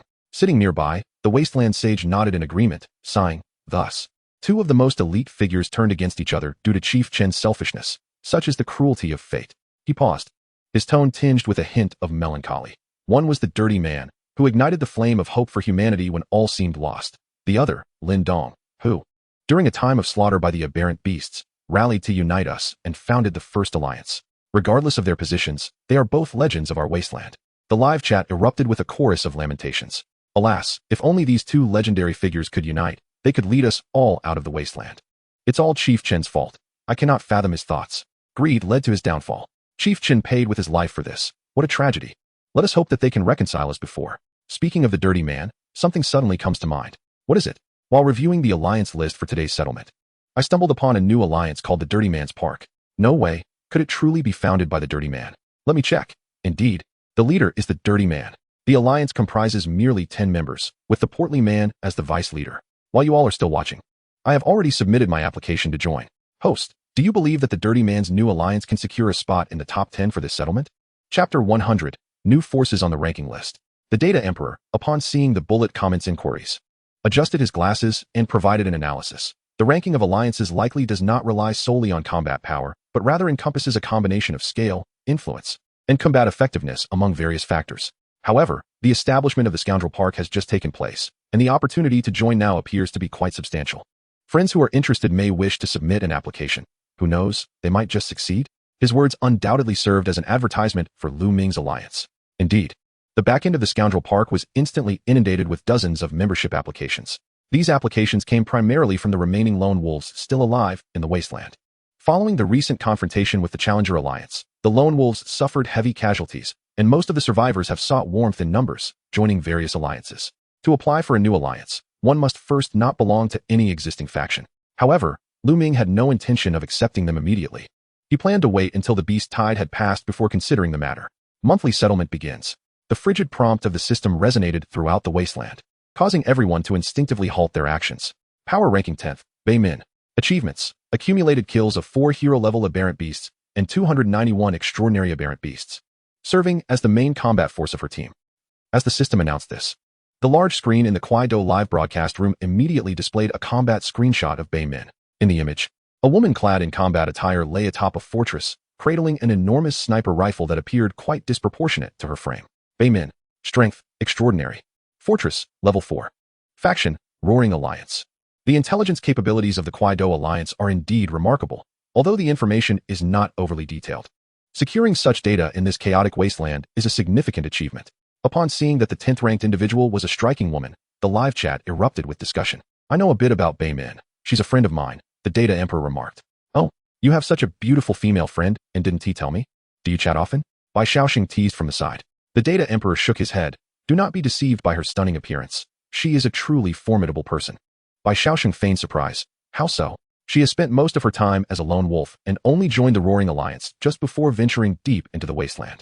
Upon joining the team, she immediately became a main damage dealer, excelling in long-range sniping. Notably, with her abilities, her sniper rifle can obliterate a level 3 fortress with a single shot. Wow, does that mean she is essentially a walking level 4 fortress?" "Precisely." The live chat scrolled rapidly. "Is the Kwaido Alliance this formidable now? They can even obtain profiles of these big shots." Of course, Kwaido has streamers stationed in nearly every major alliance. After so long, a woman has finally made the list based on her personal combat prowess. Wow, the image of Sister Bei Bei looks so cool. One shot can obliterate a level 3 fortress. Even Lin Dong would be eager to recruit her, right? Absolutely. If the scoundrel had been sniped by Bei Bei last night, it wouldn't have been so easy for him to storm the fortress. And the outcome could have been drastically different. Once our girls ramp up their combat prowess, they will undoubtedly hold their own. I hope Sister Bei Bei can rank even higher next time. It would bring glory to us girls. Go, Bei Bei. Who says women are inferior to men? I hope to see Sister Bei Bei trample the scoundrel underfoot one day. For so long, the majority of female pioneers have struggled to adapt swiftly to the perils of the Wasteland, and those who have survived until now have largely sought refuge within various alliances. The emergence of a high-ranking female warrior is a tremendous source of inspiration for them. The leaderboard continued to refresh, revealing both new faces and familiar names. Power ranking 6th, Guo. On the deck of the Undying Fortress, the stout man saw his name and was about to revel in his achievement when he noticed that the accompanying image was a set of photos taken by a station streamer in the Winter Alliance earlier that day, showcasing him striking a pose he deemed particularly cool. In the photo, he leaned against the fortress railing, one hand propping up his chin, a glaring gold watch reflecting the sunlight, revealing a hint of his rounded belly beneath a casual t-shirt. What the hell? Who the hell uploaded this picture? The stout man wailed. He hadn't yet seen the full set, but it was evident he was far from pleased. Power ranking 5th, Luo Mingqi. On the screen appeared a snapshot of Luo Mingqi, captured by a station streamer from the Winter Alliance as she exited the Undying Fortress. Her cold visage paired with a world-weary gaze, creating a unique allure. The stout man's lament abruptly ceased as he widened his eyes at the screen, pointing at Luo Mingqi's name and then back at himself. What the hell? Luo Mingqi ranks higher than me. Luo Mingqi's lips curled into a slight smile as she glanced at the stout man, her voice still cold. I concede, fat brother. Lu Ming reached out to restrain the stout man, who was about to leap up, saying, "Do not be disheartened. Luo Mingqi is a level 4 fortress. If you were on par with her, the rankings could easily be reversed." Upon hearing this, the stout man felt it was a valid point. Though he still muttered in discontent, the live chat erupted once more. Another high-ranking female warrior. That is the girl next to the scoundrel. Looking at her faction, she is also part of the Scoundrel Park, just like Fat Master. I always thought she was with the scoundrel. However, her strength is listed as unknown. The Kwaido streamer didn't provide any introduction. Exactly. Why not give a proper introduction instead of just showing a screenshot? What good is that? The streamer might have reservations and doesn't dare to elaborate too much. Let us be understanding. After all, she is associated with the scoundrel. This is not entirely the fault of the Kwaido Alliance. Primarily, Luo Mingqi is reluctant to divulge too much. To this day, it has not been heard of anyone possessing a mental-related talent in the Wasteland. leading many to consider the mental attribute as mere decoration. Keeping Luo Mengqi's abilities under wraps aligns with Lu Ming's strategy, viewing her capabilities as a trump card. Just like yesterday, when Luo Mengqi sealed off the teleportation near the Undying Fortress, resulting in the annihilation of Lin Dong's third squad. Had they known about Luo Mengqi's ability, they surely would not have been foolish enough to obstruct their path with a fortress. The leaderboard continued. Power ranking 4th, Shun Yi. Power ranking 3rd, Ding Yuchen. Shun Yi, who was ranked 10th in the last settlement, surged directly to 4th place, showcasing remarkable progress. Meanwhile, the name Ding Yuchen was unfamiliar to the vast majority. The Kwaido Alliance provided an introduction, stating that he was the founder of the Roaring Alliance. This alliance comprises only about 50 members, each a powerful extraordinary being, with fortresses no less than level 3, including 4 level 4 fortresses, following an elite path. Power ranking 2nd, Lin Dong. This outcome surprised many in the live chat. The Winter Alliance had just endured a crushing defeat, severely weakening them, yet Lin Dong managed to maintain the 2nd position. Bai Xiaosheng immediately turned to the Data Emperor. Friends in the live chat are puzzled as to how Lin Dong can retain such a high rank. What insights do you have, Data Emperor? The Data Emperor pondered for a moment and replied, Here is my understanding. Lin Dong is the first person in the Wasteland to upgrade to a level 5 fortress. As I mentioned earlier, during yesterday's battle, he likely did not fully unleash the potential of his level 5 fortress. As the battle reached its climax, the scoundrel evidently held the upper hand, charging directly towards Lin Dong. However, the leader of the Lin faction was able to withdraw from the battlefield with remarkable ease, leaving the scoundrel utterly helpless. Was it that the scoundrel had no desire to capture the king? Clearly not. Thus, even though the Eternal Fortress was not yet fully operational, it managed to execute a calm retreat, which speaks volumes. Furthermore, Lin Dong's influence was immense, bolstered by a team of uniformly Tier 3 fortresses, making this ranking rather unsurprising. The barrage of comments overwhelmingly expressed agreement with this interpretation. A starving camel is still larger than a horse. Makes sense. The Roaring Alliance's leader only resonated across the Wasteland today, while Lin Dong's fame has been established from the very beginning. Before today, I had never heard of Ding Yuchen. He quietly absorbed Shun Jia, who ranked 10th in the last settlement, into the alliance, demonstrating his prowess. In today's settlement ranking, the Roaring Alliance has 3 members listed, indicating that Lin Dong's ambition to consolidate the Wasteland is far from simple. The Wasteland is still teeming with talent. Quiet down, the top rank is about to be revealed. Why should we be quiet? Who could possibly be number 1? Exactly, who could it be? It's so hard to guess. I want to see how powerful the scoundrel truly is. Aren't you curious? Wow, now that you mention it, I really am. All breaths were held, gazes fixed intently on the screen, awaiting the final name. Power ranking number 1, Lu Ming. Chapter 101, Settlement ranking concludes. Power ranking number 1, Lu Ming. Achievement, the strongest combatant among the Wasteland's humanity, with the highest number of kills against maintainers. Although the specifics of the achievement were not elaborated, the mere brevity of these words conveyed significant weight. Lu Ming. Strength, Hero. Fortress, Level 5. Faction, Scoundrel's Domain. On the large screen in the live broadcast room, Lu Ming's image appeared. It depicted the moment last night when he fully activated the Thunder Core. His figure bathed in blinding lightning, with the towering, menacing immortal fortress behind him, standing alone against a multitude of battle fortresses far exceeding his own numbers. As the image froze, the barrage of comments erupted into a frenzy. Hero level. I knew it. The value of the Wasteland's top combatant is terrifying. No wonder Lin Dong chose to retreat. What could he possibly achieve here? In just one night, the fortress has reached level 5. It seems the scoundrel truly profited from this battle. The scoundrel could slay hero-level opponents even when he was extraordinary. Now that he himself is hero-level, I suspect he could face even the ultimate boss. Our Wasteland's only hero-level combatant. Humanity's hope. The Wasteland's all-knowing sage spoke up, his voice tinged with excitement. Let us congratulate the scoundrel for retaining the top position in the power rankings. The Data Emperor chimed in. Congratulations to the scoundrel. The all-knowing sage continued. Regarding the scoundrel's strength, there have always been many speculations from the outside, and today they have finally been confirmed. However, this achievement of having the most kills against maintainers remains somewhat ambiguous, without specifying the exact number of kills. The Data Emperor adjusted his glasses. Indeed. But in my personal analysis, this most kills likely pertains not only to the aberrant beasts. Oh, how so? It should also include humans. Remember, the scoundrel once annihilated the entire Challenger Alliance. How many people were in the Challenger Alliance? He also single-handedly crushed the Winter Alliance, especially during the initial 2 long-range bombardments that directly struck the core area of the fortress cluster. Bear in mind that each non-combat fortress of the Winter Alliance housed at least dozens of individuals. Moreover, later on, the scoundrel single-handedly charged into the battle fortress cluster, where each fortress, organized by Lin Dong, had at least 7 or 8 members, many of whom were extraordinary. The Wasteland's all-knowing sage gasped. If we calculate it this way, the number of people the scoundrel has directly and indirectly killed could easily reach the thousands. In the live broadcast room, the previously vibrant atmosphere abruptly faltered, only to erupt into even more intense discussion. My goodness, I didn't realize until now, and I'm shocked. The number of people the scoundrel has killed is nearly on par with the aberrant beasts. How terrifying. What are you afraid of? If you don't provoke him, will he come after you for no reason? Exactly. I've never heard of anyone who passed by him and got taken out. The scoundrel never bullies the weak. Both times he engaged were against formidable foes. It is well known that the scoundrel prefers tough challenges. So who is the tough challenge now? The Roaring Alliance is surging with momentum. They must be the tough challenge. Just as one comment floated by, several prominent golden comments immediately followed. Roaring Dingyuchen, stop talking nonsense, we are not. Roaring Shunjia, scoundrel, they are just talking rubbish. Roaring Bei Min, scoundrel, take us to victory. The three recently ranked giants of the Roaring Alliance unexpectedly emerged simultaneously, their survival instincts kicking in. This dramatic scene reignited the fervor of the live broadcast room. Haha, the three titans of the Roaring Alliance have all emerged. Boss Ding, President Shun, don't lose face. Sister Bei, didn't you say you would step on the scoundrel? Stay spirited. You all just keep stoking the fire, haha.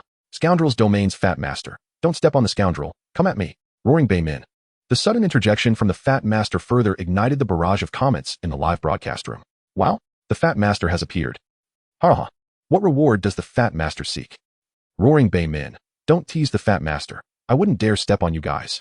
Upon seeing the Fat Master appear, the all-knowing sage warmly greeted him, and the atmosphere in the live broadcast room turned jubilant.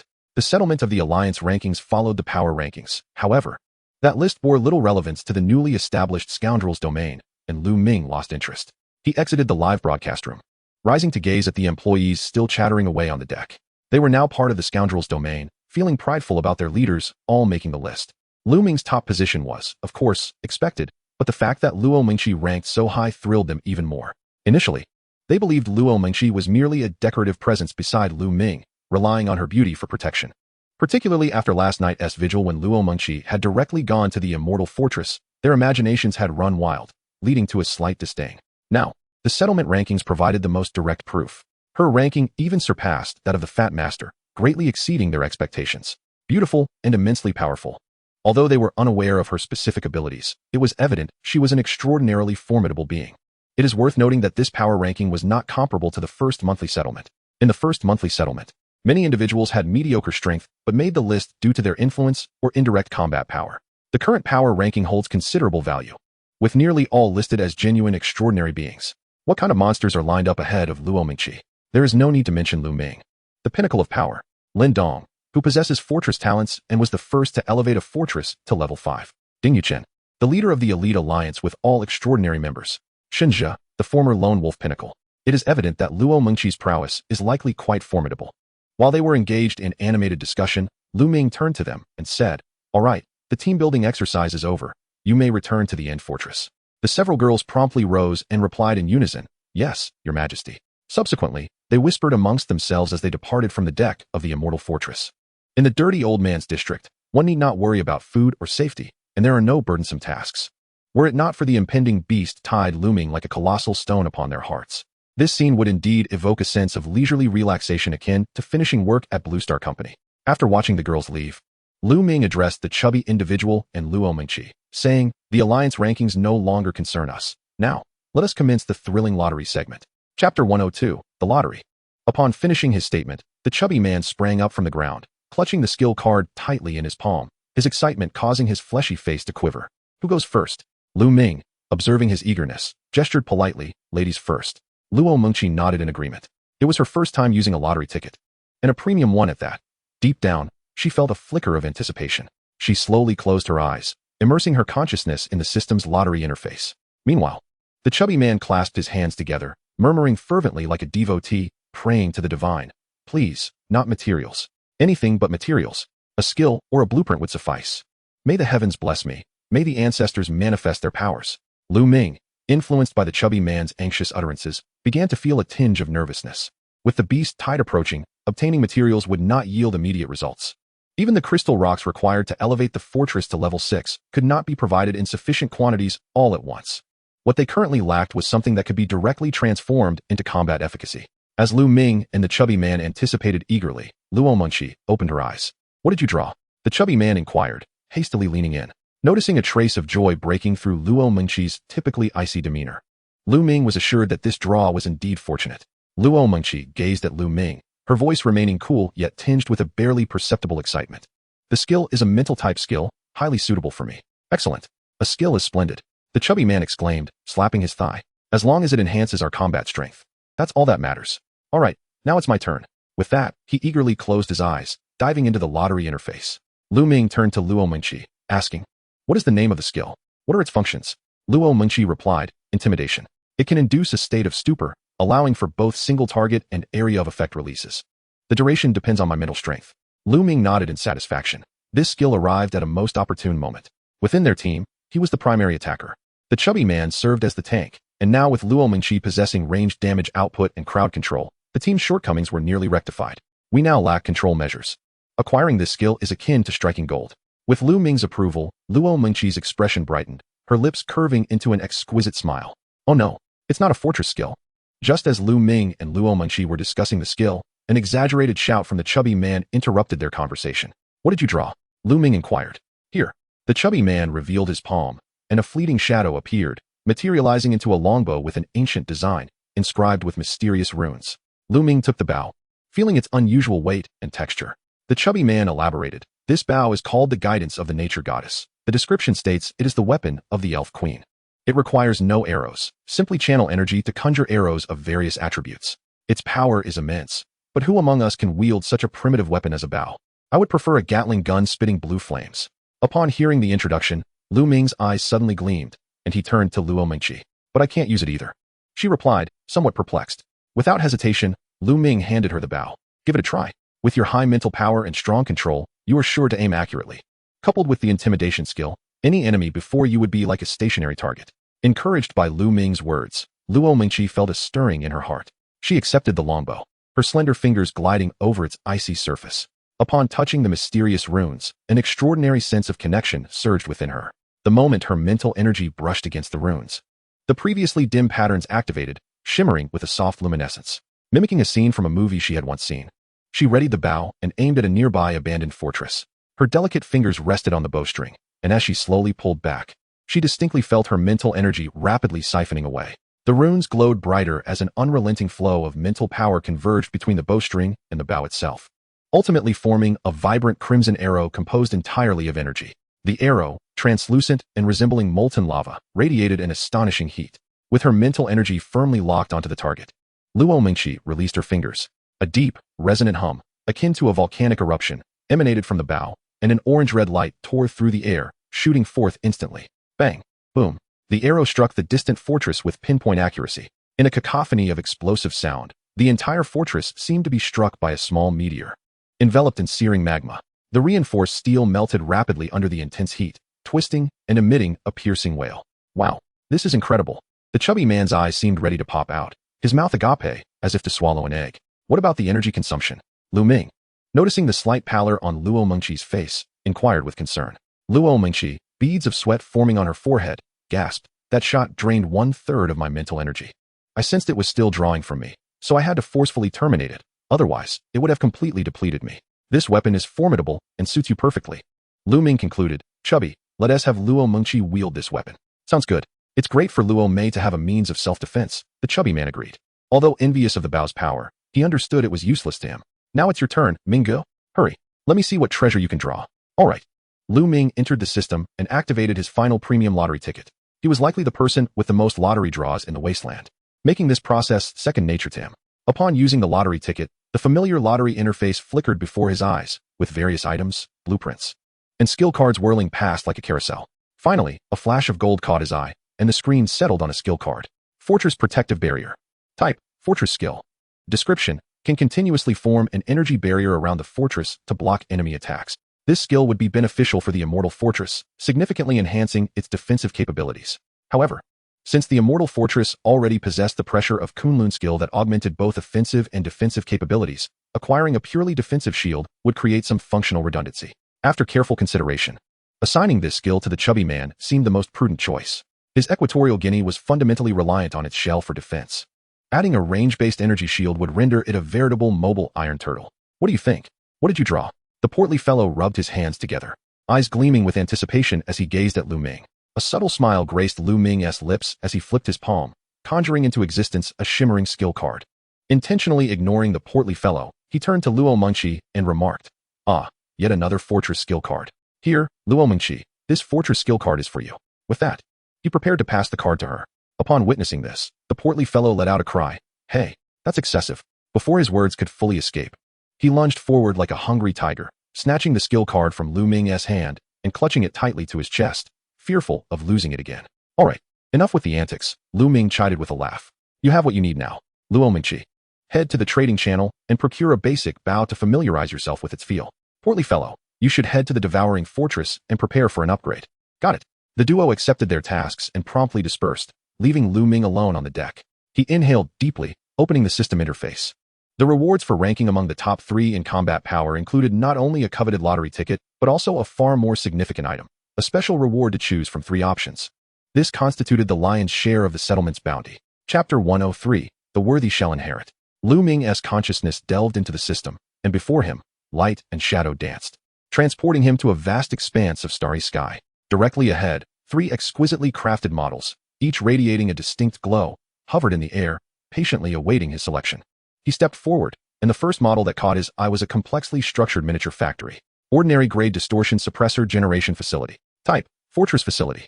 Description, a secret recipe from the Goblin Alchemy Master, Blade. Each potion can suppress up to 3 units of distortion. Note, ordinary grade potions exhibit drug resistance.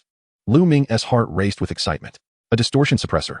If this were to appear on the Wasteland, it would undoubtedly incite an unprecedented storm. Distortion looms like the sword of Damocles over every survivor, embodying their deepest fears. Currently, individuals on the Wasteland, regardless of their strength, have been, to varying degrees, eroded by the forces of distortion. The value of such an item is incalculable. He forcefully suppressed the impulse to choose immediately and shifted his gaze toward the second model. This one appeared to be a technologically advanced purification device. Distortion Beast Meat Purification Facility. Type, fortress facility. Description, a masterpiece of an anthropologist, capable of deep purifying the flesh of distortion beasts, rendering it into harmless protein suitable for human consumption. Once again, this was a reward capable of altering the landscape of the Wasteland. Lu Ming inhaled deeply. The rewards from this settlement were far more substantial than the last. It seemed that the quality of system rewards was indeed determined by the overall strength of the survivors on the leaderboard. In the previous round of selections, the only truly exceptional item was the blood meat farm. Although the water knife and the old-era heroic blade were commendable, they were not irreplaceable.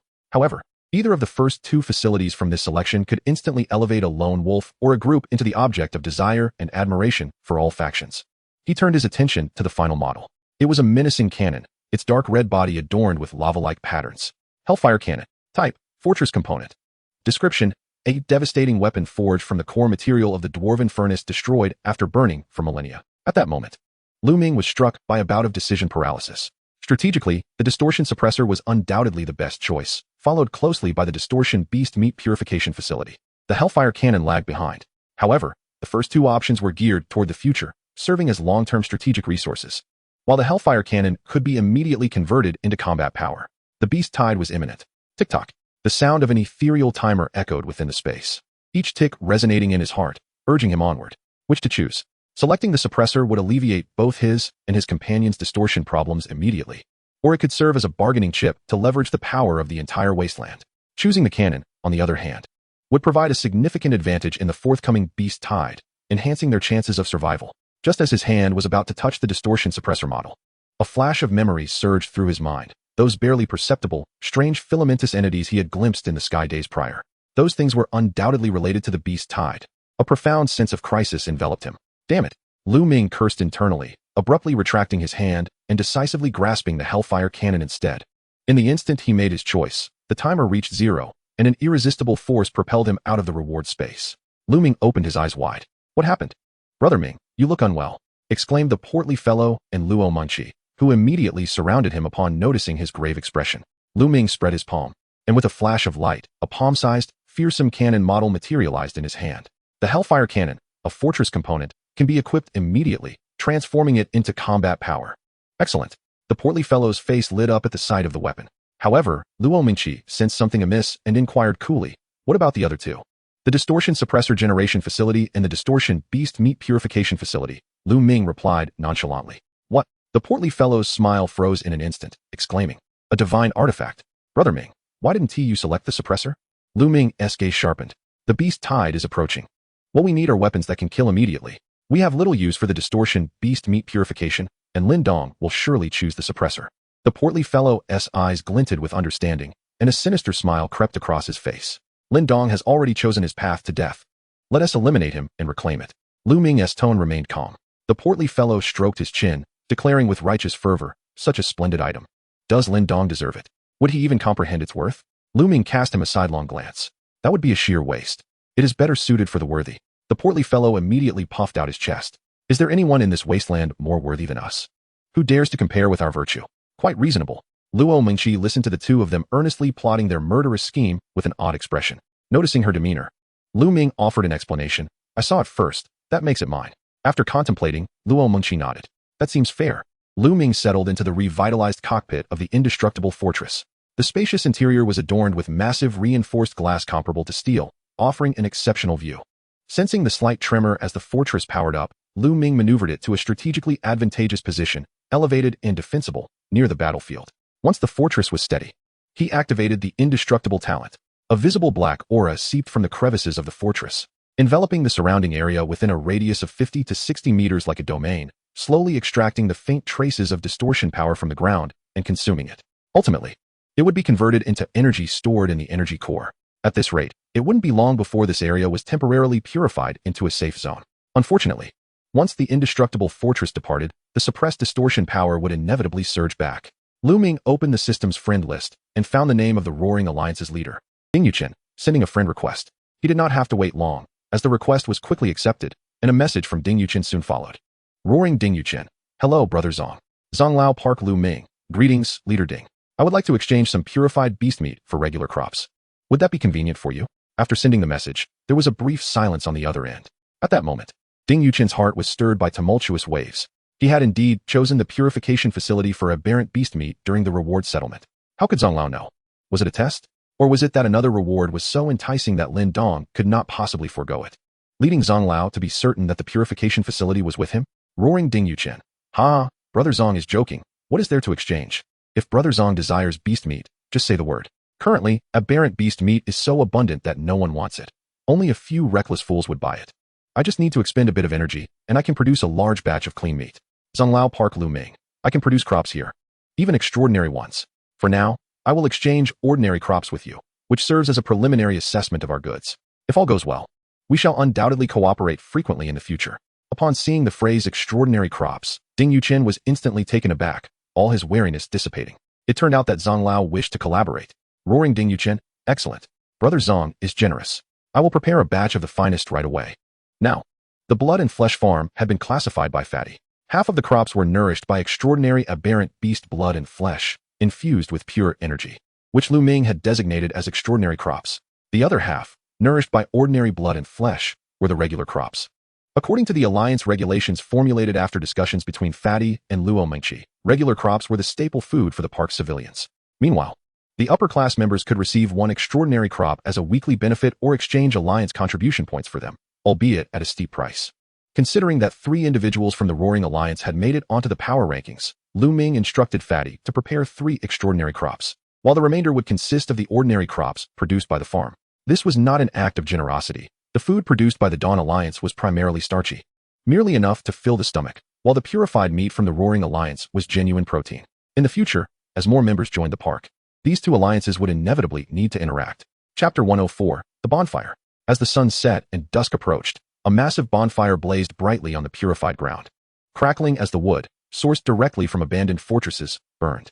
The flames cast a warm glow on the faces of those gathered around. Lu Ming casually sat on the ground. His battle knife, stained with the blood of many, plunged into the earth beside him. Luo Mingqi sat next to him, her ancient-styled longbow resting quietly on the ground within reach. Fatty skillfully turned the skewers on the grill, occasionally sprinkling a handful of simple seasonings. As the rich aroma of meat mingled with the scent of burning wood, wafting through the cool evening breeze. Not far away, several newly arrived girls were still busy. 3 or 4 were setting up the grill, while others were preparing large chunks of meat marinated with purified beast meat for teppanyaki. When they initially received the order to bring the cooking utensils and food down to the ground, hesitation and fear were etched on their faces. It was only when they witnessed Lu Ming, Fatty, and Luo Mengqi effortlessly leap down from several meters high and nonchalantly start the bonfire that their astonishment peaked. Did these elites not undergo aberration? Or had they transformed into some unseen monsters? Fatty, growing impatient, urged them to quickly bring the food down. Only then did they muster the courage to cautiously peek over the edge of the platform and descend along the fortress's tracks. One boulder girl, as her toes were about to touch the ground, instinctively recoiled. "Don't be afraid, just come down," Fatty's voice called from the firelight, brimming with a reckless spirit. "If you undergo aberration, your king will give you a swift end." The girl's face instantly paled. Luo Mengqi shot a glance at Fatty and rolled her eyes. Her voice remained cold but carried a rare hint of warmth. "Do not frighten them. This ground has been purified, and there is no risk of aberration. You may rest easy." Upon hearing this, the girl tentatively placed her foot on the solid earth. Once she steadied herself, the system indeed did not issue any alerts regarding aberration risk. An indescribable surge of excitement and joy overwhelmed her reason. She trembled as she crouched down, cupping a handful of dry soil, bringing it to her nose, and inhaling deeply the long-missed scent of earth mixed with grass. Tears streamed uncontrollably down her cheeks. They had never yearned so desperately to touch the ground. This feeling was akin to a refugee adrift at sea for months finally returning to solid land.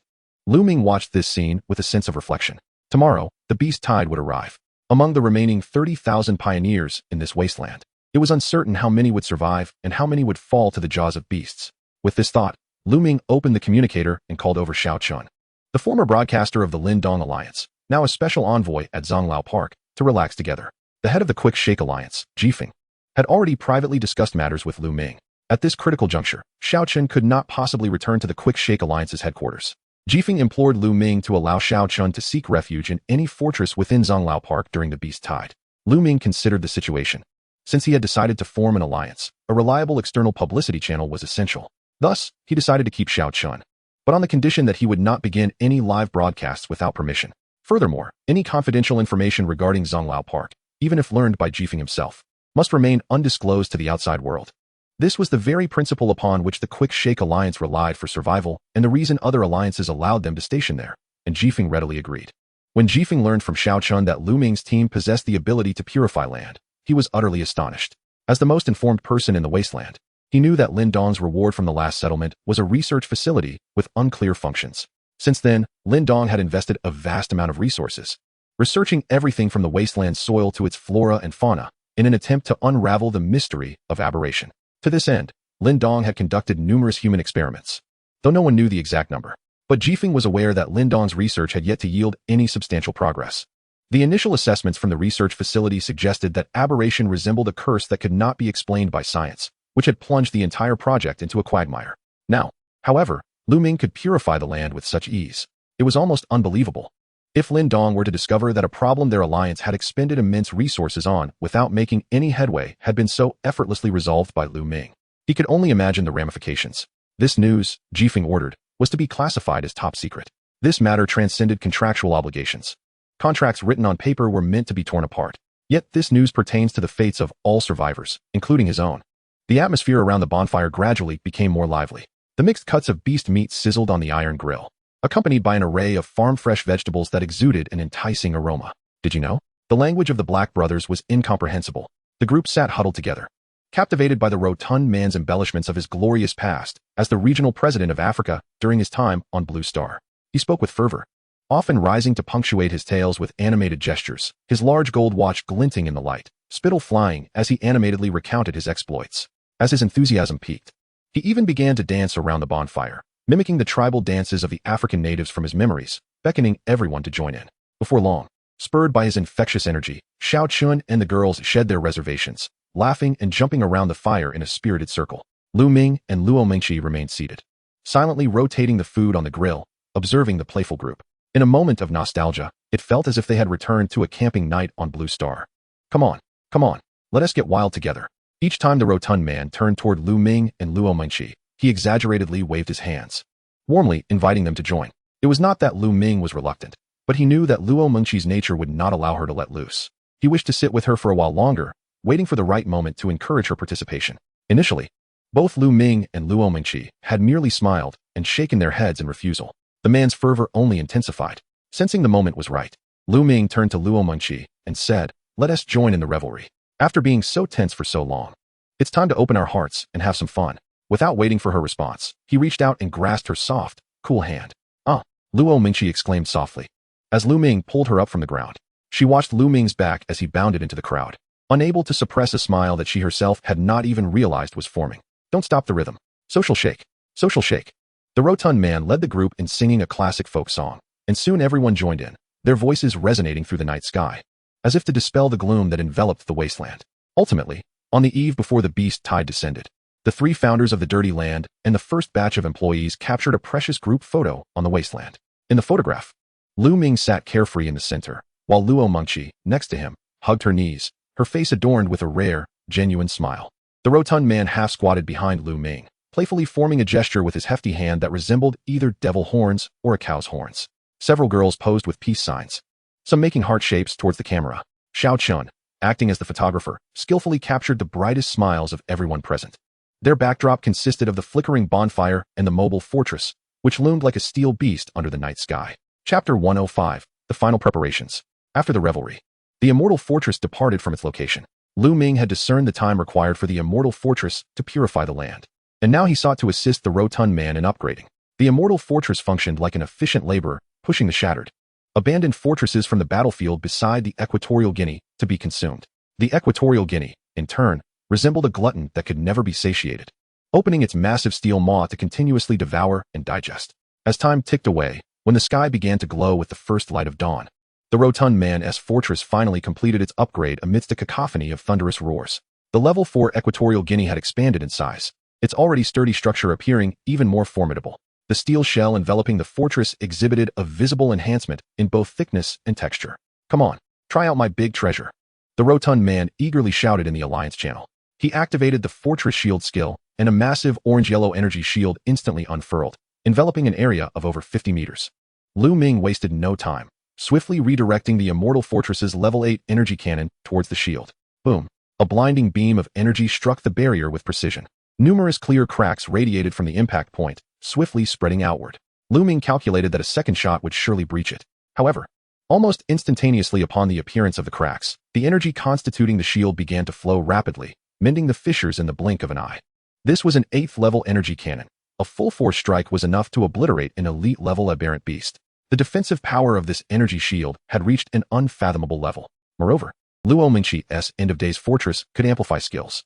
If the amplification were applied to this energy shield, its fortitude would undoubtedly escalate to an even higher level. Coupled with the magnetic storm coils of the immortal fortress, which could continually eliminate nearby ordinary aberrant beasts, this combination would ensure the three fortresses maintained a relatively safe environment for output during the beast tide. Time was still on their side. With the support of the immortal fortress, it was not impossible for the rotund man to reach level 5 before the beast tide struck. At that point, his fortress skills would undoubtedly become even stronger. Originally, Lu Ming had intended to reserve the remaining aberrant cores for upgrading the end of days fortress. But it seemed that the defensive skills of the rotund man held greater strategic significance in the impending beast tide. The two remaining elite-level aberrant cores, Lu Ming decided to keep as a contingency. The immortal fortress did not require the use of its skills for the time being. Once it needed to activate its abilities, it would indicate that the rotund man's energy shield had been breached. The rotund man's fortress skill consumed a vast amount of energy only at the moment of raising the shield, while maintaining it afterward required only a small amount of energy unless the shield was damaged and needed repair. In contrast, Luo Mingqi's amplification ability necessitated a continuous consumption of a large amount of aberrant cores. These two cores were perfectly suited for cooperative use between her and the rotund man. As the countdown to the beast tide reached 0, the entire wasteland was enveloped in an oppressive atmosphere, reminiscent of the eve of war. All alliances ceased their activities, began to contract their defenses, and establish defensive formations. Some survivors huddled in caves, hoping to escape the beast tide by sheer luck, but whether they could was uncertain. Most alliances adopted similar formations, centering around the leader's fortress and expanding outward in concentric rings to construct layers of defense. Only a few alliances exhibited distinctly different formations. For instance, the Roaring Alliance. Their entire roster consisted of high-level combatants, relying on a strategically advantageous canyon terrain. The leader Ding Yuqing's fortress was positioned at the very forefront of their formation, similarly placing other top-tier forces at the perimeter. Their core area, in contrast, housed the lowest-level fortresses. Yet, the personnel within these fortresses did not sit idly waiting for protection.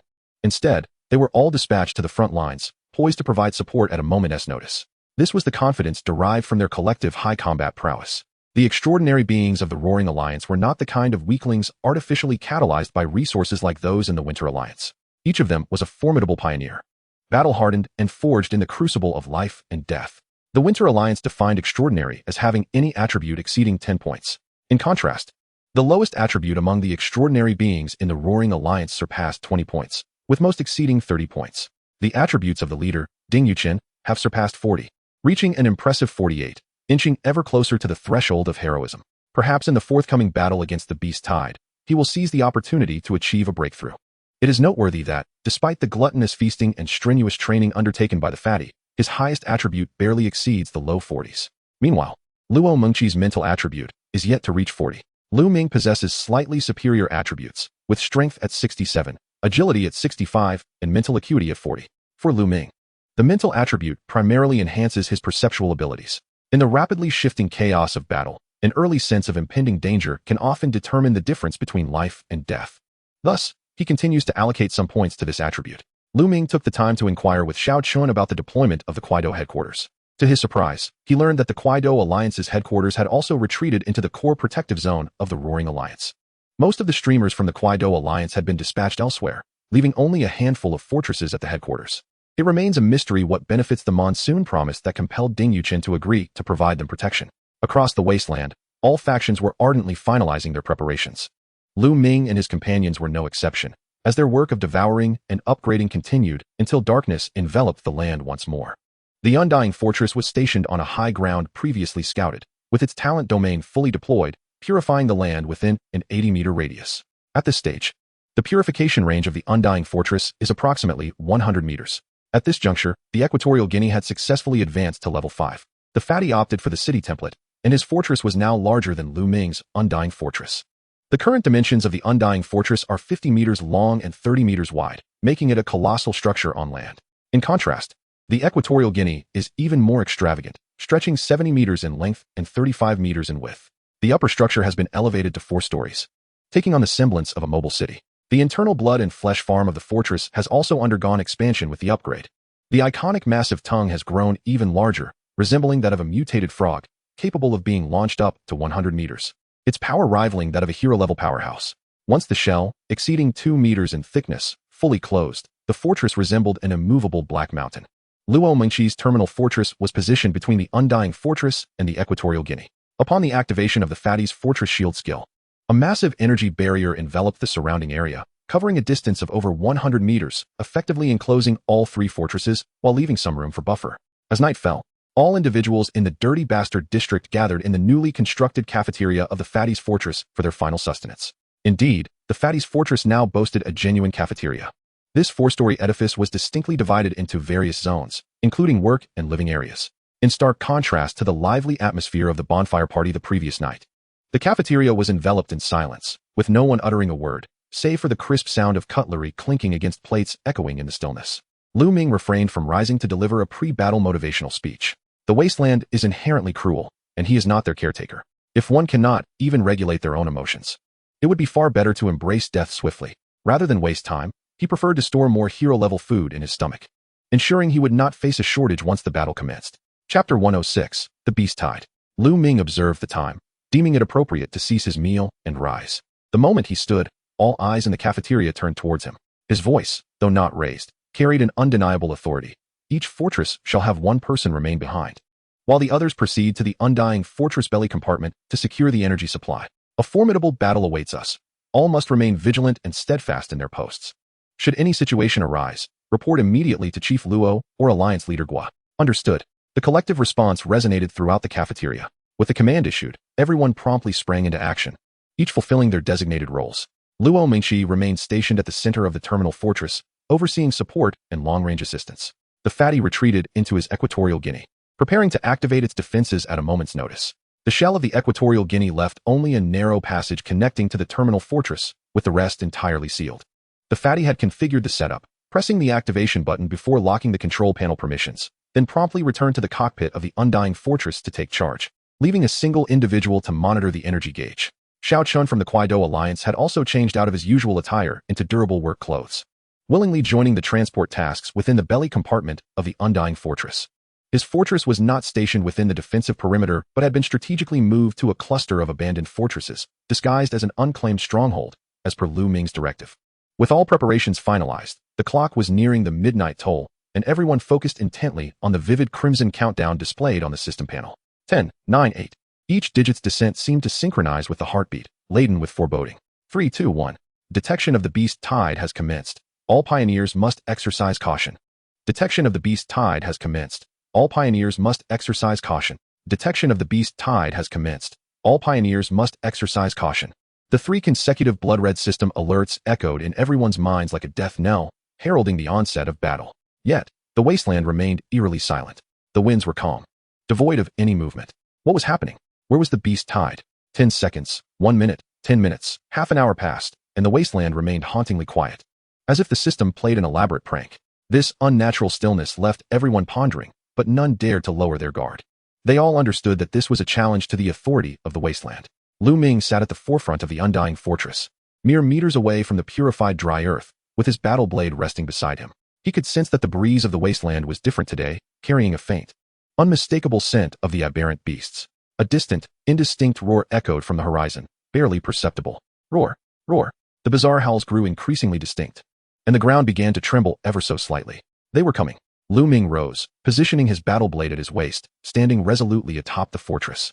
The lightning flickered in his eyes as his extraordinary vision allowed him to discern, far on the horizon, countless dense shadows coalescing into a black tide, rushing towards them. That was the endless dark wave comprised of aberrant beasts, approximately 10 kilometers away, yet in mere minutes, it would be upon them. Mingu, they are coming. Should we activate the defensive shield? The fatty, from the cockpit of the Equatorial Guinea, spotted the legion of aberrant beasts and shouted in the Alliance channel. His voice taut with tension. Stay steady. Lu Ming's voice was calm as a placid lake. 800 meters. 600 meters. The speed of the aberrant beasts rivaled that of a cheetah on the plains, with hundreds of meters closing in the blink of an eye. Mingu, steady. 400 meters. 200 meters. The horde of aberrant beasts was on the verge of breaching the designated defensive perimeter, their frenzied howls echoing painfully in the mind. Mingu, activate. Virum. A vibrant orange-yellow energy shield instantaneously expanded outward from the Equatorial Guinea vessel, resembling a colossal shield conjured from thin air, directly colliding with the oncoming tide of aberrant beasts. Bang! The foremost of the aberrant beasts crashed against the protective barrier, the tremendous force causing the shield to tremble slightly. The sickening sound of shattering bones echoed incessantly as the front line of aberrant beasts was mercilessly reduced to a gruesome pulp, while those behind were pushed forward by their counterparts, becoming grotesquely twisted corpses pressed against the shield. Upon pressing the skill button, the rotund figure leaped through the window, landing upon the central fortress of the End of Days, exerting force to soar once more into the air. Under the watchful gaze of Luo Mingqi, he descended upon the deck of the immortal fortress like a vulture, deftly maneuvering into the control room, executing his actions with fluidity as he pressed the buttons in swift succession. ZZZ. The magnetic storm coil of the immortal fortress seized command of the battlefield. As many as 25 robust arcs of electricity shot forth from the energy spire atop the fortress, racing towards the beast horde 100 meters away. The densely packed swarm of beasts became the perfect conductor, blue-violet lightning leaping and spreading among them, as rows of aberrant beasts convulsed and charred under the electric onslaught. The Level 8 magnetic storm coil possessed enough potency to inflict harm even upon hero-class aberrant beasts. Among ordinary beasts, a single arc could propagate through hundreds before gradually dissipating. Outside the orange-yellow shield, an additional perimeter formed, a death zone comprised of blue-violet arcs. The corpses of aberrant beasts continued to accumulate outside the shield, crushed and trampled by their advancing kin. Within the belly of the immortal fortress, Xiao Chun and several girls tirelessly fed raw stones into the furnace. The moment the energy core's reserves showed any signs of depletion, they immediately replenished it, ensuring an ever-overflowing supply of energy. The consumption of the magnetic storm coil was not substantial. Their primary concern was the supply for the mounted energy cannon on the fortress deck. Once that cannon entered its full power mode after charging, the amount of raw stones it would require was untested by Lu Ming, but it would certainly exceed 10,000. However, it was far from the time to deploy such an apparatus. The aberrant beasts outside had yet to even rattle the rotund figure's defensive shield. Boom, boom, boom. At that moment, a resounding thud echoed from behind the tide of beasts, heavy as a drumbeat. In Lu Ming's line of sight, a colossal black behemoth tore through the horde, charging towards the shield. It was a gigantic aberrant beast resembling a beetle, adorned with a fearsome horn atop its head and a carapace bristling with spikes. Each of its 6 massive hooves caused the ground to tremble with each step. It measured over 30 meters in length. Mingqi. Lu Ming conveyed only 2 words through the squad channel. Aiming. Luo Mingqi's cool voice responded instantly. Standing atop the highest point of the end of day's fortress, her posture was regal, the longbow in her hands arched like a full moon. With her fingertips gripping an ice-blue arrow formed from condensed energy, her mental focus locked onto the target, she released. The moment the arrow left the bowstring, it emitted a resounding crack. A beautiful yet perilous blue trajectory sliced through the night sky, striking the target with pinpoint accuracy. The energy arrow embedded itself in the beetle-like aberrant beast's head. Hiss! A chilling mist erupted, instantly encasing the front half of the beetle beast in a thick layer of frost, transforming its once jet-black armor into an icy blue. Yet it did not perish. Its hindquarters thrashed violently, attempting to break free from this unnatural state. Just then, a crimson elongated object shot through the air like lightning, piercing through the beetle's head armor before retracting in an instant. It was the tongue of the flesh farm. Upon its retraction, the formerly formidable hero-class beetle aberrant beast collapsed, the resounding crash overshadowing the surrounding roars of beasts. Lu Ming raised an eyebrow. Had that tongue truly just taken down a hero-class beast in a single blow? As if sensing Lu Ming's gaze, the tongue deftly extended towards him, revealing at its tip a pulsating aberrant core, still radiating warmth. So that was it. Lu Ming understood and commended. Well done. You can feast on the flesh of this battlefield later. Receiving Lu Ming's praise, the tongue joyfully flicked before retracting back into the Equatorial Guinea vessel. Fatty, shrink the shield to an 80-meter radius, leaving some space for purification. A hero-class aberrant beast has already appeared. It's time for me to stretch my limbs. Lu Ming leaped from the deck of the immortal fortress, brandishing his battle blade as he strode towards the tide of beasts. Chapter 107, The Beast Tide 2. Lu Ming stood before the barrier, with solid, dry ground beneath his feet. Beyond it lay a hellish scene. The corpses of aberrant beasts had formed a mound taller than a man, while more of their kin climbed over the carcasses, frantically battering against the orange-yellow energy shield. Viscous saliva and chunks of flesh smeared the barrier, as distorted beast faces silently roared at him through the thin veil of light. They could see him, smell him, yet could not reach him. This close proximity rendered them increasingly frenzied. The focus of their assault began to shift towards Lu Ming's position. Zzz. Another robust arc of electricity shot forth from the apex of the immortal fortress, accurately striking the beast horde. The first few aberrant beasts that encountered the arc had no time to emit a cry of despair before their bodies detonated, charred flesh showering the polluted ground. Just as that land was poised to give rise to more aberrant power, it was seized by the immortal fortress's innate domain, extracted, and transformed into pure energy for storage. At that moment, a mass of deep green corrosive liquid hurtled from the rear of the beast horde, tracing a parabolic arc before crashing heavily against the shield. Boom. The high-concentration corrosive fluid immediately began to erode the energy barrier, emitting a hissing sound as the surface of the shield rapidly dulled. Yet the energy constituting the barrier flowed swiftly, soon repairing the corroded area. Following this, a massive figure burst through the horde, colliding forcefully against the shield with its mountainous body. The entire barrier shuddered violently. Lu Ming's eyes narrowed slightly. A giant ape? The first hero-class aberrant beast he had encountered was the corrosive giant ape, a battle that had nearly cost him his life. This one was clearly larger than the last, with an additional pair of arms. Upon encountering an enemy, one's blood runs hot. Lu Ming uttered no words, gripping the hilt of his blade and drawing it forth. A dazzling bolt of lightning erupted as he executed a horizontal slash, instantly tearing through the beast horde, cleaving a dozen aberrant beasts in two. The giant ape, witnessing this, did not flinch nor evade, extending its claws to meet the lightning. As the brilliance exploded, Lu Ming's figure was already following closely behind. A flash of cold light severed a massive arm, dark green blood gushing forth. Lu Ming landed, his eyes crackling with energy, exerting force beneath him to once again close the distance, aiming for the giant ape's head. The giant ape, feeling the pain from its severed limb, unleashed a thunderous roar. Yet it had no time for further reaction. Seeing Lu Ming's assault approach, it immediately unleashed a spray of corrosive liquid. Lu Ming sprang off the corpse beneath him, executing a mid-air flip with ease to evade the attack. However, that brief moment of delay allowed the surrounding aberrant beasts to swarm in. Clawed limbs and appendages attacked from all directions, sealing off all avenues of retreat. Lu Ming parried and countered in rapid succession, the dance of his blade scattering severed limbs and chunks of flesh in every direction. In no time, a small pit formed around him, constructed from the piled corpses of dozens of distorted beasts. The rotund figure in the cockpit watched with mounting anxiety, eager to assist with the magnetic storm coil, yet fearful that the indiscriminate arcs of electricity might inadvertently harm Lu Ming, leaving him to merely watch in frustration. Meanwhile, Lu Ming reveled in the melee, his battle blade slicing through the air with deadly precision, weaving a tapestry of lethal arcs. The attacks of ordinary distorted beasts could barely graze his skin, leaving only faint white marks behind, save for a fresh crimson streak on his face, a souvenir from a giant ape's opportunistic strike amidst the chaos. At last, He seized a fleeting moment of vulnerability. Lu Ming sheathed his sword, then drew it with a flourish.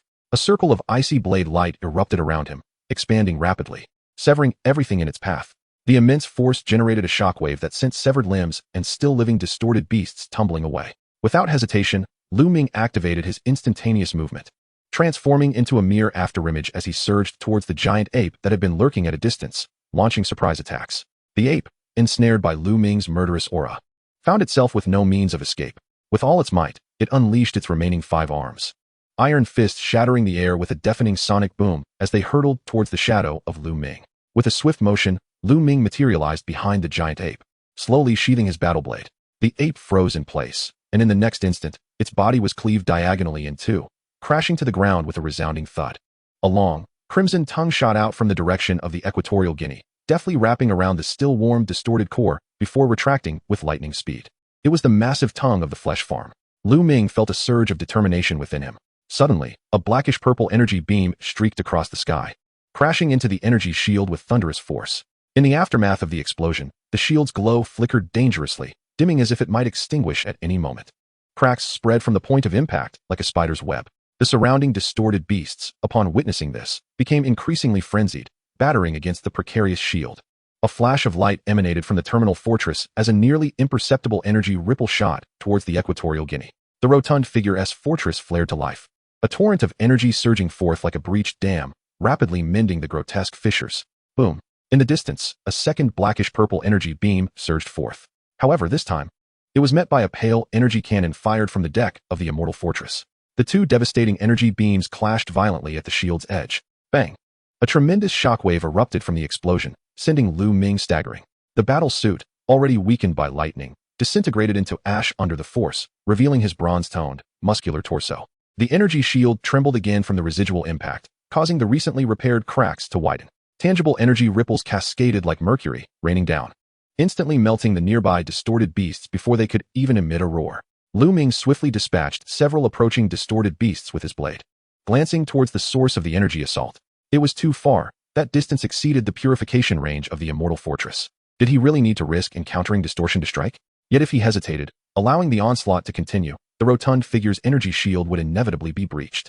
Once the shield shattered, it would take time to restore, and with the relentless tide of beasts closing in, the occupants of the fortress, without close combat skills, would be at the mercy of the situation. Lu Mingqi, a ranged attacker, could only add to the uncertainty.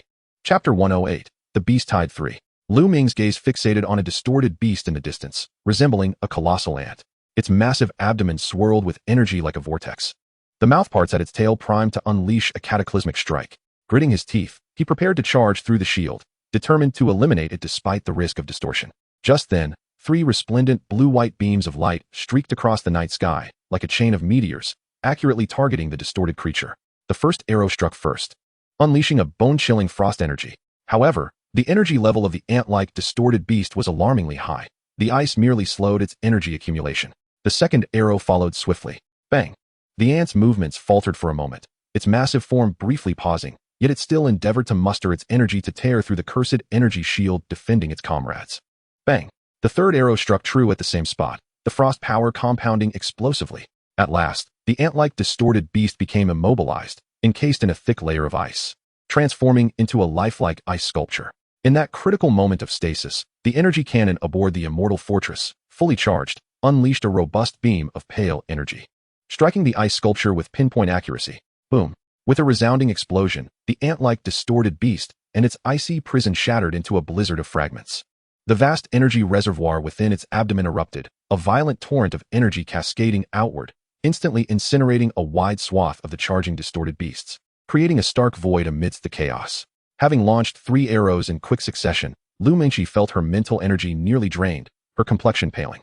She could not conjure such powerful energy arrows again without time to recuperate. Should another high-frequency attacking, hero-level distorted beast appear, they would have to rely entirely on the airborne energy cannon. Without pausing, she retreated to the cockpit of the terminal fortress.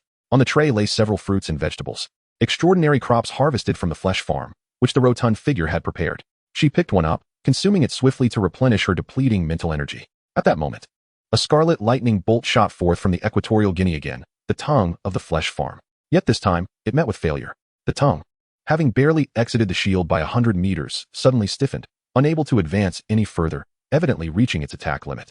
The great tongue thrashed in frustration, ensuring it could not reach the hero-level distorted core before furiously whipping the air, turning several unfortunate distorted beasts into a pulpy mess before reluctantly retracting back to the Equatorial Guinea. Seeing the immediate remote threat alleviated, Ming swiftly returned to the safety of the shield. With no hero-level distorted beasts in sight for now, he too needed to seize the opportunity to rest and regain his strength. In the ensuing time, the battlefield descended into a peculiar equilibrium.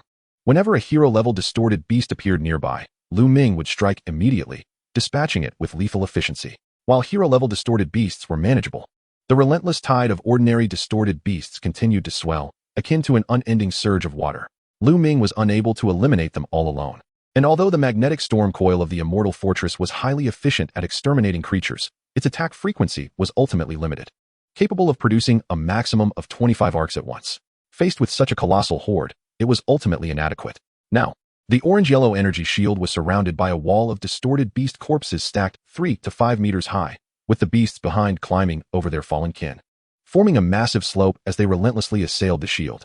Fatty, activate the Hellfire Cannon. Ming's voice resonated through the channel, decisively issuing the command. Received. Fatty's voice brimmed with excitement. He promptly maneuvered his permissions at the control panel, initiating the formidable cannon that had just been mounted atop the Immortal Fortress. Atop the fortress, the ancient, dark red Hellfire Cannon gradually elevated its muzzle. The cannon operated on a hybrid energy drive mode, necessitating the simultaneous output of foundational energy provided by the original stones and advanced energy from the distortion cores. As the Hellfire Cannon began to charge, the energy core of the Immortal Fortress and the energy from the skill bar were rapidly drained. The lava-like patterns on the cannon's body illuminated section by section, growing increasingly bright and menacing. Within the cannon's maw, a gurgling sound akin to boiling magma reverberated. Boom! A viscous, orange-red column of magma energy erupted forcefully from the cannon's mouth, tracing a deadly parabolic arc and showering the corpses encircling the protective shield. The distortion beasts, frantically assaulting the shield, were suddenly doused with scalding magma from the depths of a volcano, their flesh instantly melting under the intense heat, exposing stark, white bones, which soon became carbonized. A deluge of magma cascaded down, obliterating both the corpses heaped outside the shield and the living distortion beasts, dissolving them entirely. Ultimately, a ring of magma, emanating black smoke and a pungent, acrid stench, formed around the protective shield. Inside the Equatorial Guinea, the great tongue watched helplessly as what was once its sustenance was reduced to a puddle of sludge, causing it to irritably lash about within the fortress, producing muffled thuds. The distortion beasts beyond the magma barrier continued their reckless charge, but upon contact with the energy-infused magma, they ignited, emitting piercing wails as they writhed in agony, unable to extinguish the insatiable flames clinging to them, witnessing their very limbs dissolve bit by bit. For a moment, the onslaught of the beast tide was forcibly halted. The distortion beasts, gazing across the 10-meter expanse of magma, exchanged resentful roars. Seizing this precious cool-down period, the occupants of the fortress immediately began replenishing their depleting resources, with the energy shield rapidly mending the fine cracks that had been inflicted during the recent assault, bolstered by the influx of potent energy. Brother Ming, this Hellfire Cannon truly is a monster-slaying artifact. Fatty's voice echoed through the communication channel, filled with pride. Such immense consumption, it must indeed be effective. That last shot cost nearly 10,000 original stones and depleted almost half the energy bar, Ming replied. Then let us conserve it for critical moments. Fatty winced at the thought of the consumption. What is the consumption status? Ming inquired, directing his question towards Luo Munchi, who was responsible for coordinating all energy allocations. Approximately 30,000 original stones and 3 extraordinary distortion cores have been expended, Luo Munchi's cool voice quickly relayed. Still within acceptable limits, Ming nodded. The Immortal Fortress possessed the innate ability to continuously absorb the dissipating distortion energy from the ground and convert it into its own energy. The more distortion beasts that perished, the denser the distortion energy on the ground became, thereby enhancing the energy conversion efficiency of the Immortal Fortress.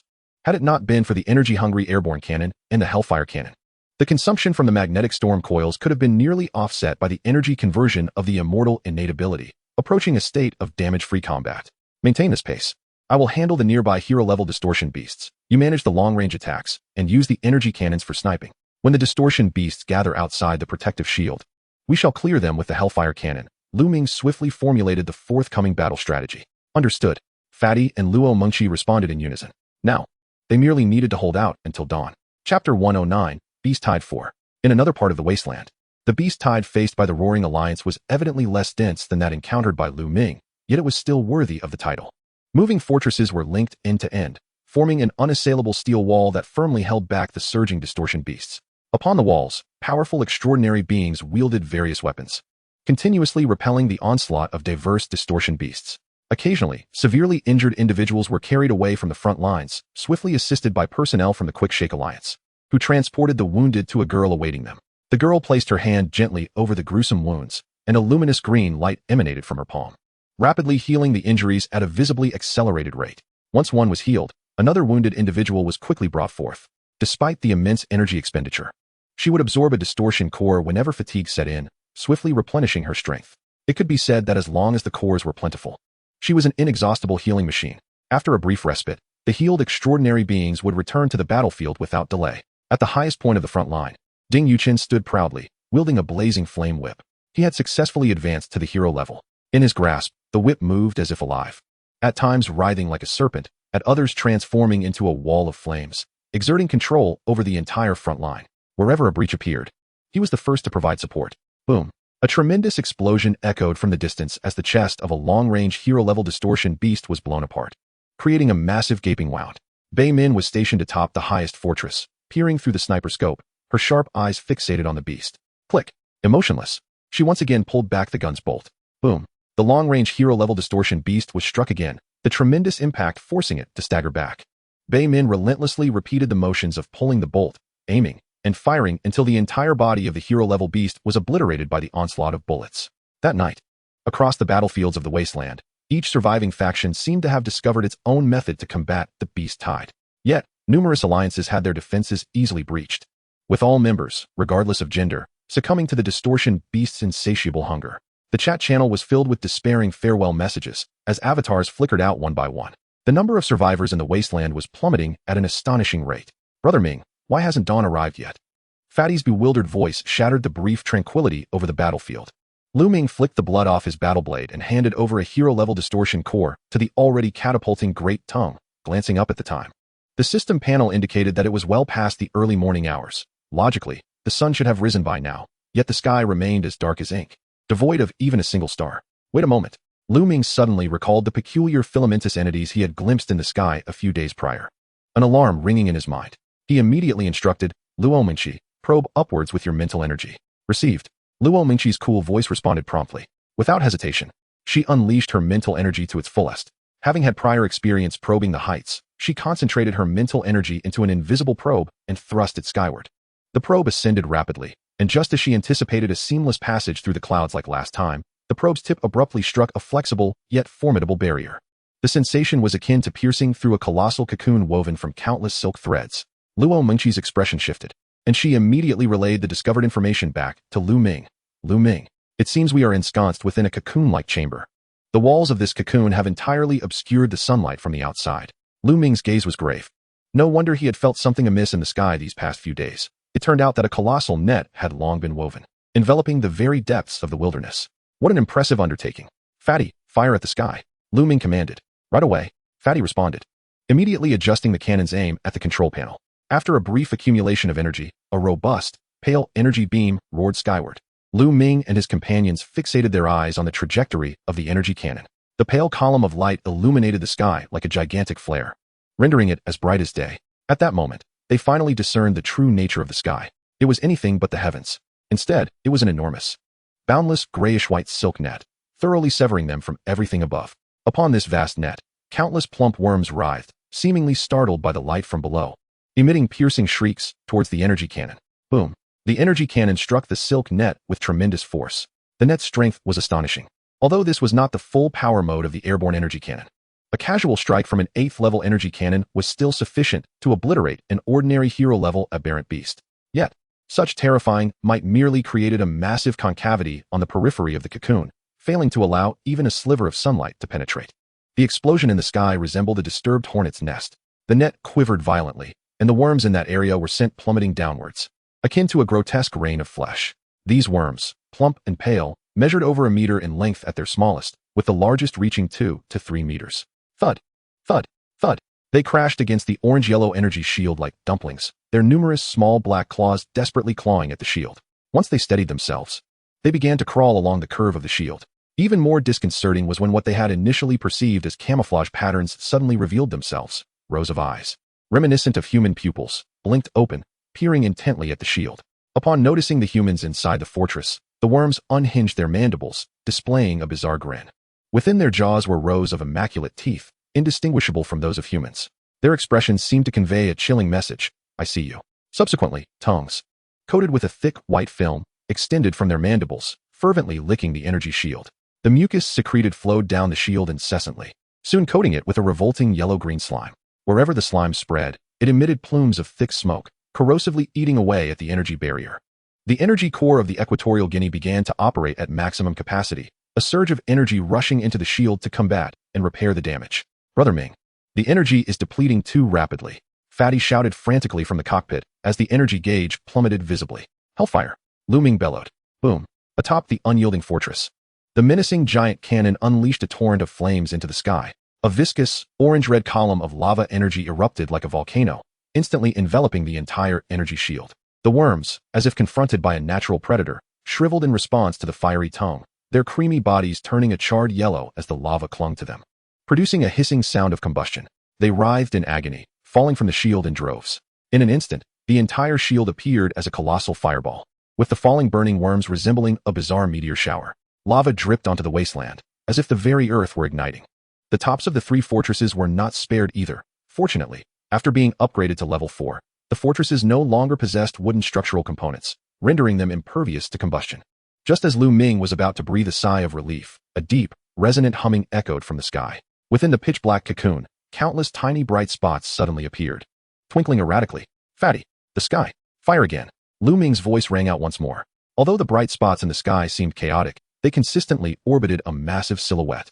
Judging by Ming's extensive combat experience, it was undoubtedly a colossal entity. Chapter 110, Beast Tide 5. The pale energy beam roared skyward, akin to a divine spear piercing through the darkness. The light radiated outward, instantly illuminating everything in its vicinity with exquisite clarity. The massive outline hidden within the dark sky finally revealed its true form. It was a shadow far larger than any aberrant beast Ming had ever encountered, resembling a floating mountain of flesh, with countless twinkling points being its densely packed compound eyes, facing an energy cannon capable of obliterating hero-level aberrant beasts. The immense shadow remained unflinching, instead opening its abyss-like maw wide. In one gulp, it devoured the entire energy beam. Boom! A thunderous sound resonated from the shadow's mouth, as if a bomb had detonated within its belly. Ming's eyes widened with horror. It swallowed the energy cannon directly? What in the world is this creature? The colossal shadow in the sky seemed utterly incensed by this strike, emitting a soul-piercing shriek as its massive form detached from the great silk net. Descending with an overwhelming sense of oppression towards the energy shield below, the shadow plummeted with astonishing speed, and at the moment of contact with the shield, its abyss-like maw opened once more. This time, it spewed forth a torrent of milky white energy. The energy was thick as if it were a biological digestive fluid, cascading down upon the orange-yellow energy shield. Sizzle! A nauseating corrosive sound erupted as the once strong energy shield crumbled before this milky white energy, as fragile as a sheet of window pane. Countless cracks rapidly spread across the surface of the shield. Fatty desperately cranked the energy core's output to maximum. The Equatorial Guinea's furnace groaned under the strain, surging energy flooding in to attempt to mend this fatal damage. Yet, all was in vain. Crack! Boom! With a sharp shattering sound, the entire energy shield exploded into a multitude of glowing particles, dissipating into the air. With the last bastion shattered, the immense shadow faced no more obstacles, its mountain-like form crashing heavily onto the ground. The earth trembled violently, as if a cataclysmic earthquake had struck.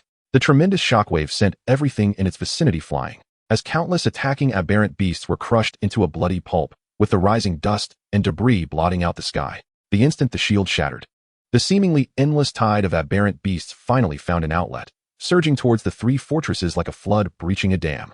Luomingchi, to the unyielding fortress. Replace Fatty. Fatty, retreat to your shell. Be ready to activate the shield again. Ming's furious roar echoed through the Alliance channel, his voice hoarse from sheer rage.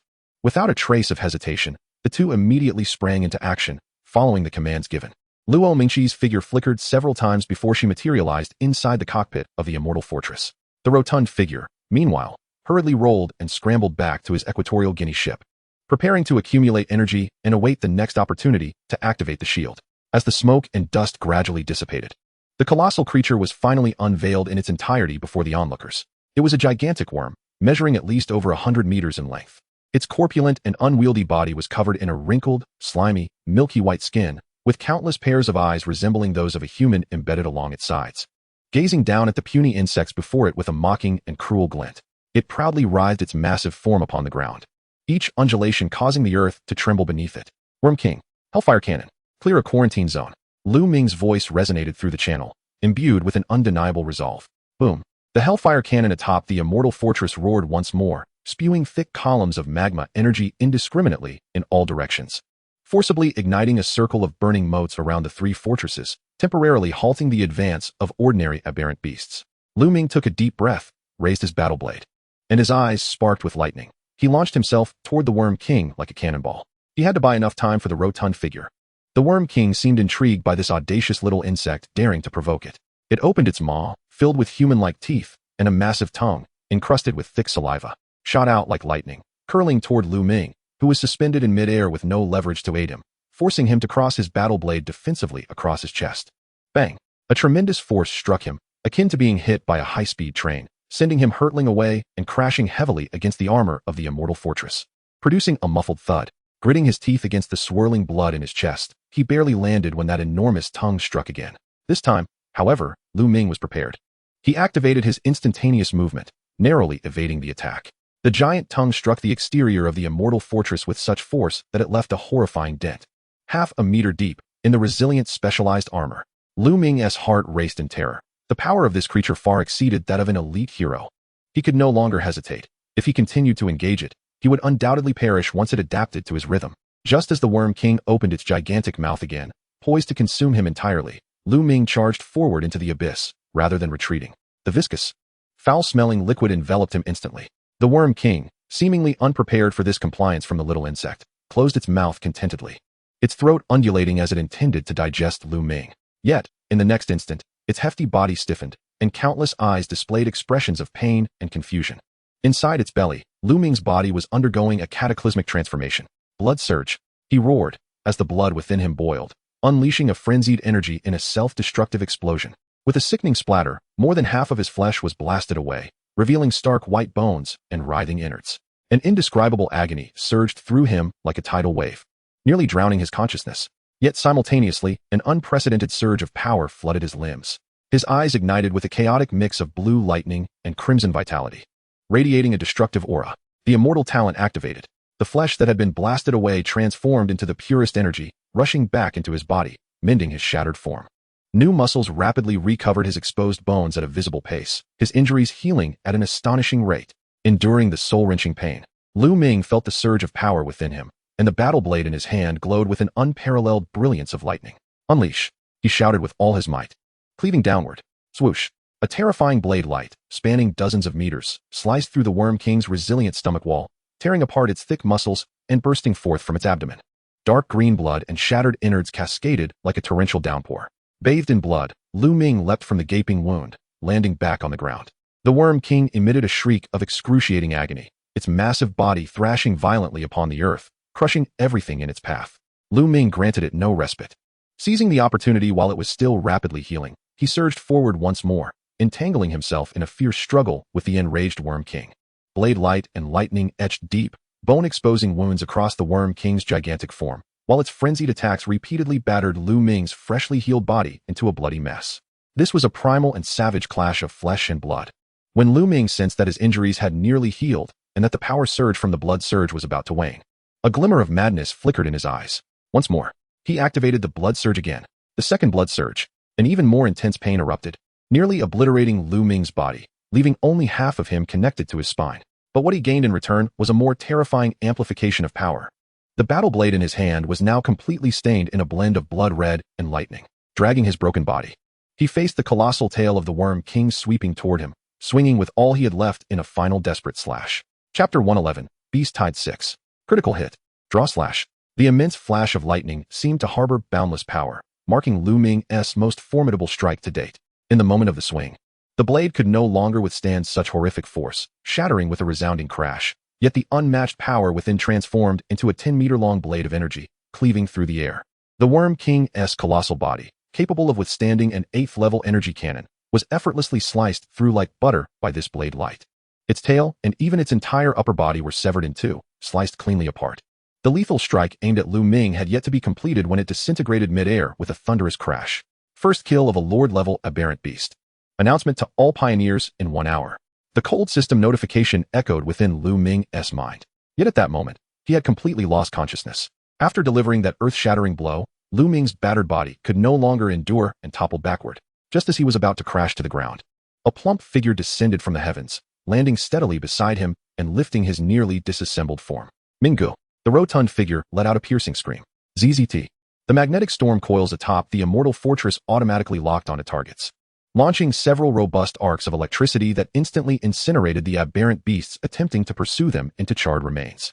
Meanwhile, from the direction of the end of Day's fortress, several ice-blue arrows shot through the air, exploding behind the rotund figure and encasing a large number of aberrant beasts in a chilling frost, rendering them into lifelike sculptures. Luo Mengqi's mental energy had long been depleted, and she was now straining to operate the weapon systems of the immortal fortress, providing cover for the rotund figure. He clutched Lu Ming tightly and sprinted back to his Equatorial Guinea ship with the utmost speed he could muster. After Lu Ming was brought back to the fortress, everyone, including Luo Mengqi, immediately abandoned the other 2 fortresses and retreated into the Equatorial Guinea ship. The protective shield had been breached, and re-establishing it would require a lengthy recharging period. Now, their sole reliance lay upon the stout and impenetrable shell of the ship. Bang! As the last person entered, the shell of the Equatorial Guinea ship promptly sealed shut, the heavy armor producing a dull thud that completely isolated the fortress from the outside world. Simultaneously, a cacophony of impacts resonated from all directions. Inside, the occupants stood on the deck, panting heavily. They could not discern the situation outside, yet the relentless, rain-like barrage of sounds, coupled with the occasional violent tremors emanating from the fortress, unequivocally announced that they were being besieged by an unending horde of aberrant beasts. Remain vigilant. Report any developments immediately. The stout man shouted at those on the deck before clutching Lu Ming's nearly unrecognizable form and dashing into the lounge without a backward glance. On the deck, the remaining individuals exchanged glances, their eyes filled with an indescribable fear and unease. What if the Chief King is in danger? A girl finally could not contain her anxiety, her voice trembling as she addressed Luo Mengqi. Luo Mengqi's cold gaze swept over them, her voice devoid of any emotion. Do not indulge in wild imaginings. With that, she turned and entered the cockpit. Although she was aware of Lu Ming's immortal talent and his formidable recovery ability, the severity of his injuries this time was truly terrifying. His body was almost entirely held together by a single spine, barely preventing disintegration. Watching Luo Mengqi's retreating figure, the last glimmer of hope faded from everyone's faces. Lu Ming was their cornerstone, their only reliance in this desolate wasteland of despair. If something were to happen to him, it would mean the complete shattering of their hope. Inside the lounge, the stout man hurriedly retrieved a sizable quantity of energy-infused hero-grade beast meat from the storage locker. This was a precautionary measure, as each fortress was equipped with some. Now, it was indeed proving its worth. He gazed at Lu Ming's broken form on the bed, took a deep breath, and forced himself to calm down. Skillfully, he began to slice the beast meat into appropriately sized chunks, then adeptly located Lu Ming's stomach. Despite having prior experience, the stout man could not suppress his frantic prayers. Hurry and absorb. Hurry and absorb. Brother Ming. He carefully placed the first piece of beast meat into Lu Ming's mouth. Soon, a faint yet resolute pulling force emerged. Lu Ming's dormant devouring power, akin to parched land receiving much-needed rain, began to voraciously absorb and decompose the immense energy contained within the hero-grade beast meat. The stout man's eyes brightened, a significant weight lifting from his heart. Effective. He immediately quickened his pace, continuously slicing and feeding. Lu Ming's body began to repair itself at a visibly accelerated rate. 8 hours passed. The onslaught outside the shell grew increasingly fierce. Several hero-grade aberrant beasts seemed to have discerned the secret to their assault and began to collectively target a single point. Crack! A disconcerting sound echoed from above as the shell suffered a jarring blow, yielding a fissure. The group held their breath in anxious anticipation as the shell began to show signs of deformation. Soon, a narrow gap appeared at the joint, and they could vaguely see the sharp claws of the aberrant beasts reaching through, their rancid saliva dripping onto the deck. Just then, footsteps approached from the direction of the lounge. On the deck, all eyes turned in hopeful expectation. The door swung open, and the stout man emerged. Seeing him alone, Luo Mengqi could not help but furrow her brow. The others, upon realizing that Lu Ming was not with him and noticing the bloodstains covering the stout man, felt their glimmers of hope extinguish in an instant. It's over. The king and that lord-class aberrant beast have perished together. We are doomed. A palpable atmosphere of despair enveloped the entire deck. At that moment, a slightly weak yet steady voice emerged from behind the stout man. Do you have any smaller clothes? It was Lu Ming. This voice, like the first ray of dawn piercing through the darkness, instantly dispelled the gloom hanging over everyone. Ecstasy. An indescribable joy surged within their hearts. Even Luo Mengqi in the cockpit could not help but smile slightly, a gesture she was unaware of. On the deck, those who had previously slumped to the ground stood up in excitement. Lu Ming emerged, clad in the stout man's oversized combat uniform. Despite his robust physique, he was unable to fill the garment adequately, rendering the sight somewhat comical. At least there is something to wear. The people of Africa often go bare. The stout man joked, wiping the blood off his face. Not having suitable clothing is no matter. Once combat begins, this outfit will soon resemble rags. However, the ill-fitting shoes are rather uncomfortable. Lu Ming promptly discarded the absurdly large shoes, opting to tread barefoot on the cold deck. Everyone. Lu Ming addressed the crew on the deck, who gazed at him with eager anticipation, then glanced up at the shell, which had already begun to crack. He estimated they could hold out for perhaps 20 to 30 minutes at most. Thus, he decided to utilize this time to allow his comrades to replenish their strength. Upon hearing Lu Ming's commands, the spirits of the crew instantly lifted, as if they had found their anchor. Start eating immediately. You have 10 minutes. Stout man. Each person gets one extraordinary crop. Given that a great battle loomed ahead, Lu Ming saw no reason to be stingy with a few extraordinary crops. After this fight, the ground outside would be littered with extraordinary flesh, sufficient to yield countless crops. With clear orders, the previously bewildered individuals sprang into action. Lu Ming entered the cockpit. Addressing Luo Mengqi, "You've worked hard. Leave this to me." After observing Lu Ming closely and confirming that he had fully recovered, she nodded and departed. Lu Ming took his place at the helm, his consciousness sinking into the system. He composed the text, then donned the unique title of Unparalleled Glory, Pioneer. Amplify. Bold. In the next moment, a message, as striking as a system announcement, appeared in the chat channel of all survivors. Pioneer Dirty. The Lord-class aberrant beast has been slain. A silken thread hangs in the sky. If not destroyed, the beast tide will not cease, and sunlight shall not shine. Now, everyone, use all your means to attack the cocoon in the sky. One message was not enough. Lu Ming sent several more identical messages to ensure that everyone would see them. He rarely spoke in the chat channel, but this time, he chose the most conspicuous method to make his presence known. Aware that everyone was engaged in battle, he even tagged everyone in his friends list. Those who appeared on Lu Ming's friends list were not only prominent figures, but also included Lin Dong. Chapter 112, The Beast Tide, End. Shortly after Lu Ming's message was dispatched, an official announcement from the system followed suit. System announcement. Announcement to all pioneers. The Immortal Bastion has achieved its first kill of a Lord-level aberration beast. The chilling, colossal crimson font lingered on the system panels of every survivor for an entire minute. The deathly silence of the chat channel was finally shattered by a message. My heavens, the big boss has truly been slain by the Dirty Man. Lord level. What kind of strength is this? The Dirty Man has done it. The Dirty Man said we are shrouded by a cocoon room, hence the delayed dawn. I wondered why the dawn hasn't come yet. So that's the reason. Wonderful. As long as we break the cocoon room, dawn will arrive. And the beast tide will recede. The elation and hope of surviving against the odds instantly ignited all those still struggling to endure. And the chat channel erupted with a clamorous cheer akin to a tidal wave. At that moment, Lu Ming received a private message from the leader of the Roaring Alliance. Ding Yuchen. Roaring Ding Yuchen. Dirty brother, is there really a cocoon room in the sky? We are rather short on artillery here. So I must confirm the reliability of this information. Lu Ming glanced at the ever-expanding fissure above him and swiftly typed a reply. Dirty Man S. Park Lu Ming. The Lord-level aberration beast is a multi-eyed worm mother, accompanied by numerous smaller worms. They have been weaving webs in the sky during this time, quickly filling the nets to block out the sunlight amid the beast tide. As long as the main structural support of the web is destroyed, the cocoon room will collapse. But be cautious, the small worms are numerous. And it can be quite troublesome if they fall from the sky. Roaring Ding Yuchen. Understood. Thank you, dirty brother. I have one personal question. How strong is this Lord-level aberration beast? Lu Ming recalled the force akin to being struck by a meteor, and how he barely secured victory after activating Blood Fury twice.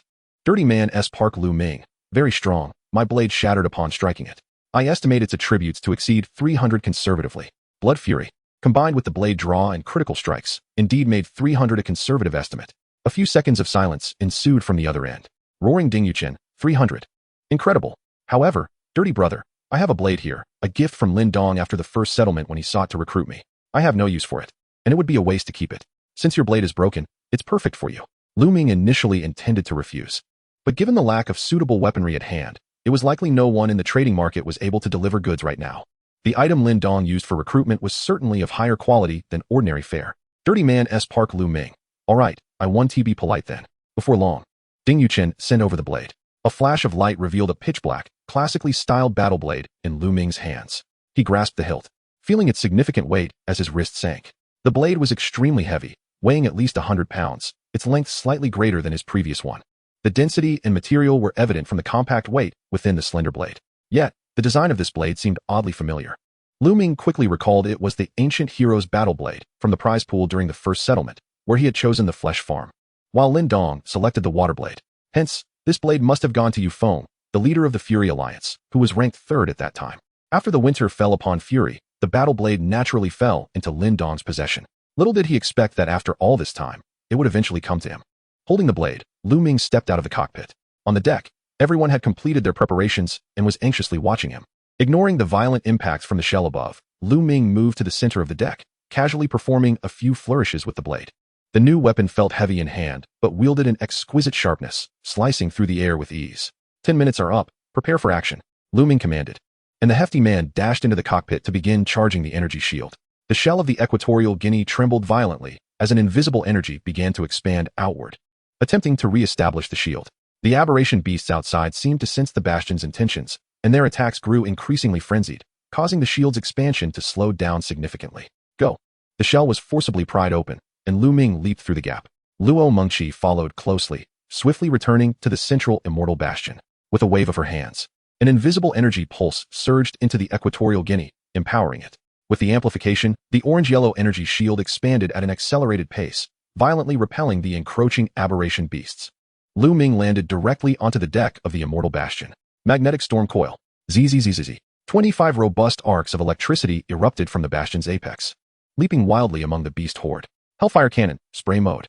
Uft. A viscous column of magma energy erupted once more, scorching a fiery isolation belt around the perimeter of the forming shield.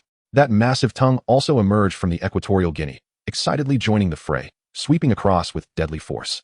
However, it had barely shown off its might for a few seconds before being struck hard by an hero-level aberration beast bursting forth from the magma veil, letting out a mournful cry as it quickly retreated. Ming's gaze sharpened as he brandished his newly acquired battle blade, leaping down from the deck. Just in time. His figure darted like lightning towards the hero-level aberration beasts that had breached the fire line. The ancient hero's battle blade carved dark arcs through the air, effortlessly rending apart not only the hardened shells, but also the robust flesh of the beasts. Within mere breaths, he dispatched the once mighty hero-level aberration beasts one by one. Simultaneously, Xiao Chun and several girls hastily crossed the gaps between the bastions, rushing into the belly of the immortal bastion to frantically replenish the energy for the furnace. Through their combined efforts, the orange-yellow energy shield finally expanded once more, returning to its original defensive range. Fatty, Hellfire Cannon, single-shot mode. Fire at the sky. Ming's voice resonated through the channel. Alright, the hefty man quickly switched modes, aiming the cannon skyward. The magma patterns on the Hellfire Cannon glowed brighter than ever before, all the energy converging at a single point. Boom. No longer was it a spray of magma. Instead, it was a highly condensed magma shell wrapped in destructive energy. Whistling towards the sky, the shell accurately struck the cocoon room, erupting with a thunderous explosion. The terrifying heat instantly ignited the webbing in that area, creating a massive void. The flames did not extinguish. Rather, like maggots gnawing at bone, they began to spread across the cocoon room. On the immortal bastion, after amplifying the hefty man's cannon, Luo Mengqi immediately knocked an arrow, this time conjuring a crimson flame arrow. Buzz! The arrow pierced the air, exploding in the sky as if dousing the burning area with another barrel of oil. The flames spread even more rapidly, fueled by the magical elements contained within the arrow. For a moment, it seemed as though the sky itself had ignited. Effective. Keep going.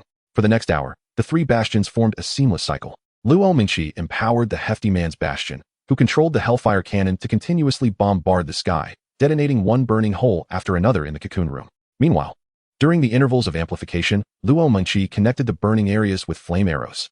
Ming, wielding the battle blade, stood guard outside the shield, slashing down any hero-level aberration beasts that dared to approach. After a full hour of relentless gunfire, the vast silken net of the sky has been left riddled with countless holes.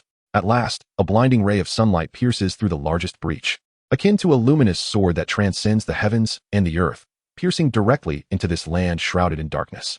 The endless grotesque beasts on the ground, upon encountering the sunlight, let out anguished and defiant howls as if facing their nemesis. They comprehend that this grand hunt has reached its conclusion. The tide of beasts begins to slowly recede. A similar scene unfolds across the battlefield scattered throughout the wasteland, under the combined assault of all survivors. The enormous cocoon in the sky can no longer withstand the pressure and begins to collapse extensively. Countless burning strands of silk and the corpses of worms rain down, Some fortresses are unable to evade and are crushed outright, while more survivors cheerfully commence the grim task of clearing away the repulsive remnants. The chat channel is filled with the elation of having survived. Yet, when the final tally of survivors is revealed, a heavy shadow descends upon every heart. After the tide of beasts, fewer than 10,000 pioneers remain on the Wasteland. Chapter 113, Crossing the Wasteland. The sunlight pierces through the clouds, dispelling the darkness and bloodshed that lingered throughout the night. The joy of survival does not last long. When the survivors behold the final count presented by the system, their hearts sink. Fewer than 10,000. This tide of beasts has eliminated 2/3 of the pioneers in the Wasteland. Following a brief cheer in the chat channel, an enduring silence falls. Each survivor mourns for the avatars that have been extinguished forever, yet they also feel a flicker of gratitude for witnessing the dawn of another day. In the slum district, a total of over 32,000 raw stones, 3 extraordinary grade mutation cores, and 1 heroic grade core have been expended.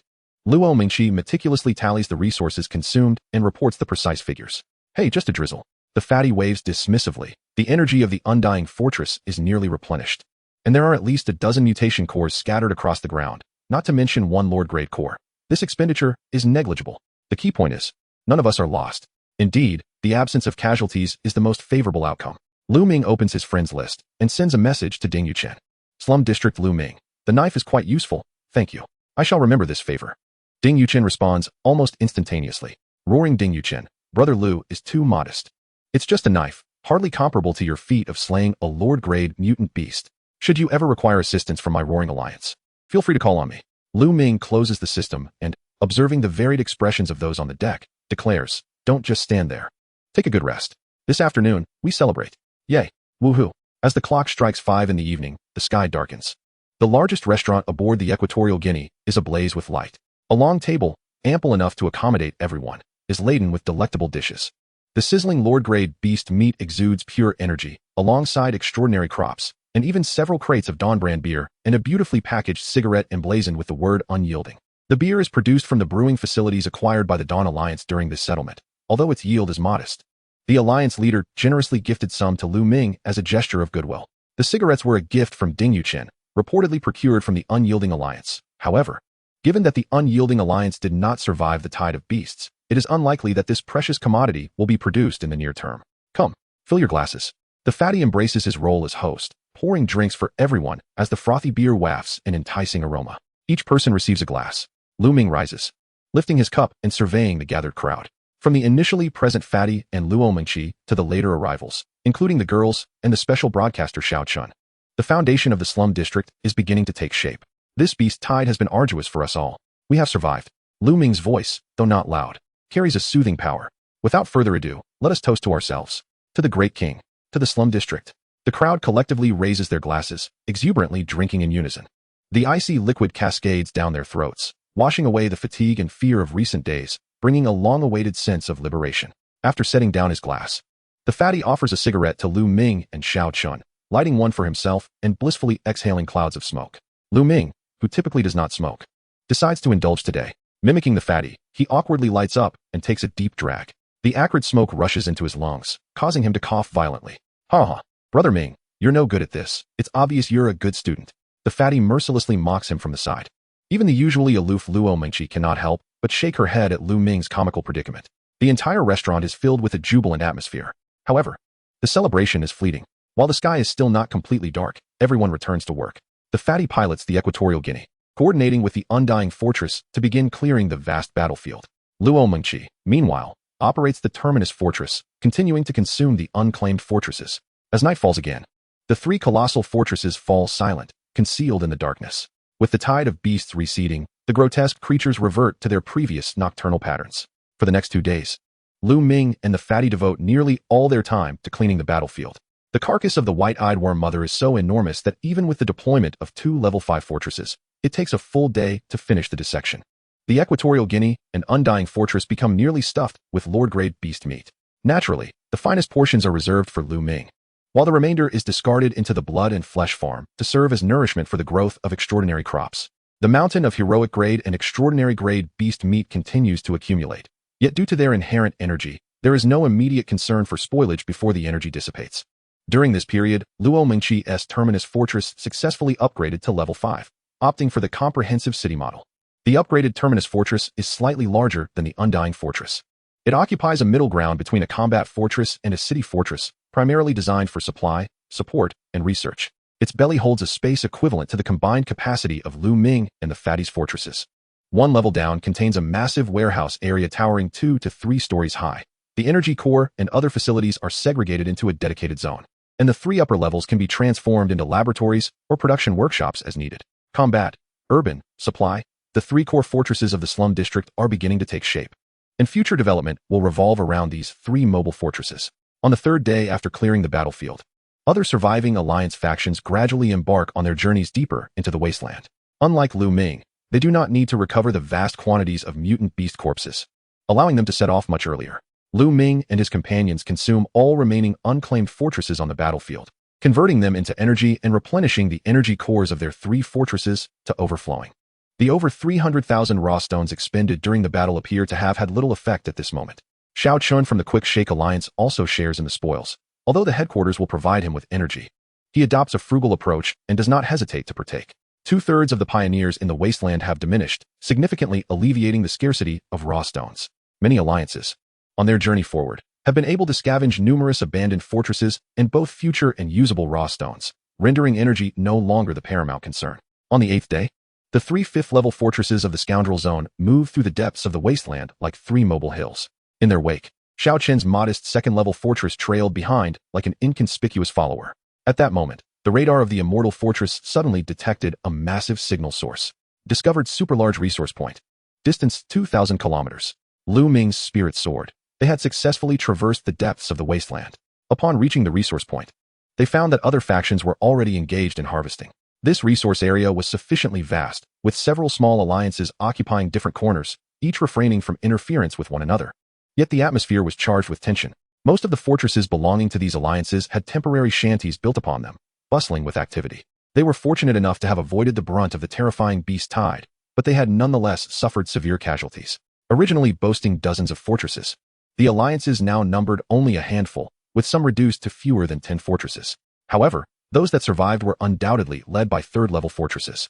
The 3rd-level fortresses of several alliances remained vigilant at the periphery of their respective territories, with all cannons trained on potential foes, poised for immediate action.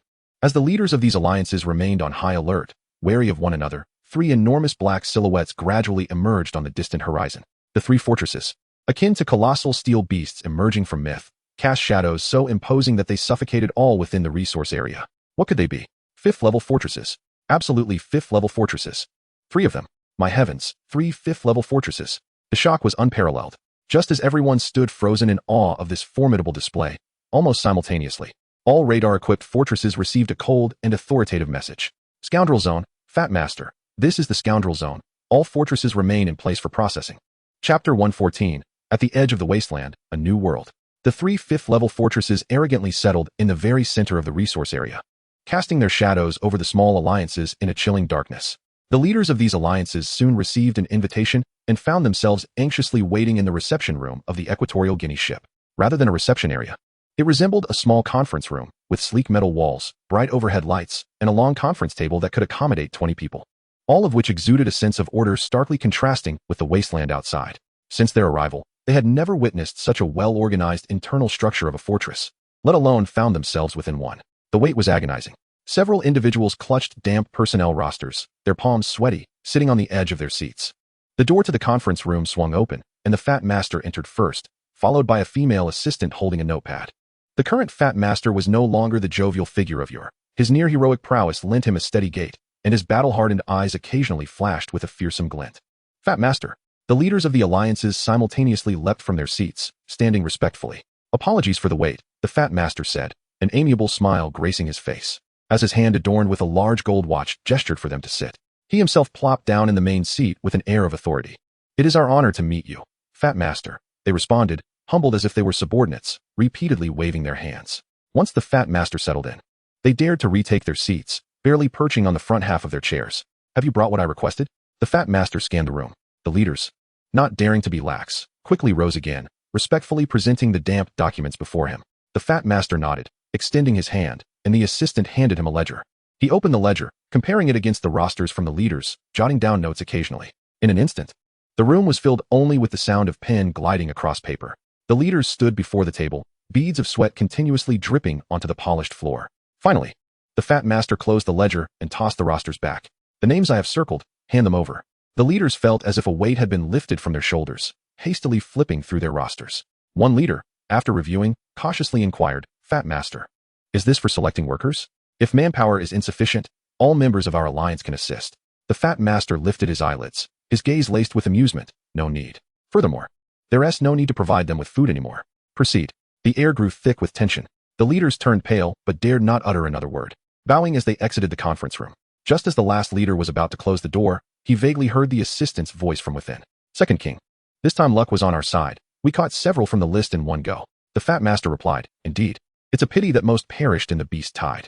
The leader's heart sank, and he hesitated for a moment before closing the door. He understood that it was not his ruthless nature to blame, but rather those individuals for not keeping their mouths in check. Soon, 3 survivors who had just weathered the beast tide and were still dreaming of a bright future within their fortresses were led aboard the Equatorial Guinea ship amidst the complex gazes of their companions. In their desperate pleas and confessions, they paid the ultimate price for their previous insults directed at the scoundrel in the chat channels. The scoundrel zone did not expel these small alliances, yet they instinctively relocated their harvesting operations to the outskirts. 3 days later, the 3 fortresses laden with raw stones departed. Another 3 days passed, and Lu Ming and his group finally reached the very edge of the wasteland. Before them stood a towering light barrier, stretching endlessly into the clouds. Lu Ming instructed the Fat Master to fire a test shot. The energy beam penetrated the light barrier effortlessly, vanishing on the other side. However, when the tracks of the immortal fortress touched the light barrier, a system prompt emerged. Area restricted. At least half of the surviving pioneers must arrive to lift the restriction. Great, we still have to wait for others, the Fat Master scoffed. They set up camp right there, with around 10 individuals now in the fortress, rendering the situation less dreary. In the days that followed, various alliances gradually arrived at the edge. Upon seeing the 3 fifth-level fortresses, which loomed like monstrous beasts, stationed there. Regardless of their size, all alliances silently chose to steer clear, establishing their camps in other areas. They all knew that this was the stronghold of the Scoundrel Zone. Half a month later, the Roaring Alliance, having learned of Lu Ming's location, brought along the headquarters of the Quake Alliance and sought out Lu Ming. Ding Yuqing, Jifeng, and Lu Ming found themselves gathered together for a rare moment, sharing peanuts and beer while recounting their experiences in the Wasteland and speculating about what lay beyond the light barrier. Ultimately, the Roaring Alliance and the Quake Alliance stationed themselves on either flank of the Scoundrel Zone. At long last, as another group of survivors arrived, a new notification emerged on everyone's system panels. The number of arrivals has surpassed half. Area restrictions lifted. Pioneers, venture forth into a broader world. Lu Ming rose to his feet, commanding his team members in the channel to follow suit. After exchanging greetings with Ding Yuqin and Jifeng, he boldly took the lead, piloting the immortal fortress as he surged through the shimmering light screen. It felt as though he had traversed a layer of rippling water. The verdant grasslands, infused with the fragrance of fresh grass and caressed by a gentle breeze, basked in warm sunlight. This place was a stark contrast to the desolate wasteland, 2 worlds apart. Lu Ming delegated the driving responsibilities to his female assistant and positioned himself at the forefront of the immortal fortress. The surrounding space flickered incessantly as familiar fortresses materialized out of thin air. Ding Yuqin, Jifeng, and other pioneers who had fought their way out of the wasteland gradually arrived, exchanging nods of acknowledgement across the distance. At that moment, directly ahead, several new light screens tore through the fabric of space. A mobile castle, supported by 8 grotesque mechanical legs towering over 10 meters, stepped forth from the light screen. Each thud against the ground resonated with a thunderous sound, sending dirt flying. At the pinnacle of this colossal mechanical fortress stood a stern-faced man, gazing at Lu Ming from afar. Behind this giant fortress trailed hundreds, if not thousands, of smaller fortresses of a similar design, advancing in an imposing procession. Clink, clink, the clear sound of wind chimes rang out, prompting Lu Ming to turn his attention to another direction. An ancient-style mobile fortress emerged from the light screen. Instead of treads, it was propelled by a dozen massive wheels, carrying an entire ancient architectural ensemble from Huaxia. Beneath the flying eaves, rows of wind chimes jingled melodiously. Wooden signs advertising delicacies such as Shaxian snacks, Huangmen chicken, an ancient deer ice city hung from the walls, evoking both laughter and exasperation. At the very top of the fortress stood a woman clad in hanfu, radiating grace and beauty, her gaze locked onto Lu Ming, who stood atop the immortal fortress. They exchanged a momentary glance before both nodded in mutual goodwill. Soon, Gothic-style spire fortresses, resembling colossal ships navigating the land, along with countless other uniquely styled mobile fortresses, poured forth from the light screens in all directions, converging upon the vast expanse of grassland. Lu Ming stood at the forefront of the fortress, flanked by the stout man and Luo Mengqi behind him. In his eyes burned a fierce flame of determination, a spirit of battle. They were all pioneers who had descended from Blue Star to this realm, intent on spreading the civilization of Blue Star to every corner of this world.